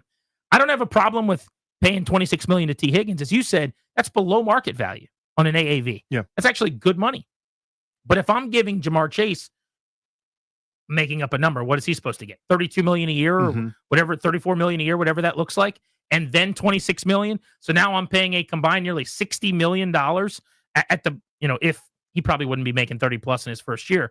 But as a hypothetical in AAVs to those 2 guys with Burrow making all that money, how the hell am I supposed to improve this defense? This defense is the reason we didn't win last year. I had Jamar Chase have the greatest year receivers had in a long time last year. I had T. Higgins, and I know he wasn't completely healthy, and maybe I'd have won a couple more games if he was. Burrow just played at an MVP level. Burrow's not going to be healthier. He's not going to be better. He's not going to play at a higher level than he did last year. We've already had a season for Burrow, too, where he was injury plagued, and we saw we kind of got that glimpse of the future. But there, I didn't make the playoffs. Right. With Joe Burrow going 40 tutties and close to 5K and all this other stuff, we didn't make the playoffs. I need to improve my defense. How do you expect me to do that? You're giving me no margin for error with draft picks on defense. That's right. So I don't think I would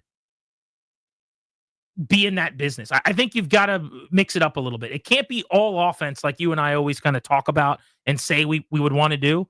That sounds cool until you actually execute it, and then you become the Bengals of last year. Right. So if let's say their best player on defense was I'm just making up a thing, a middle linebacker, I'd say fare thee well. Because it's a pass rusher, I'm kind of saying, no, this is one of my included in the premium. Because the league has told you this is what we value the most. In order, quarterback, protector, pass catcher, pass rusher. That's who's getting paid. Cornerbacks are kind of the next group down, and other offensive weapons sort of in that next tier. And you've got one of the 2 or 3. Maybe Chase is the best, maybe second best, depends on your preference. All fine by me. He's one of the elites. So because of that, I probably can't pay T. Higgins for me. Because I think you already made the case very well. The thing that everybody's looking for, I got it here right now this minute. Otherwise, I'm going to lose Trey Hendrickson for a defense that was already a disaster to begin with. It wasn't his fault that the defense couldn't stop anybody. Again, 17 and a half sacks is unbelievable. You think about how many times also they're playing from behind and other teams are running the football against him. True. He is a badass. But don't you agree that, yes, he's awesome and he's not TJ Watt? Totally, yeah. And he's not Myles Garrett. Right. If I had Myles Garrett, yes, I got to pay you. If I had TJ Watt, I'm sorry, T. Higgins. He's not that. He is a guy that will get me a bunch of sacks. Like, he is a rich man's Kerrigan. Again, I'm Mr. Ryan Kerrigan. I'm a Kerrigan guy. I think he gets slept on. But my point is just, this is more awesome player. He first team All-Pro. He was one of the best edges in the league. He led the league in sacks this entire season. I get it. I'm just saying, I don't think he is a game wrecker, really. I think that's fair. I would say the same about Higgins. I know that And again, I've always liked T. Higgins. I beat the drum for him since he was at Clemson. That's a good counterpoint. And he's basically similar on offense. Yeah, Chase is right. Chase is the Myles Garrett of offense. Whatever, for a terrible comp. Superstar. Yeah. Yeah. So, I guess what I would say is I don't think I would put. I'd have to really, suss it out here, figure out exactly who I like the best in terms of pass rushers. But I don't think I would put consistently Trey Hendrickson in the top 2 or 3 or 4. But you don't have to go that far down to find him on most people's lists. And you could do a lot worse than that guy. I've seen that, and I think they have too. So if I had to bet, if you're only going to keep 2 of the 3, if it's 1, it's Chase. If it's 2, I would say 1 on offense, 1 on defense, even if it pisses Joe Burrow off. He's Danny. I'm Grant. You're listening to The Fan. 800-636-1067. You want to hop in. Let's look at the rest of the receiver market. Higgins likely to get tagged at $26 million by the Bengals to set the table. Who are some of the trade candidates? What does the free agent pile look like? What does this wide receiver class going to look like as it pertains to the draft? We'll get to that next on The Fan.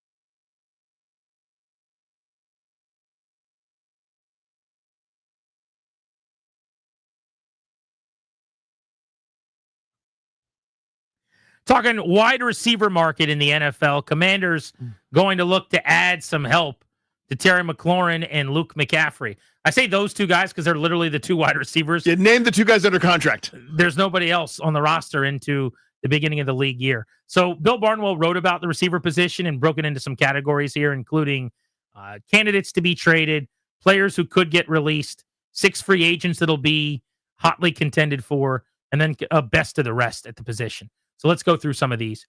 First, trade candidates. Danny, let's just go interest or no interest. Okay. Tyreek Hill. Interest. Nobody more talented, but a gigantic pain in the ass. I need to know a lot of things, but there's interest. I am hating myself for saying this in advance. I'm uninterested. I can't That's not crazy. What he did at the end of the year. I'm sorry. And he is so good. He almost went for 2,000 yards the year before this one. Two seasons But ago. now you wonder, is there something else going on? Has the cliff happened? And he's now tried to walk back the things he did at the end of the year, but it's hard to unsee those deals.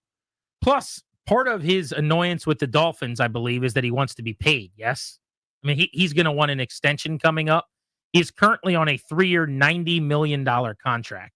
I believe he's only got 2 years left on that deal, but still, cap numbers. You ready for his cap numbers the next 2 years? Go ahead. $28.7 million. So Danny just brought him in. Not terrible. That's high, though.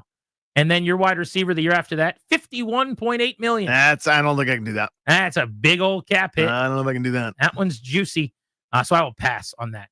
Deebo Samuel could get cut and be available that way. Interest. We both have said, though, we're interested in the player. You're not interested in trading for him. No, not at that. Now, if it's a free agent deal, or so if we're it's talking trade candidates. Yeah, if it's a nominal thing, trade like I give him a 6-rounder or something like that because it's a shorter term. I think that he's got left. So if you don't have to give anything up, yeah, I'm into that. I would also be excited to trade for him if I didn't have to give up anything. He's going to probably end up in this category, Danny. Cut candidates. Devontae Adams, as he gets ready to be 32, coming off 85 grabs for 1,000 yards and 8 touchdowns. Interested. I would kind of love Devontae Adams. Now, if you watched the Netflix documentary, you saw that he was a complete diva and didn't treat Derek Carr particularly well. I wasn't Derek Carr, actually, because he wanted to go to Derek Carr. Who was it? He was hated. Aiden O'Connell. I think he was or kind Minshew of annoying or somebody. too. Yeah. Just generally the way he acted with the Raiders. It was the year before that. It wasn't. It was Aiden O'Connell and Jimmy Garoppolo. Oh, Jimmy G. There you go. Yeah, he wanted him benched and kind of got him benched and got the coach fired. But anyway, really good player. I think most of his career he's been known as being a really good dude too. Yeah, I mean the career accolades speak for themselves. I mean, when Derek Carr got benched, he went for 1,600 yards and double-digit touchdowns. Here's a guy I'm actually legitimately interested in more than any of the others we've mentioned, who are Lifetime Achievement Award winners. Christian Kirk of the Jaguars. Victim of his own success a little bit. Breakout season in 21. Jags signed him to a pretty huge contract, 4 years, $72 million. Everyone was shocked by that. He ended up playing every single down, 6th most routes in the league in 22, went for 1,100 yards and 8 touchdowns. And then he has not been the same since. 2 seasons, 1,100 yards, bunch of injuries, broke his collarbone in October, so he'll come back from that. Just 20 games over the last couple of years, 2.1 yards per route run over 2 seasons. Still above average, though. He's only 28. I would be in on Christian Kirk opposite Terry McLaurin. I have a mild interest there, right? If it's an open bidding and I have to sign to the type of deal the Jags did, I'm obviously being hyperbolic, then no thank you. But if this is a reclamation project on the cheap, then yeah. By the way, let me read this to you from the ESPN piece on the receiver market. Kirk has $16.2 million in unguaranteed money upcoming in the final year of his deal. So that's interesting. That's not bad, yeah. It's not guaranteed. You could probably work around that. Untenable given his recent impact, meaning he's either going to get cut or traded, obviously. But listen to this. Former Arizona coach Cliff Kingsbury, now the offensive coordinator in Washington, raved about Kirk as, quote, one of my favorite players I've ever been around, end quote. The Commanders need to add depth with McLaurin and Luke McCaffrey, but it wouldn't be shocking if Kirk reunited with his old coach to play in the slot for Jaden Daniels. I would keep an eye on Christian Kirk, especially if Cliff Kingsbury is saying he's one of his favorite players he's ever been around. How about that? Because that's less, a great receiver and more, he's got that C-word tag that the Adam Peters and company throws around. What's the C-word tag? Rhymes with Bub Landers. The Commander's tag? That's the one. Okay. This guy over here. I mean, This what, guy. what are we doing? Backstreet Boys are on. Let me cover my ears. I'll keep it up as long as I can. At the school dance. I wouldn't mind paying Kirk $16.2 million, honestly, and trading for him and just taking on the final year of the deal. But I don't even know that you need to, depending on how things go on that negotiation. Cooper Kupp of the Rams, a target to be cut, could end up signing on the cheap. Kupp's going to be 32. Did catch 67 balls last year, but only a couple of them in the final month of the season. So I'm interested. And somebody wrote this, and I'm trying to remember who it was. Maybe in Barnwell, but it was basically the summary was Sean McVay can only do his magic trick with one guy at a time. In other words, hide the guy, move him around, slot, stacks, different formations, whatever. And so Nakua is better than Kupp is right now. But that doesn't mean that Kupp is bad. See what I'm saying? Like the idea that he has experienced this cliff and he's fallen off and he's no longer a useful player or nowhere near worth the money. Maybe he's over exaggerating a little bit. So that was a theory that I thought was interesting. I do too. I mean, if it was really cheap reclamation year society stuff, like 1 year, $5 million, come on over, I'm in. 1 year, $10 million. I guess there's a modicum of interest there, but I would rather go younger with like Christian Kirk or even, one of the other guys that could end up being cut that becomes available, which we can get to later on this list. How about Tyler Lockett of the Seahawks, who's going to be 32 years old, down year last year, sub 50 catches, 600 yards. Could be the end of the road for him in Seattle. Seahawks ran the league's 9th most passing-friendly offense on early downs last year in neutral game scripts. He averaged 35 receiving yards per game, his worst mark since 2017, 1.2 yards per route run, narrowly behind the 2017 season for worst of his career. Yeah, that's a JSN emergence there. That's kind of the culprit. Agreed, but he completely fell off. He certainly did. I think both can be true. So again, it's a mild interest. If he's your wide receiver 2 opposite McLaurin, I'm not that excited about it. There's some other names we could go through on the wide receiver market here for Washington. How much of a priority should it be? We'll get into that. 800-636-1067 is the number. Grant and Danny taking you up to 6:30 on the Fan.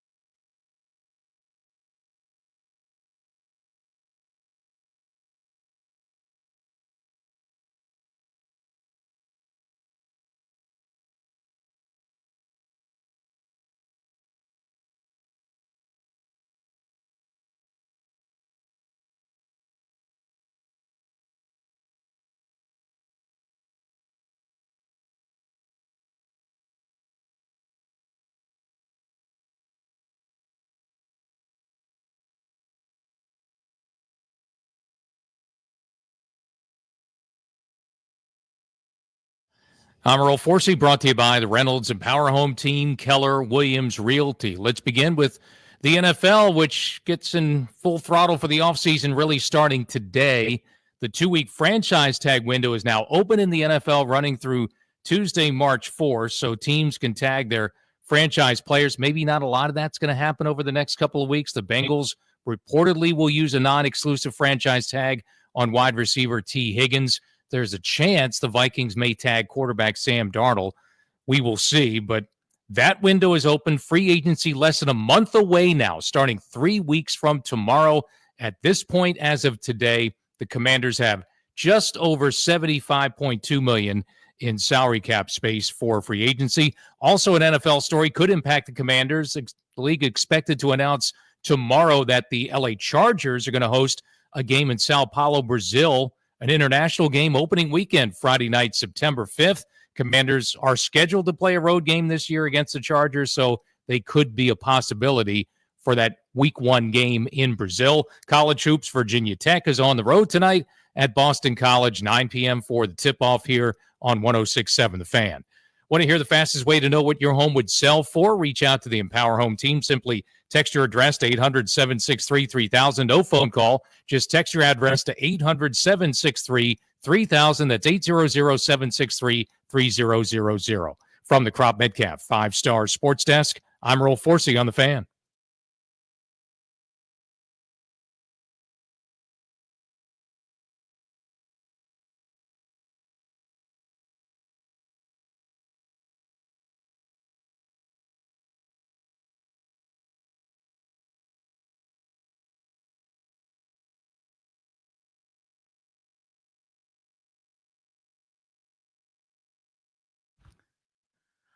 He's Danny. I'm Grant. You're locked into The Fan. We're taking you up to 6:30 overtime tonight with Linnell Willingham. I saw Linnell in the bullpen throwing some pitches, getting ready to go. Spring training is ongoing at West Palm Beach. The Nats have reported. Wizards caps on breaks for their All-Star festivities. Which sport had a more productive All-Star break? All right, here we go. I think I can do this. Hockey, where the Four Nations tourney ends on Thursday with America playing Canada? Uh-huh.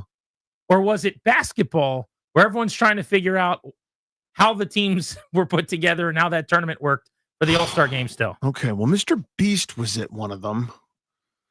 This is harder than I thought it would be. I lean hockey.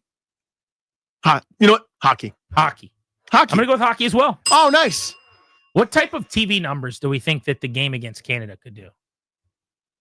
Actually, well, why don't you guys try to find that, Tobes? Can you see if you can find the U.S.-Canada game the first time? What did that draw? Because what would you consider a win for the NHL? Is it just more than whatever their All-Star game would have drawn? That's my answer. I mean, what did their All-Star game draw? I feel like it's a couple million, honestly. If it's that much, I'd even be surprised. NHL All-Star game, how many people watch? Let's see. 1.6, 1.7. Yeah, NBC. Mm-hmm. It was down 7% last year. So maybe there was a time where it got up to 2 million, but it looks like mid 1 million plus people. So what was the U.S.-Canada game the other night? Says the average was 4.4, peaking at 5.2. That is silly. Come on. Hockey. People are watching hockey, ladies and gentlemen. I mean, what's Thursday night going to be? I'm just telling you right now, our boss, CK, might not love this. I don't know. Although he might, maybe he's getting in. I don't know. Who knows? Maybe he's wearing USA across the chest. I want a guest, Darius, on Thursday to preview USA-Canada championship game that night. I want to try to get John Butchie Gross on from ESPN. That's my guy. Little Bucci Mane? Bucci would be silly. I would tune into that. But is there a possibility that 7 million people watch that? 7.5 million people? Do you think they could double digits peaking? Could they get to double digit Millie? No, I don't think so. You don't think so? With now the rematch, now that there's a backdrop, people have seen the memes and seen the booing and seen the fights and all that. Think about this.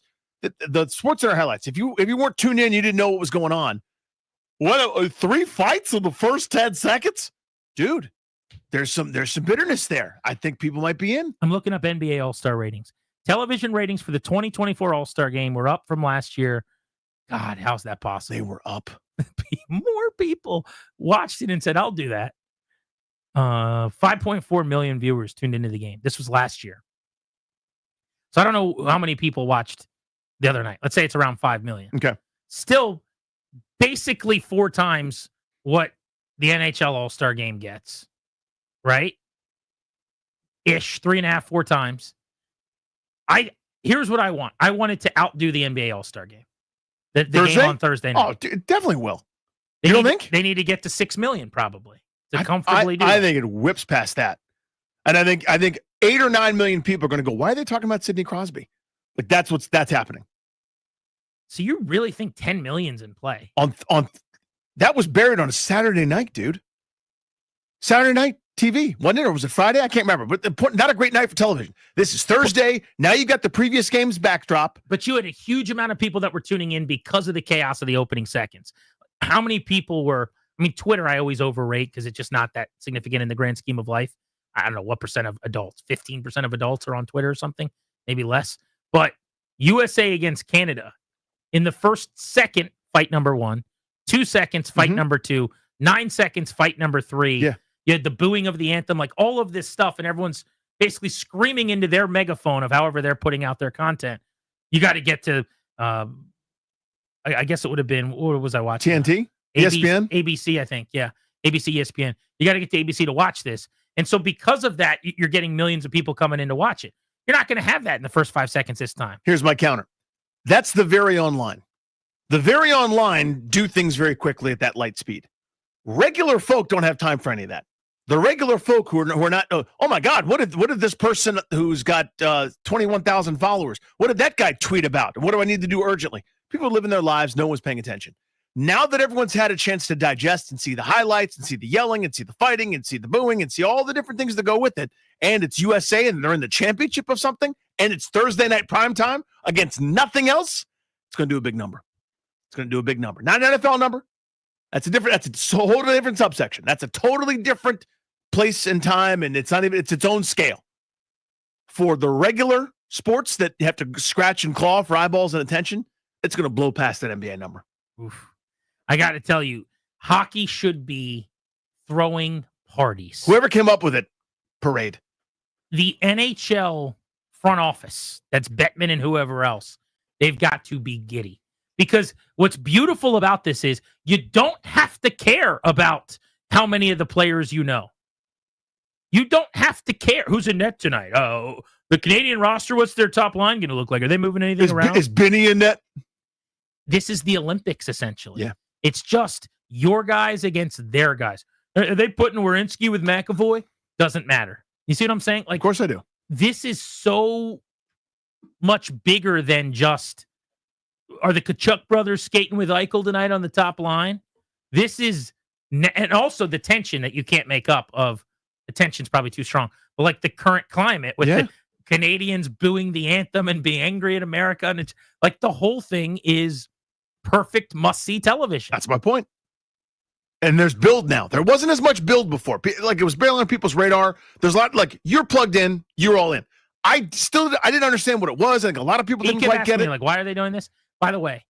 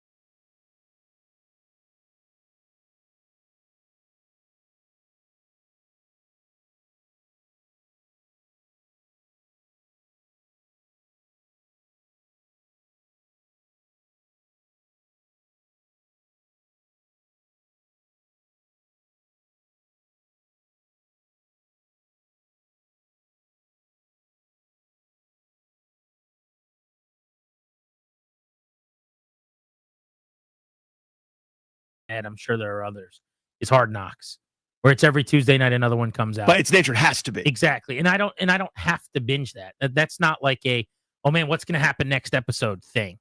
It's almost like just getting, some commander's log dropped on YouTube or something, right?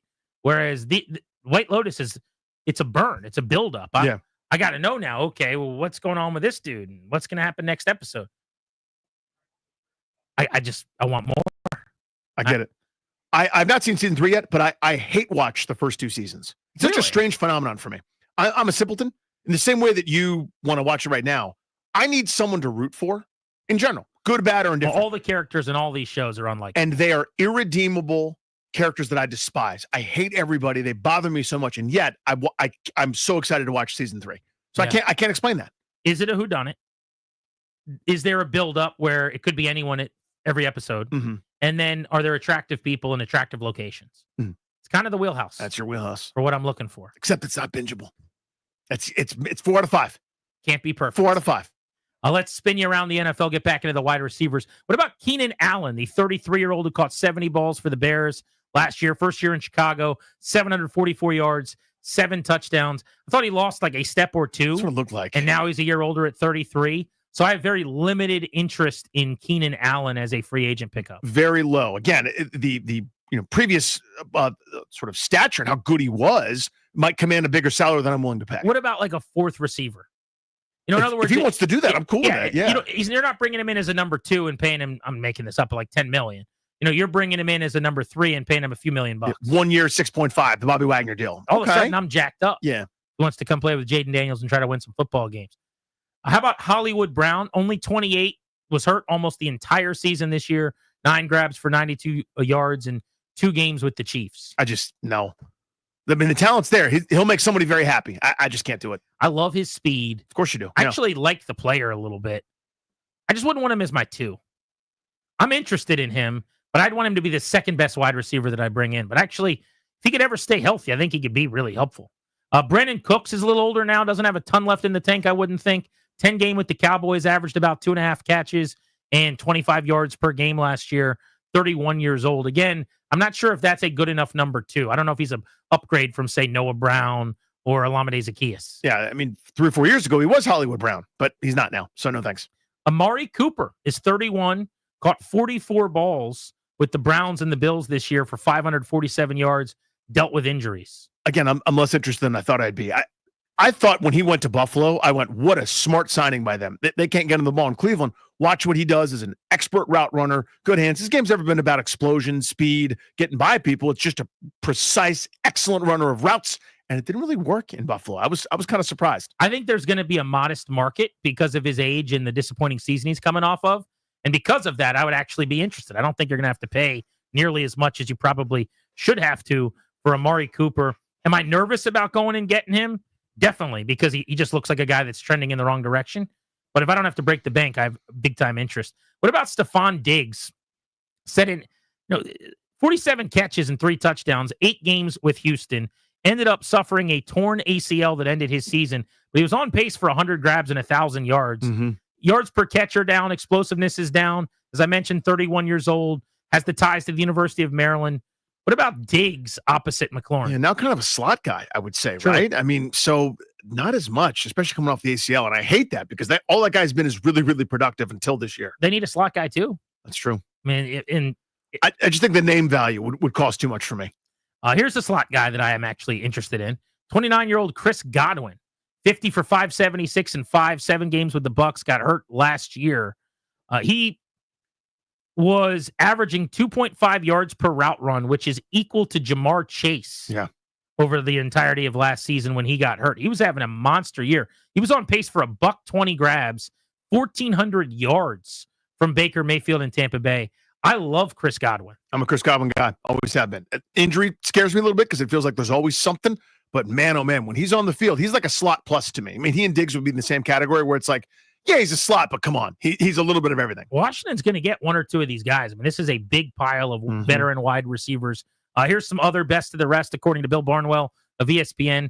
Adam Thielen, who outplayed expectations again last year in Carolina, the last couple of seasons, 1,629 receiving yards. Still productive, still a good route runner. $6.3 million is what he's owed in 2025. I'd be psyched to bring Thielen in at $6 million. I put him in that Keenan Allen tier, right? Like where if the price is right, you could do a lot worse. Again, if you're counting on him to be explosive, you got the wrong guy. He's 35 years old. Yeah. That is 2 years older than I thought he was. Mike Williams ended up finishing the year in Pittsburgh, 6'4", started the year with the Jets. Last year was so brutal that I have no expectations for him now. But he is exactly what I'm looking for. Monster, huge, makes acrobatic catches down the field, would be a nice compliment to McLaurin on the other side of the formation. So now if you look at him, reduced salary, $10 million made a year ago, it should be less than that this year. That's not a bad candidate at a low cost. Yeah, the idea of him is intoxicating. As you know, I cannot properly evaluate big receivers like him. It just never works. DeAndre Hopkins played in the Super Bowl. He completely ran out of gas with the Chiefs. I think he is done at this point. Had an 86-yard, 2-touchdown performance in his second game with Kansas City. And he was just not a factor after that at all. 5-time Pro Bowler, was a Hall of Fame caliber player at one point in time. I'm a no on DeAndre Hopkins. By the way, he did play, remember, with Kingsbury in Arizona. Yeah, that's a no for me. And I can't believe I'm saying that. I mean, this is, as you said, a Hall of Fame track. This is one of the great receivers. What did he do at the end of the year? It looks like he's useless. It just doesn't feel like he's got anything left in the tank. Terrible drop, by the way, in the Super Bowl, wide brutal. open. Yeah. Where the blade of grass started to tackle him and he just smacked it down to the ground. Right, exactly. Demarcus Robinson, here's a guy I'm interested in. He was the number 3 with the Rams this year, set a career high with 500 receiving yards. He caught 7 touchdowns for LA this season behind Puka Nacua and Cooper Kupp. He was on the field a lot, so only about a yard per route run. 44th out of 47 wideouts that ran 400 routes, so that's about as tough as it gets statistically there. But look, if you can overcome, or if you can overlook that part and just look at some of the counting numbers of he caught a bunch of balls, he scored some touchdowns, comes with a little baggage, charged with a DUI in January. It's potential, I guess, that he could have some discipline that comes with him. So that could water down what he gets as well. He's coming off 1 year and $4 million. I think if this is just a couple $1 million player, and this is the route of like the Zacchaeus pile they shopped in last year, the Noah Brown pile, Demarcus Robinson's actually interesting. It's not that crazy. As you said, this is, if it stays in that bargain bin, I mean, Barnable's got him going back to the Rams on a 1 year, $4 million deal. If you're in that range, there's not much harm there for me. Lastly, Juju Smith-Schuster, cut by the Patriots before going back to Kansas City. Actually helped the Chiefs a little bit down the stretch. 230 yards. The Chiefs ended up using him more than Hopkins at the end of the season, which should tell you a little bit. He's just lost all of his explosiveness. And he wasn't that explosive to begin with. No, but at least he made big plays. His catch and runs. You could think of like long drag routes and crossers that he turned into 50 and 60-yard catch and runs. Like that is all gone. This is a guy that had knee problems. I am a no on Juju Smith-Schuster. No for me as well. He got old quick, didn't he? Yes, he did. I think based on some of those injuries. Fell off a cliff. I mean, that just shows you sometimes guys that are like, the first round fantasy pick, or like the guy that's in the middle of round 2 for a few years, all of a sudden is just, we're like, I don't know about DeAndre Hopkins. Can you imagine a couple years ago saying that? Just crazy how quick it goes. One NFL note today, so the news out of the National Football League. Andy Dalton is staying in Carolina to back up Bryce Young. The Panthers like how much he's helped Young's development. We mentioned Adam Thielen putting up some numbers. A lot of those actually came from Andy Dalton. Where Dalton and him were lighting it up statistically when Dalton has started. He's now 37 years old, believe it or not. A 2-year contract worth right around $6 million guaranteed, $10 million a maximum value, worth $8 million overall. So like 4 per, but he can make up to 10 if he starts a bunch of games and Bryce Young's on the bench again. Andy Dalton staying in Carolina. He's had a nice little career as a backup. And when he comes in, New Orleans, Carolina, wherever. Been very solid. He's played awesome. Yeah, you could do a lot worse. I mean, if you've got a young quarterback, you could spend a little bit more on your backup. And I think that's maybe the recipe there, right? Like if you've got to have him start for 16, 17 weeks, you're not in a good place. But what as you said, kind of the second act of a guy that at one point was a fairly frontline quarterback that's now morphed into a different role. And he's taken that very well. There you go. Around the NFL to close things out on Grant and Danny here on The Fan. Baseball fans, I want to let everybody know, we recorded a brand new Bustin' Loose Baseball. That is the show Nats Pod, myself and Toby Altizer with producer Darius. It dropped this morning. So if you want to hear about the Nats, got a great hour conversation as they kick off spring training. That's Bustin' Loose Baseball. If you missed any part of Grant and Danny today, thefandc.com is where you can find all of our content. Big thanks to Darius, Toby, and Ryan behind the scenes. Big, huge, mega pickup basketball tonight, GP. I'll be sure to text you afterwards to let you know how it goes. Cannot wait for the stat line. Get you the stat line. For Danny, I'm Grant saying so long. We'll be back at it at 2 o'clock tomorrow. Thank you for coming.